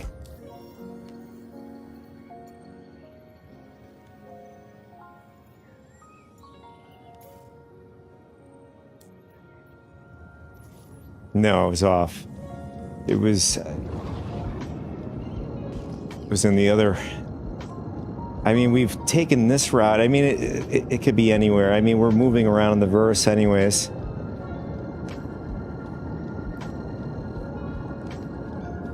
No cigar for me. Quantum travel engaged. I'm gonna take this opportunity to stretch up a little bit.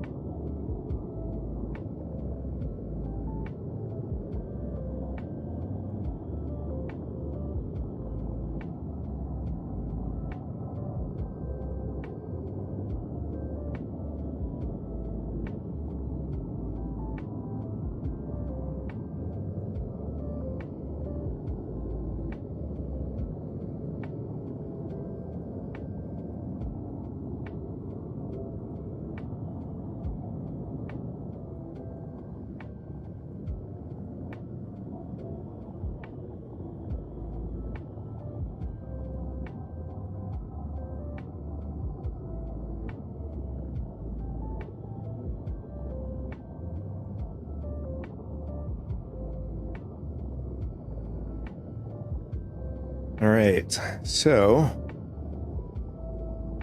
I realized we were just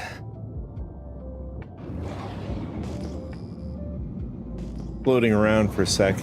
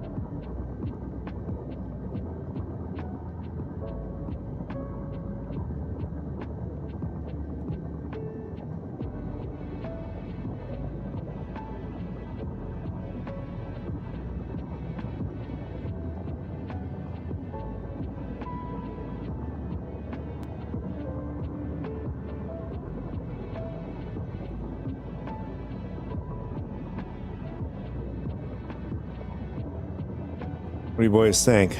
We're gonna make it through, or we're gonna end up getting spit out again?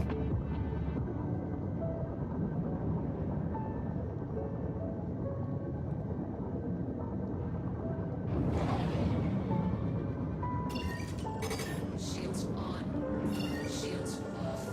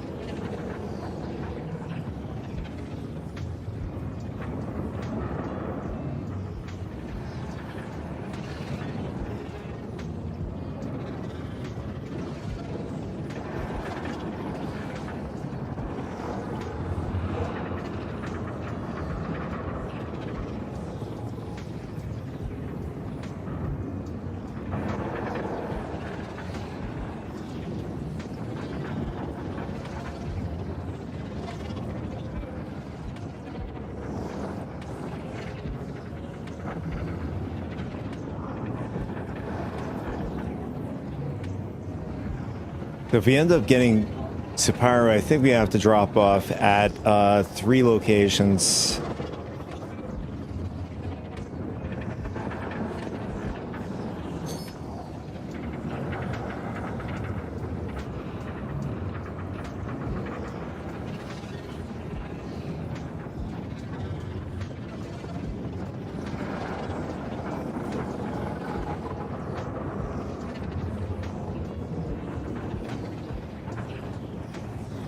I think we might have made it, boys.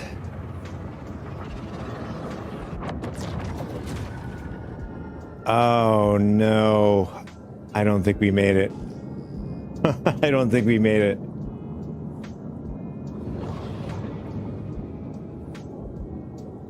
No, we didn't make it.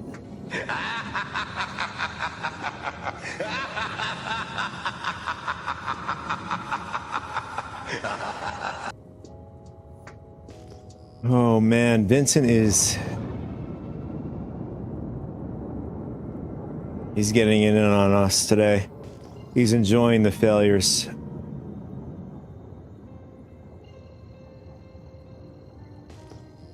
Alright, I think we're gonna just pivot. Since this is the 4th time trying and on a different server, unable to get over to Pyro. So I think what we're going to do now is we'll do 1 or 2 missions of combat, test the resilience of the Raylan. I mean, I do want to do the same for the Tulia as well at some point, not in this stream. Maybe on Wednesday's stream we can test out the Tulia and its capabilities.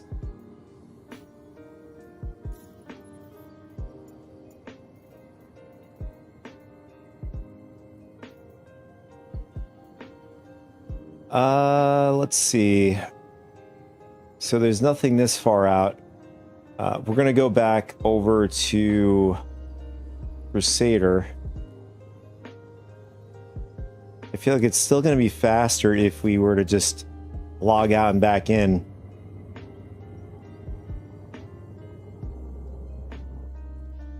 We're gonna do a little bit of instant transmission here.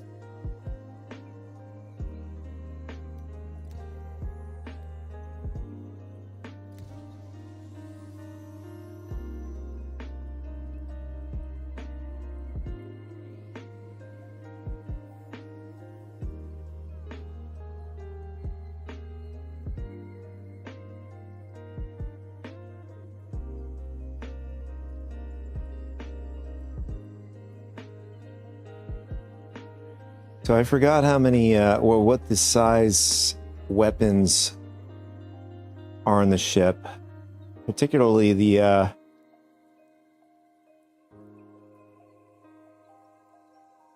Raylan.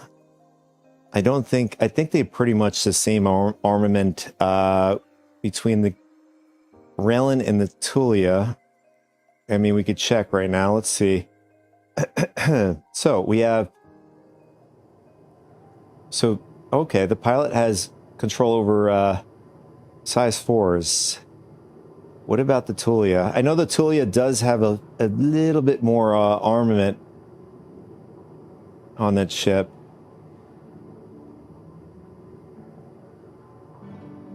So basically the same size for Rhinos for the Tulia as well. I mean, it's a support ship. But I'm trying to see what area it has the extra. Oh, I think it's on the back of the Tulia, on the top and the bottom of the ship. It has turrets. On the Raylan, on the other hand, doesn't have those the turrets on the back end of the ship. So that's, you get a little bit of a perk with the Tulia as far as coverage, or better coverage, I should say.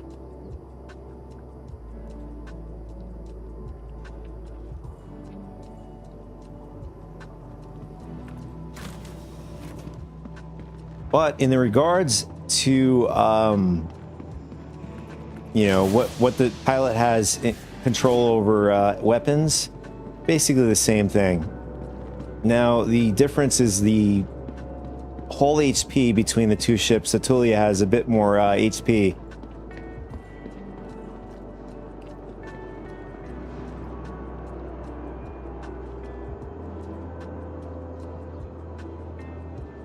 And as the Astro Yeti has told us before, there is a possible bug or glitch with, you know, in regards to the Raylan. I don't know, the Tulia has the same issue where it's just easily destroyed.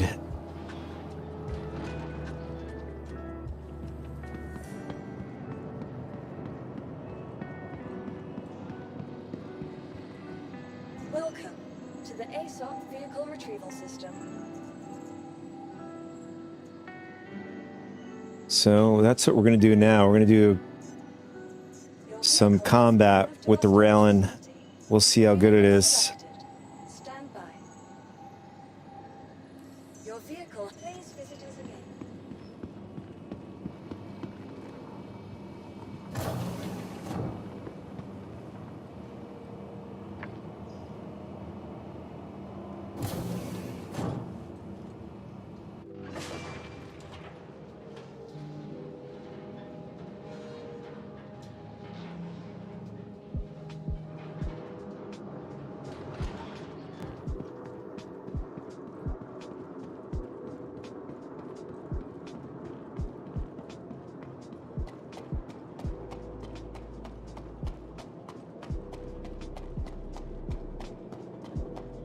You know, every time I come just running over to the ship, I always feel like I have to go in from here, this part.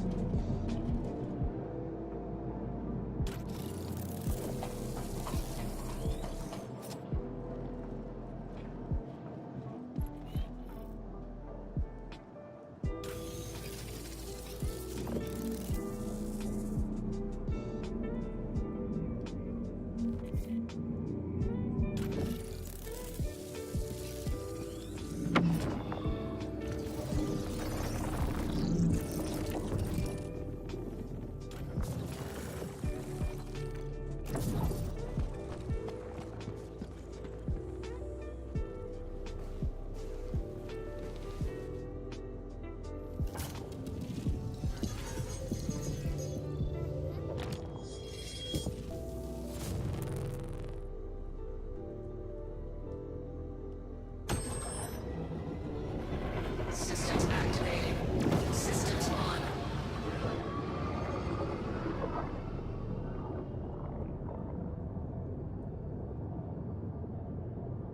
So now we're going to see whether or not the railing can hold up in combat.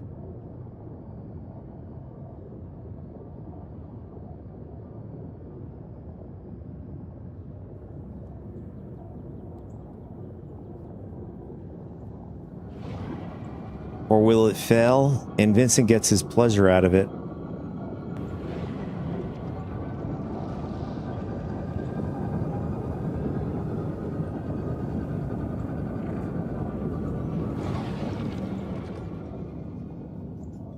Landing gear up. You know, that's a bit confusing to hear that. I just noticed that the audio, landing gear up, it's technically expanded.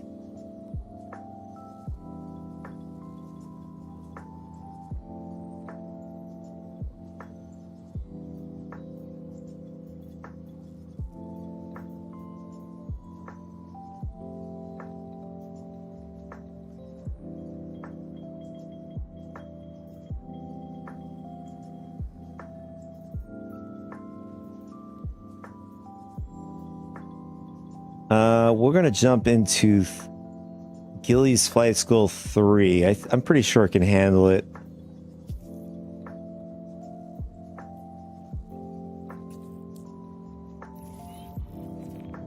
I mean, I would imagine even, you know, it should be able to take out a cutter.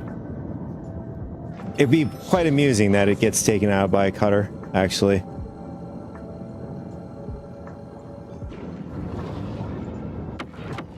Quantum travel complete.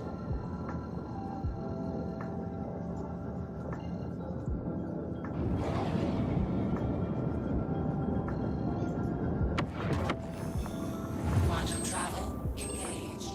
Quantum travel complete.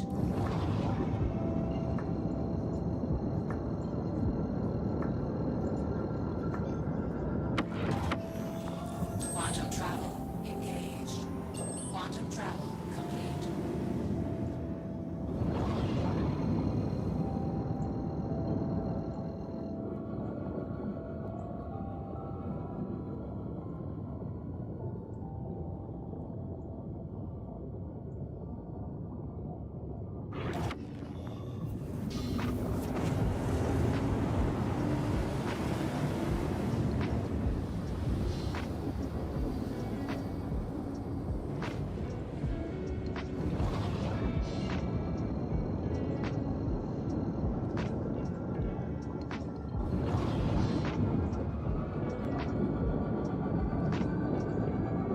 Good. You're here. I'll notify the other pilots, and we can begin.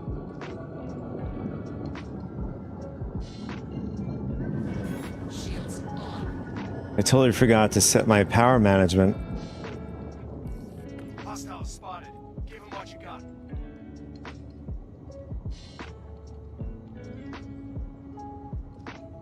You know, for a second, I thought somebody was running around in my ship.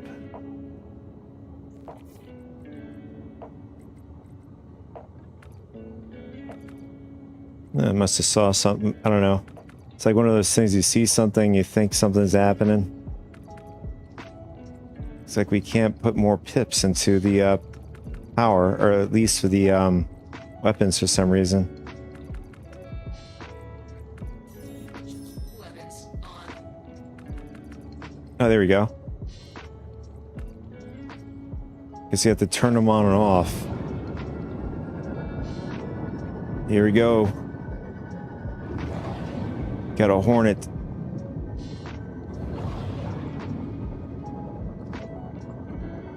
And looks like the Hornet is flying around aimlessly. Oh, we get quite not a lot of damage to it, actually. One hit on the one charge of capacitance we had there.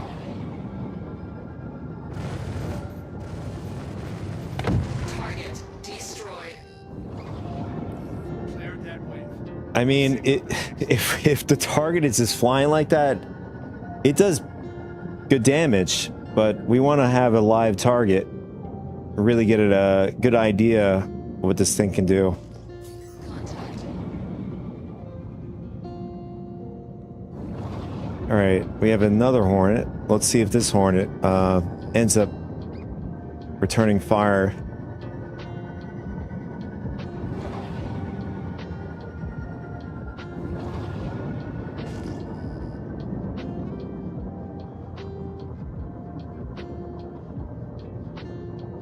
It's crashing into the asteroids.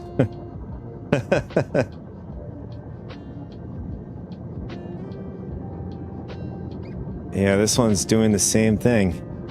You know what? I'll give it a little bit. I want to see if it comes online.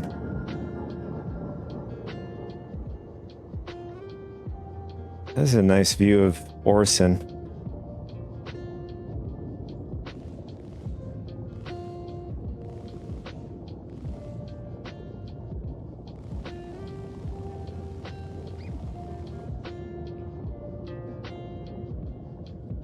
Oh, there it is. Came online finally. It's gonna return fire. No, it's just flying around. Oh, now there it is. Okay. So I guess there's a bit of lag with the back-end system, I guess.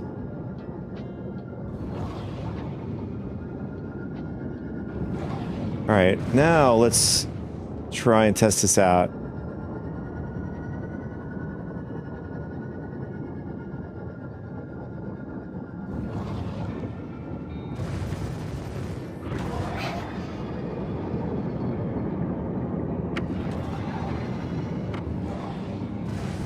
I feel like there's some latency issues going on here.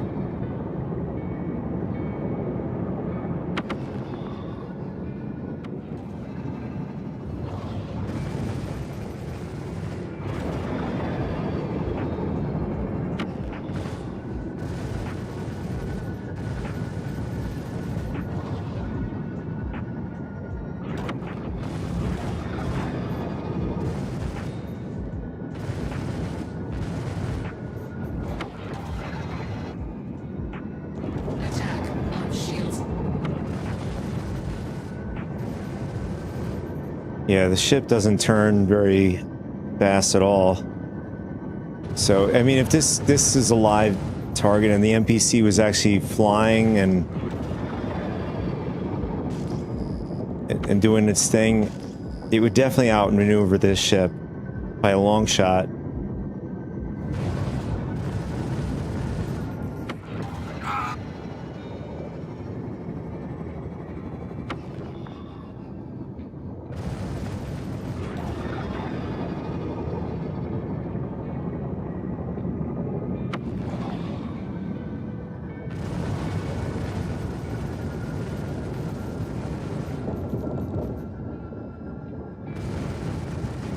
Target destroyed. Hitting another part on your course. No, I can already definitely see that Continue your training. Definitely not a ship worth doing combat. Not unless you get NPCs or just doing what these two Hornet NPCs are doing, just flying like they're zombies.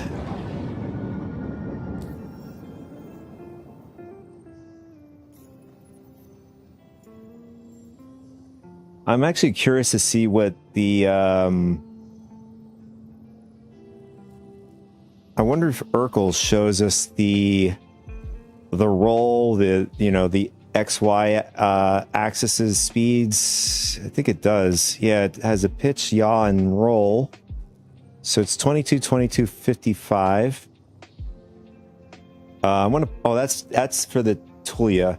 So let's pull up the Raylan. Let's see what that is. So it's basically the same thing. 22, 22, 55.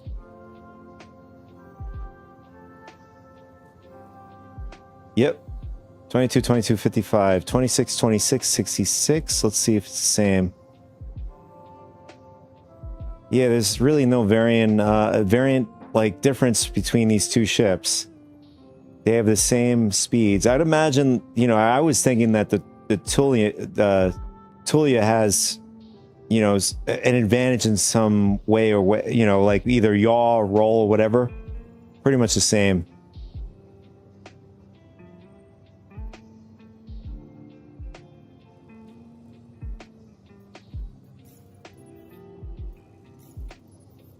I mean, the only difference, if you're flying solo, you're getting the extra HP with the Tulia.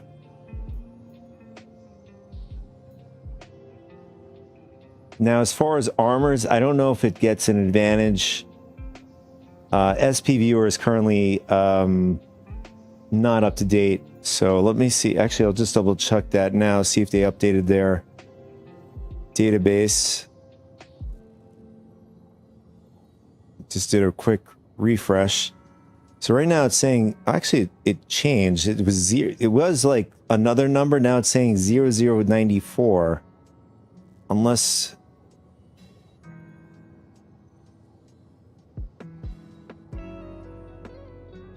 I could have sworn it was a different number.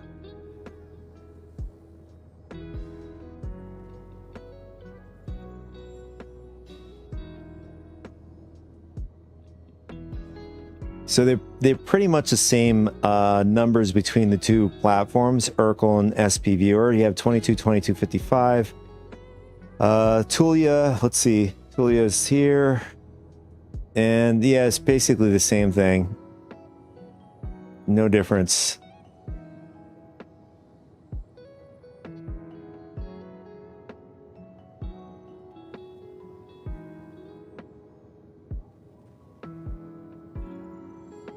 So I'm going to do one more combat with you guys here, show you showcasing, at least hopefully we can get one where the NPCs are just, more responsive. We'll do another, we'll punch it up to 4. We'll do scenario 4.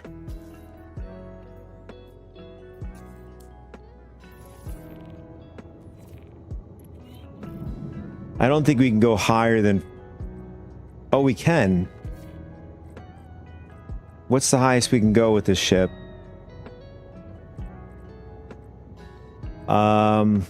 So we have, oh, we can't do the last 2 on the air. We have 1, 2, 3, 4. So total 8 pips. Where can we grab some more pips from? Let's see. I want to turn off one of the, no, that's not a good idea.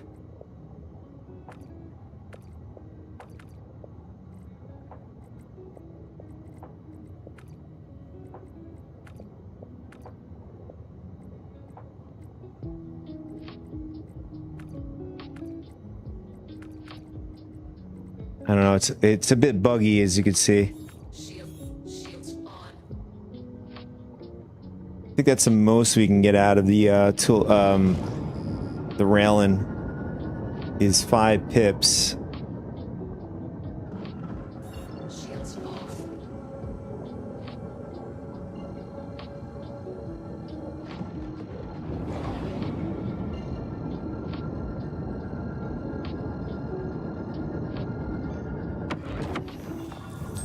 travel engaged.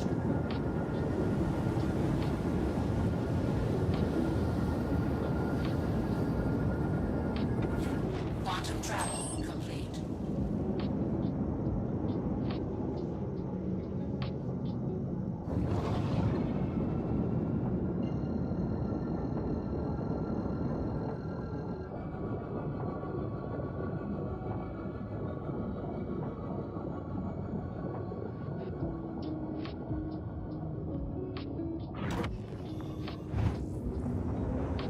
Quantum travel engaged. Quantum travel complete.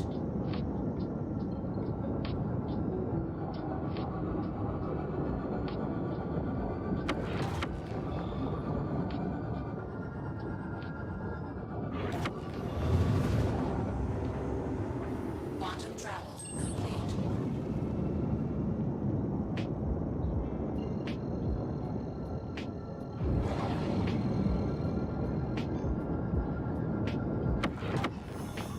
Quantum travel engaged.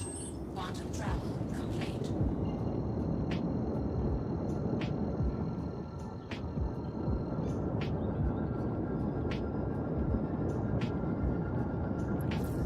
Now that you're in position, we can start the lesson. Stand by. Shields on. All right, hopefully we get some more responsive combat going on. Got hostiles heading to your position. Prepare to engage.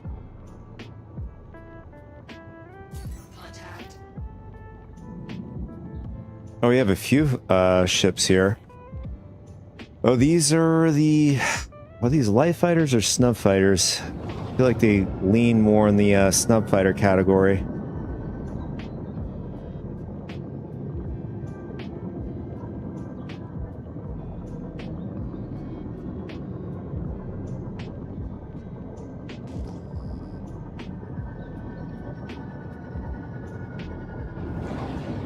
And looks like they're not the system, or at least these NPCs are not online yet. I mean, they're there physically, but they're not moving around yet. As you can see, this one's just standing there. Oh, there it is, starting to move.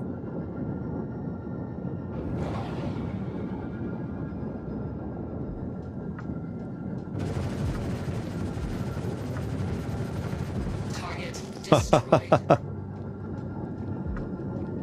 I mean, I was expecting that. And one full capacitance. We didn't even empty out the entire capacitance to take it out. Yeah, they're just hanging. Target destroyed.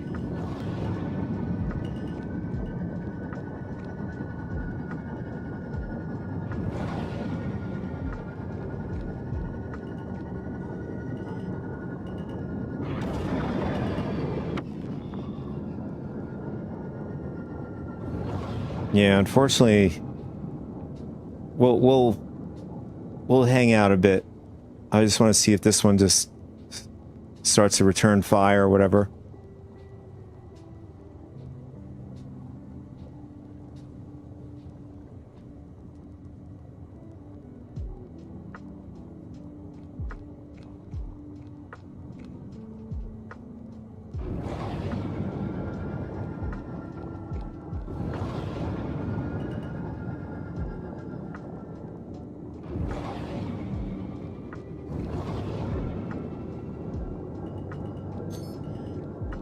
All right, it locked onto us.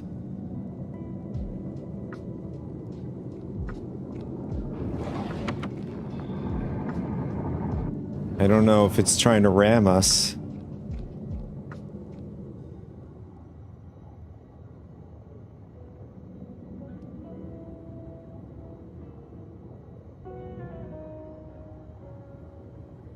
All right, it's flying toward... Oh, there it is. Okay, it's even better. It has ballistics. So I'm curious to see if those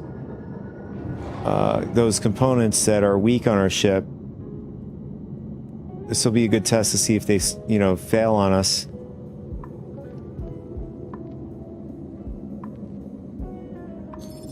Nice. NBC rammed into the asteroid. Take a well-deserved rest and let me know when you're ready for the next lesson. This is so peak.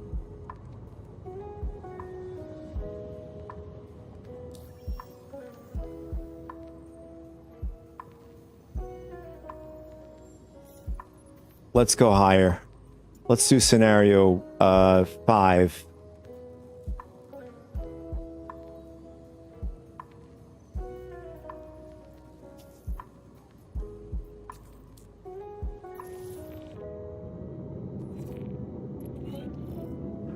Shields are off.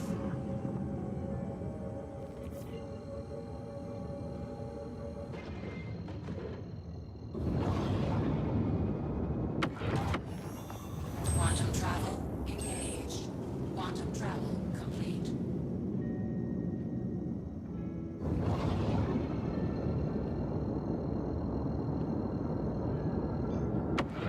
Quantum travel engaged.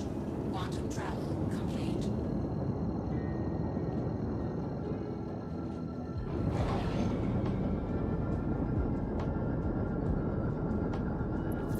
Welcome, Rook. I mean, Started in mobile.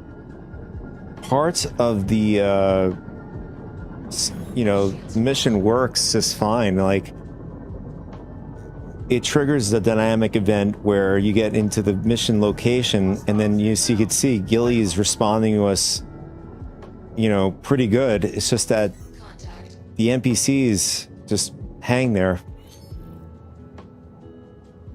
All right, this one came in pretty quick, actually. The freelancer. Yeah, freelancer came in, spawned pretty quick, and it's responding so far.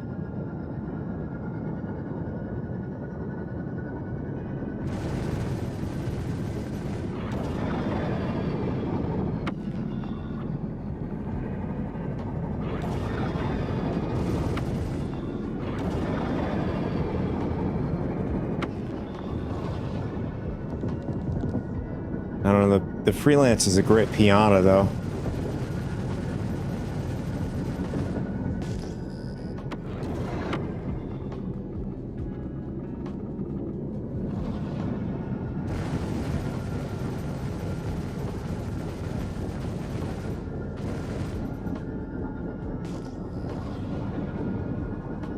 Okay, it takes quite some to take those shields down.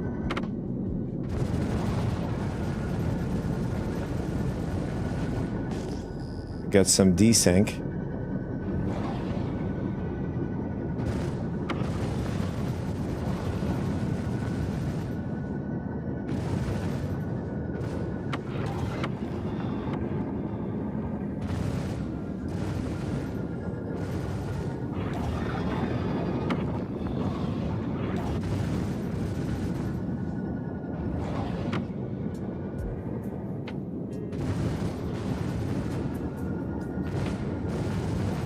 Okay, there we go. We got the shields down.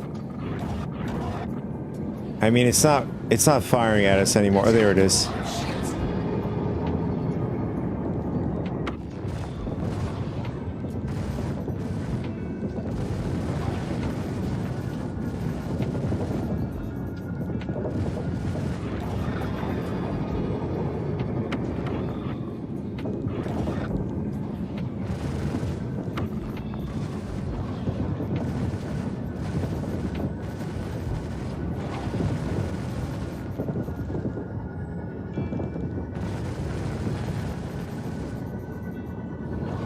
Just gotta make sure we watch the asteroids around us. I'm sure Vincent can't wait for me to smash one.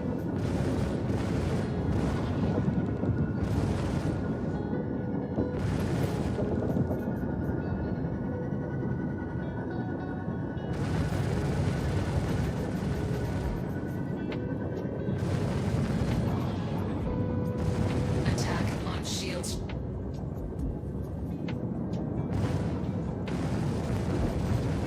Target destroyed. Oh, there goes the freelancer. Targets neutralized. I feel like the freelancer's Next one is out of good punching bag.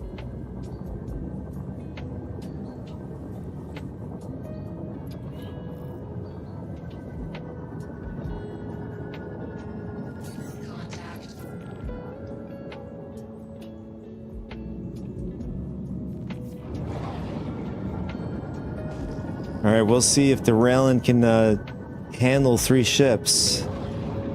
Wondering which one we want to grab first. Maybe the Saber. We'll go after the Saber.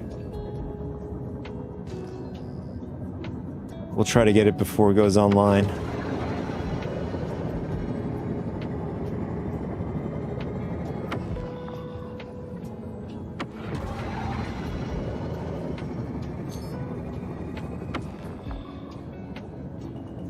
Oh, it came online.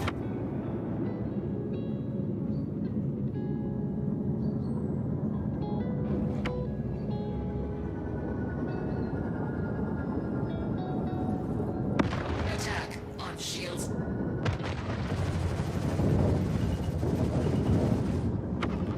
Nice. Got the shields off.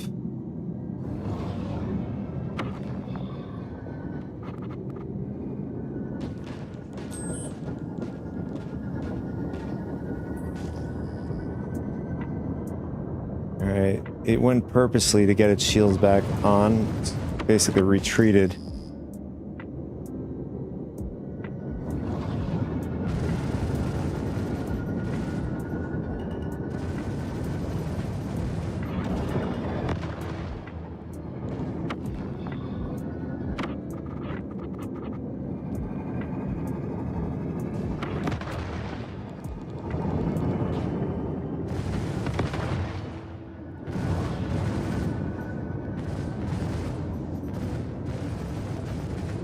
Oh, that was a major desync there.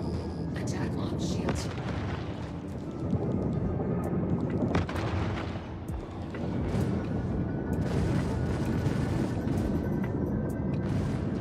Yeah, we got some more desync.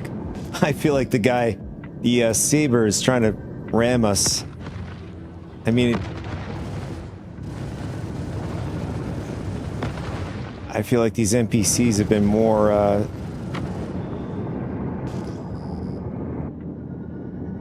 yeah, I just noticed the our wing on the starboard is red, even though we have our shields up.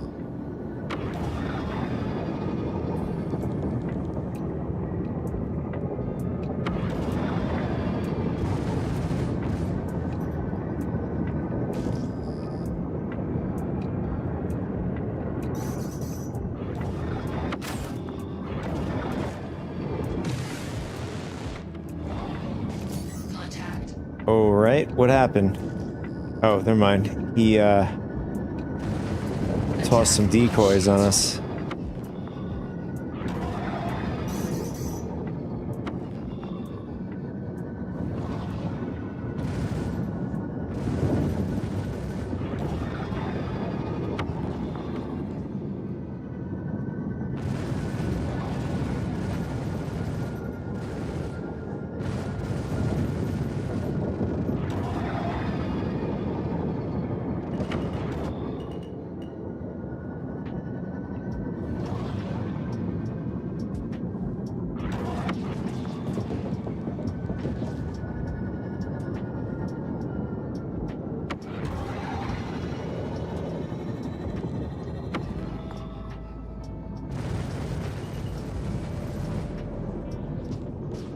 Alright, so I don't know. I don't remember if this ship has any missiles. I'm sure it does. But we were claiming it, so On shields. when you claim it, you lose the missiles. You don't insure it.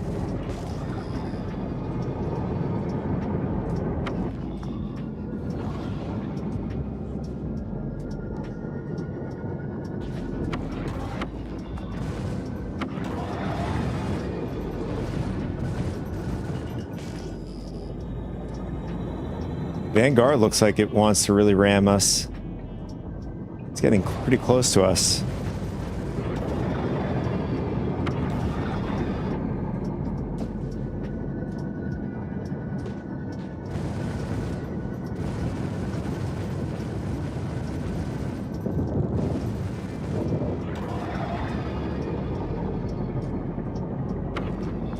Saber is pretty resistant. Resilient, I should say.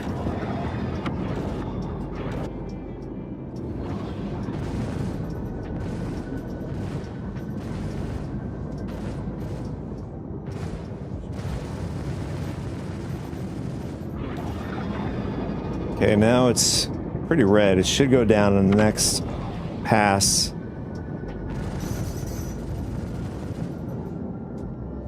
Attack on shields.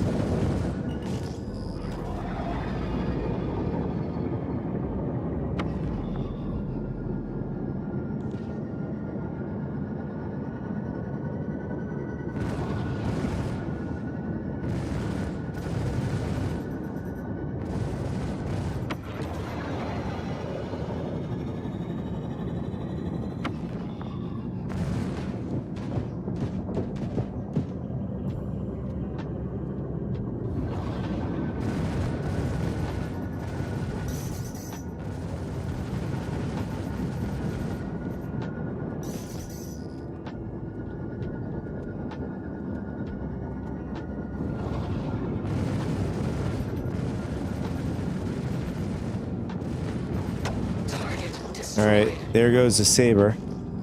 Let's see. Let's go after the Vanguard. Attack on Since it looks like he really wants to ram us. Could be Vincent in that shit.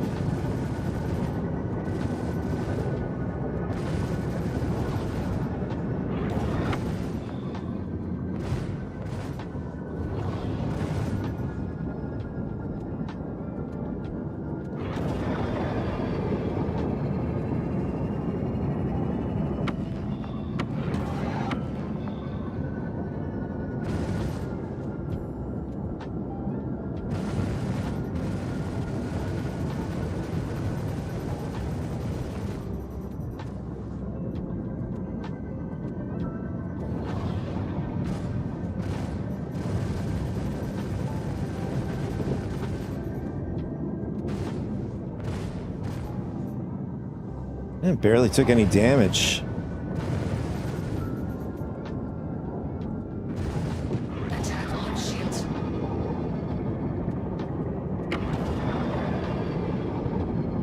Yeah, it's still trying to ram us.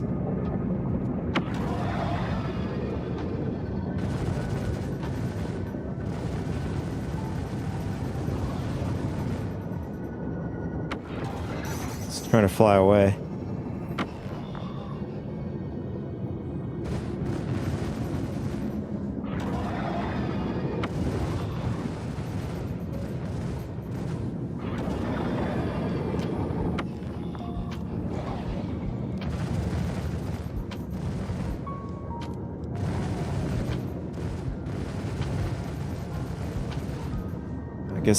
I guess it doesn't want to return fire. It just wants to try to ram us.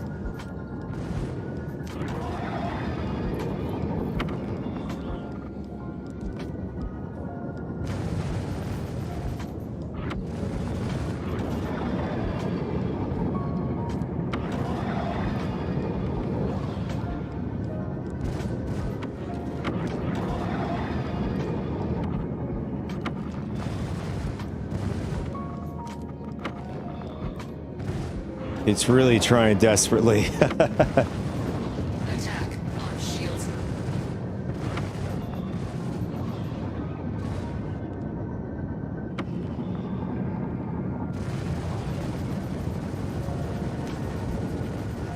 Target destroyed. All right, nice. 75. There goes the Vanguard. The last target is the Freelancer.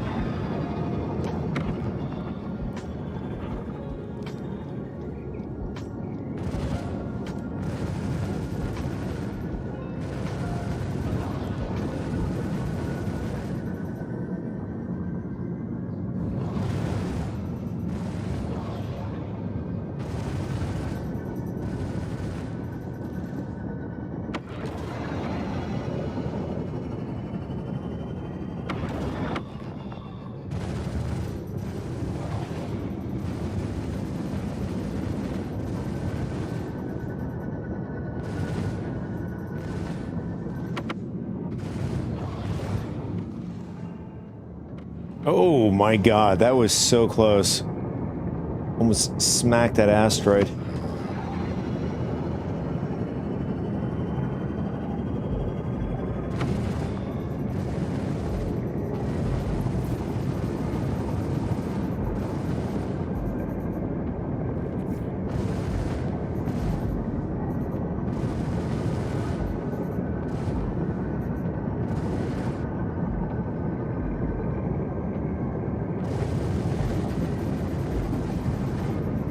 Oh, I see what he's trying to do. He's trying to...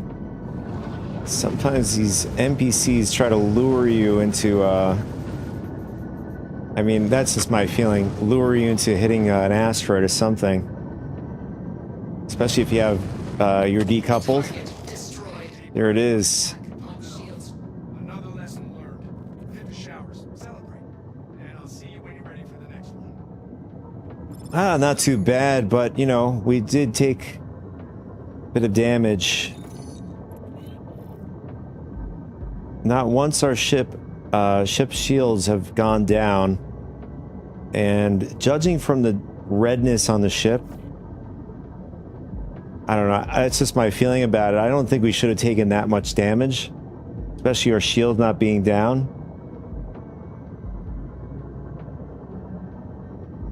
Although I did not look to see whether or not the Raylan or the Tulia have armor on their ships.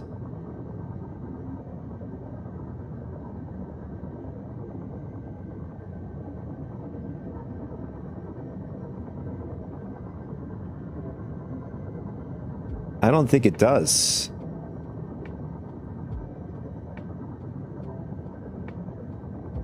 Yeah, this is where, well, armor is here.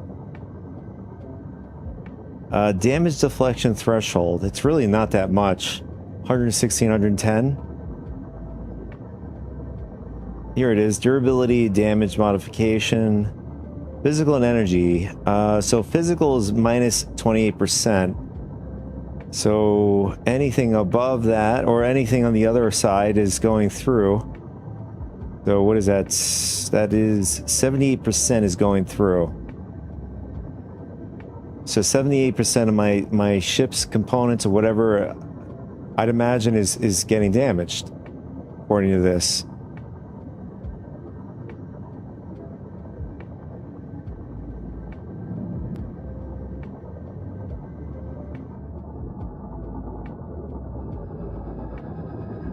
Well, anyways, my back is really aching, boys. But it was fun. Actually, this is a beautiful shot. Oops. But I had a great time this run. Hope you guys enjoyed yourselves as well.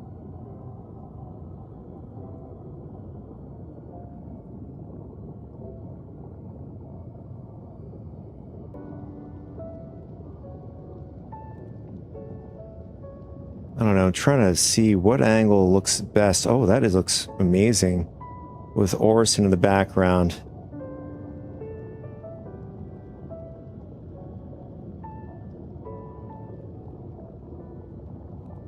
So, during today's play session, we did encounter, just for doing a little summary really quick, we did encounter a major issue with our ship being pulled into storage, and also our jump point. The jump point ended up failing on us. We weren't able to get to Pyro for like, I think we did 3 attempts in the same server, and then we changed servers and it still didn't work. And then there's the issue when we were over at, actually no, we were in Pyro. We were able to get the Pyro before. We were specifically at Pyro 1, and the life support system doesn't work right, unfortunately. Yeah, so if you guys get that problem, just go out to space, get to a nearest hatch, which is in the rear of the Raylan. The Tulia doesn't have one, but and then you were able to, I guess, you know, fix the issue. But as far as like server errors, we haven't encountered any server errors, any crashes. I haven't had any of those during this play session. That's good, right? So latency wise, desyncs wise, there's still desync. There's still a bit of latency problems. Worse, definitely worse than in 4.8 when it was released, obviously. But in regards to the 4.8 now, definitely there is a difference. I can see it. We're hoping that, you know, going forward into 4.9, 4.9 is in Evocati. I have access. The Astro Yeti, including, I believe, Natty Light, I think has access to Evocati. You know, so far, I jumped on yesterday to just quickly browse, you know, check on the Ironclad. I mentioned this earlier in stream. You're able to fly the Ironclad in the command bridge, which is cool, you know, quality of life. Unfortunately, I don't think Caterpillar has that exception. None the least, we have Siege of Orison, supposed to be the first iteration of instancing of a mission set in the verse, but that wasn't online yet when I jumped on yesterday. So we'll see. We'll see how that goes. But anyways, I want to thank all you guys that tune in to me on the live stream today. Appreciate you guys so much. The Astro Yeti, Revicara, if you're still there. I know Pui Master, thank you so much. I know you lurk here on the stream at times when you're not chatting. BS Guy, thank you so much for tuning in today, if you're still with me. Anybody else is lurking with me today. If you're new to this, to the live stream, appreciate you guys stopping in. Hope you enjoyed yourselves. I have a Discord link. You guys are more than welcome to join. It's a loosey-goosey. You can either join, leave whenever you want. I do have an RSS feed for Star System development. It is not a spammy thing, so if you're worried about that, we do talk about different games and stuff. You're more than welcome. And there's tech stuff as well. I think that covers it. Hopefully, right now my back is aching. I'm hoping to come back, jump on Wednesday. I will still have the current setup. So I spoke earlier on the stream today. I'm in the process of changing my overhaul of the setup. I currently have a floor setup. So I have a ergonomical desk coming in that's going to be, chair height to standing up height. So hopefully that fixes the back situation. But we'll see. Try to get that up and running before hopefully next weekend. Thanks so much, BS Guy. Hopefully I can get some rest in the back, stretch it out again. And we'll catch you again on Wednesday. Oh, also, you guys, thank you so much for you guys tuning into the recorded version. Appreciate it so much. All right, I think that's about it. Wish you well, guys, and I'll catch you guys in the next stream. Take it easy.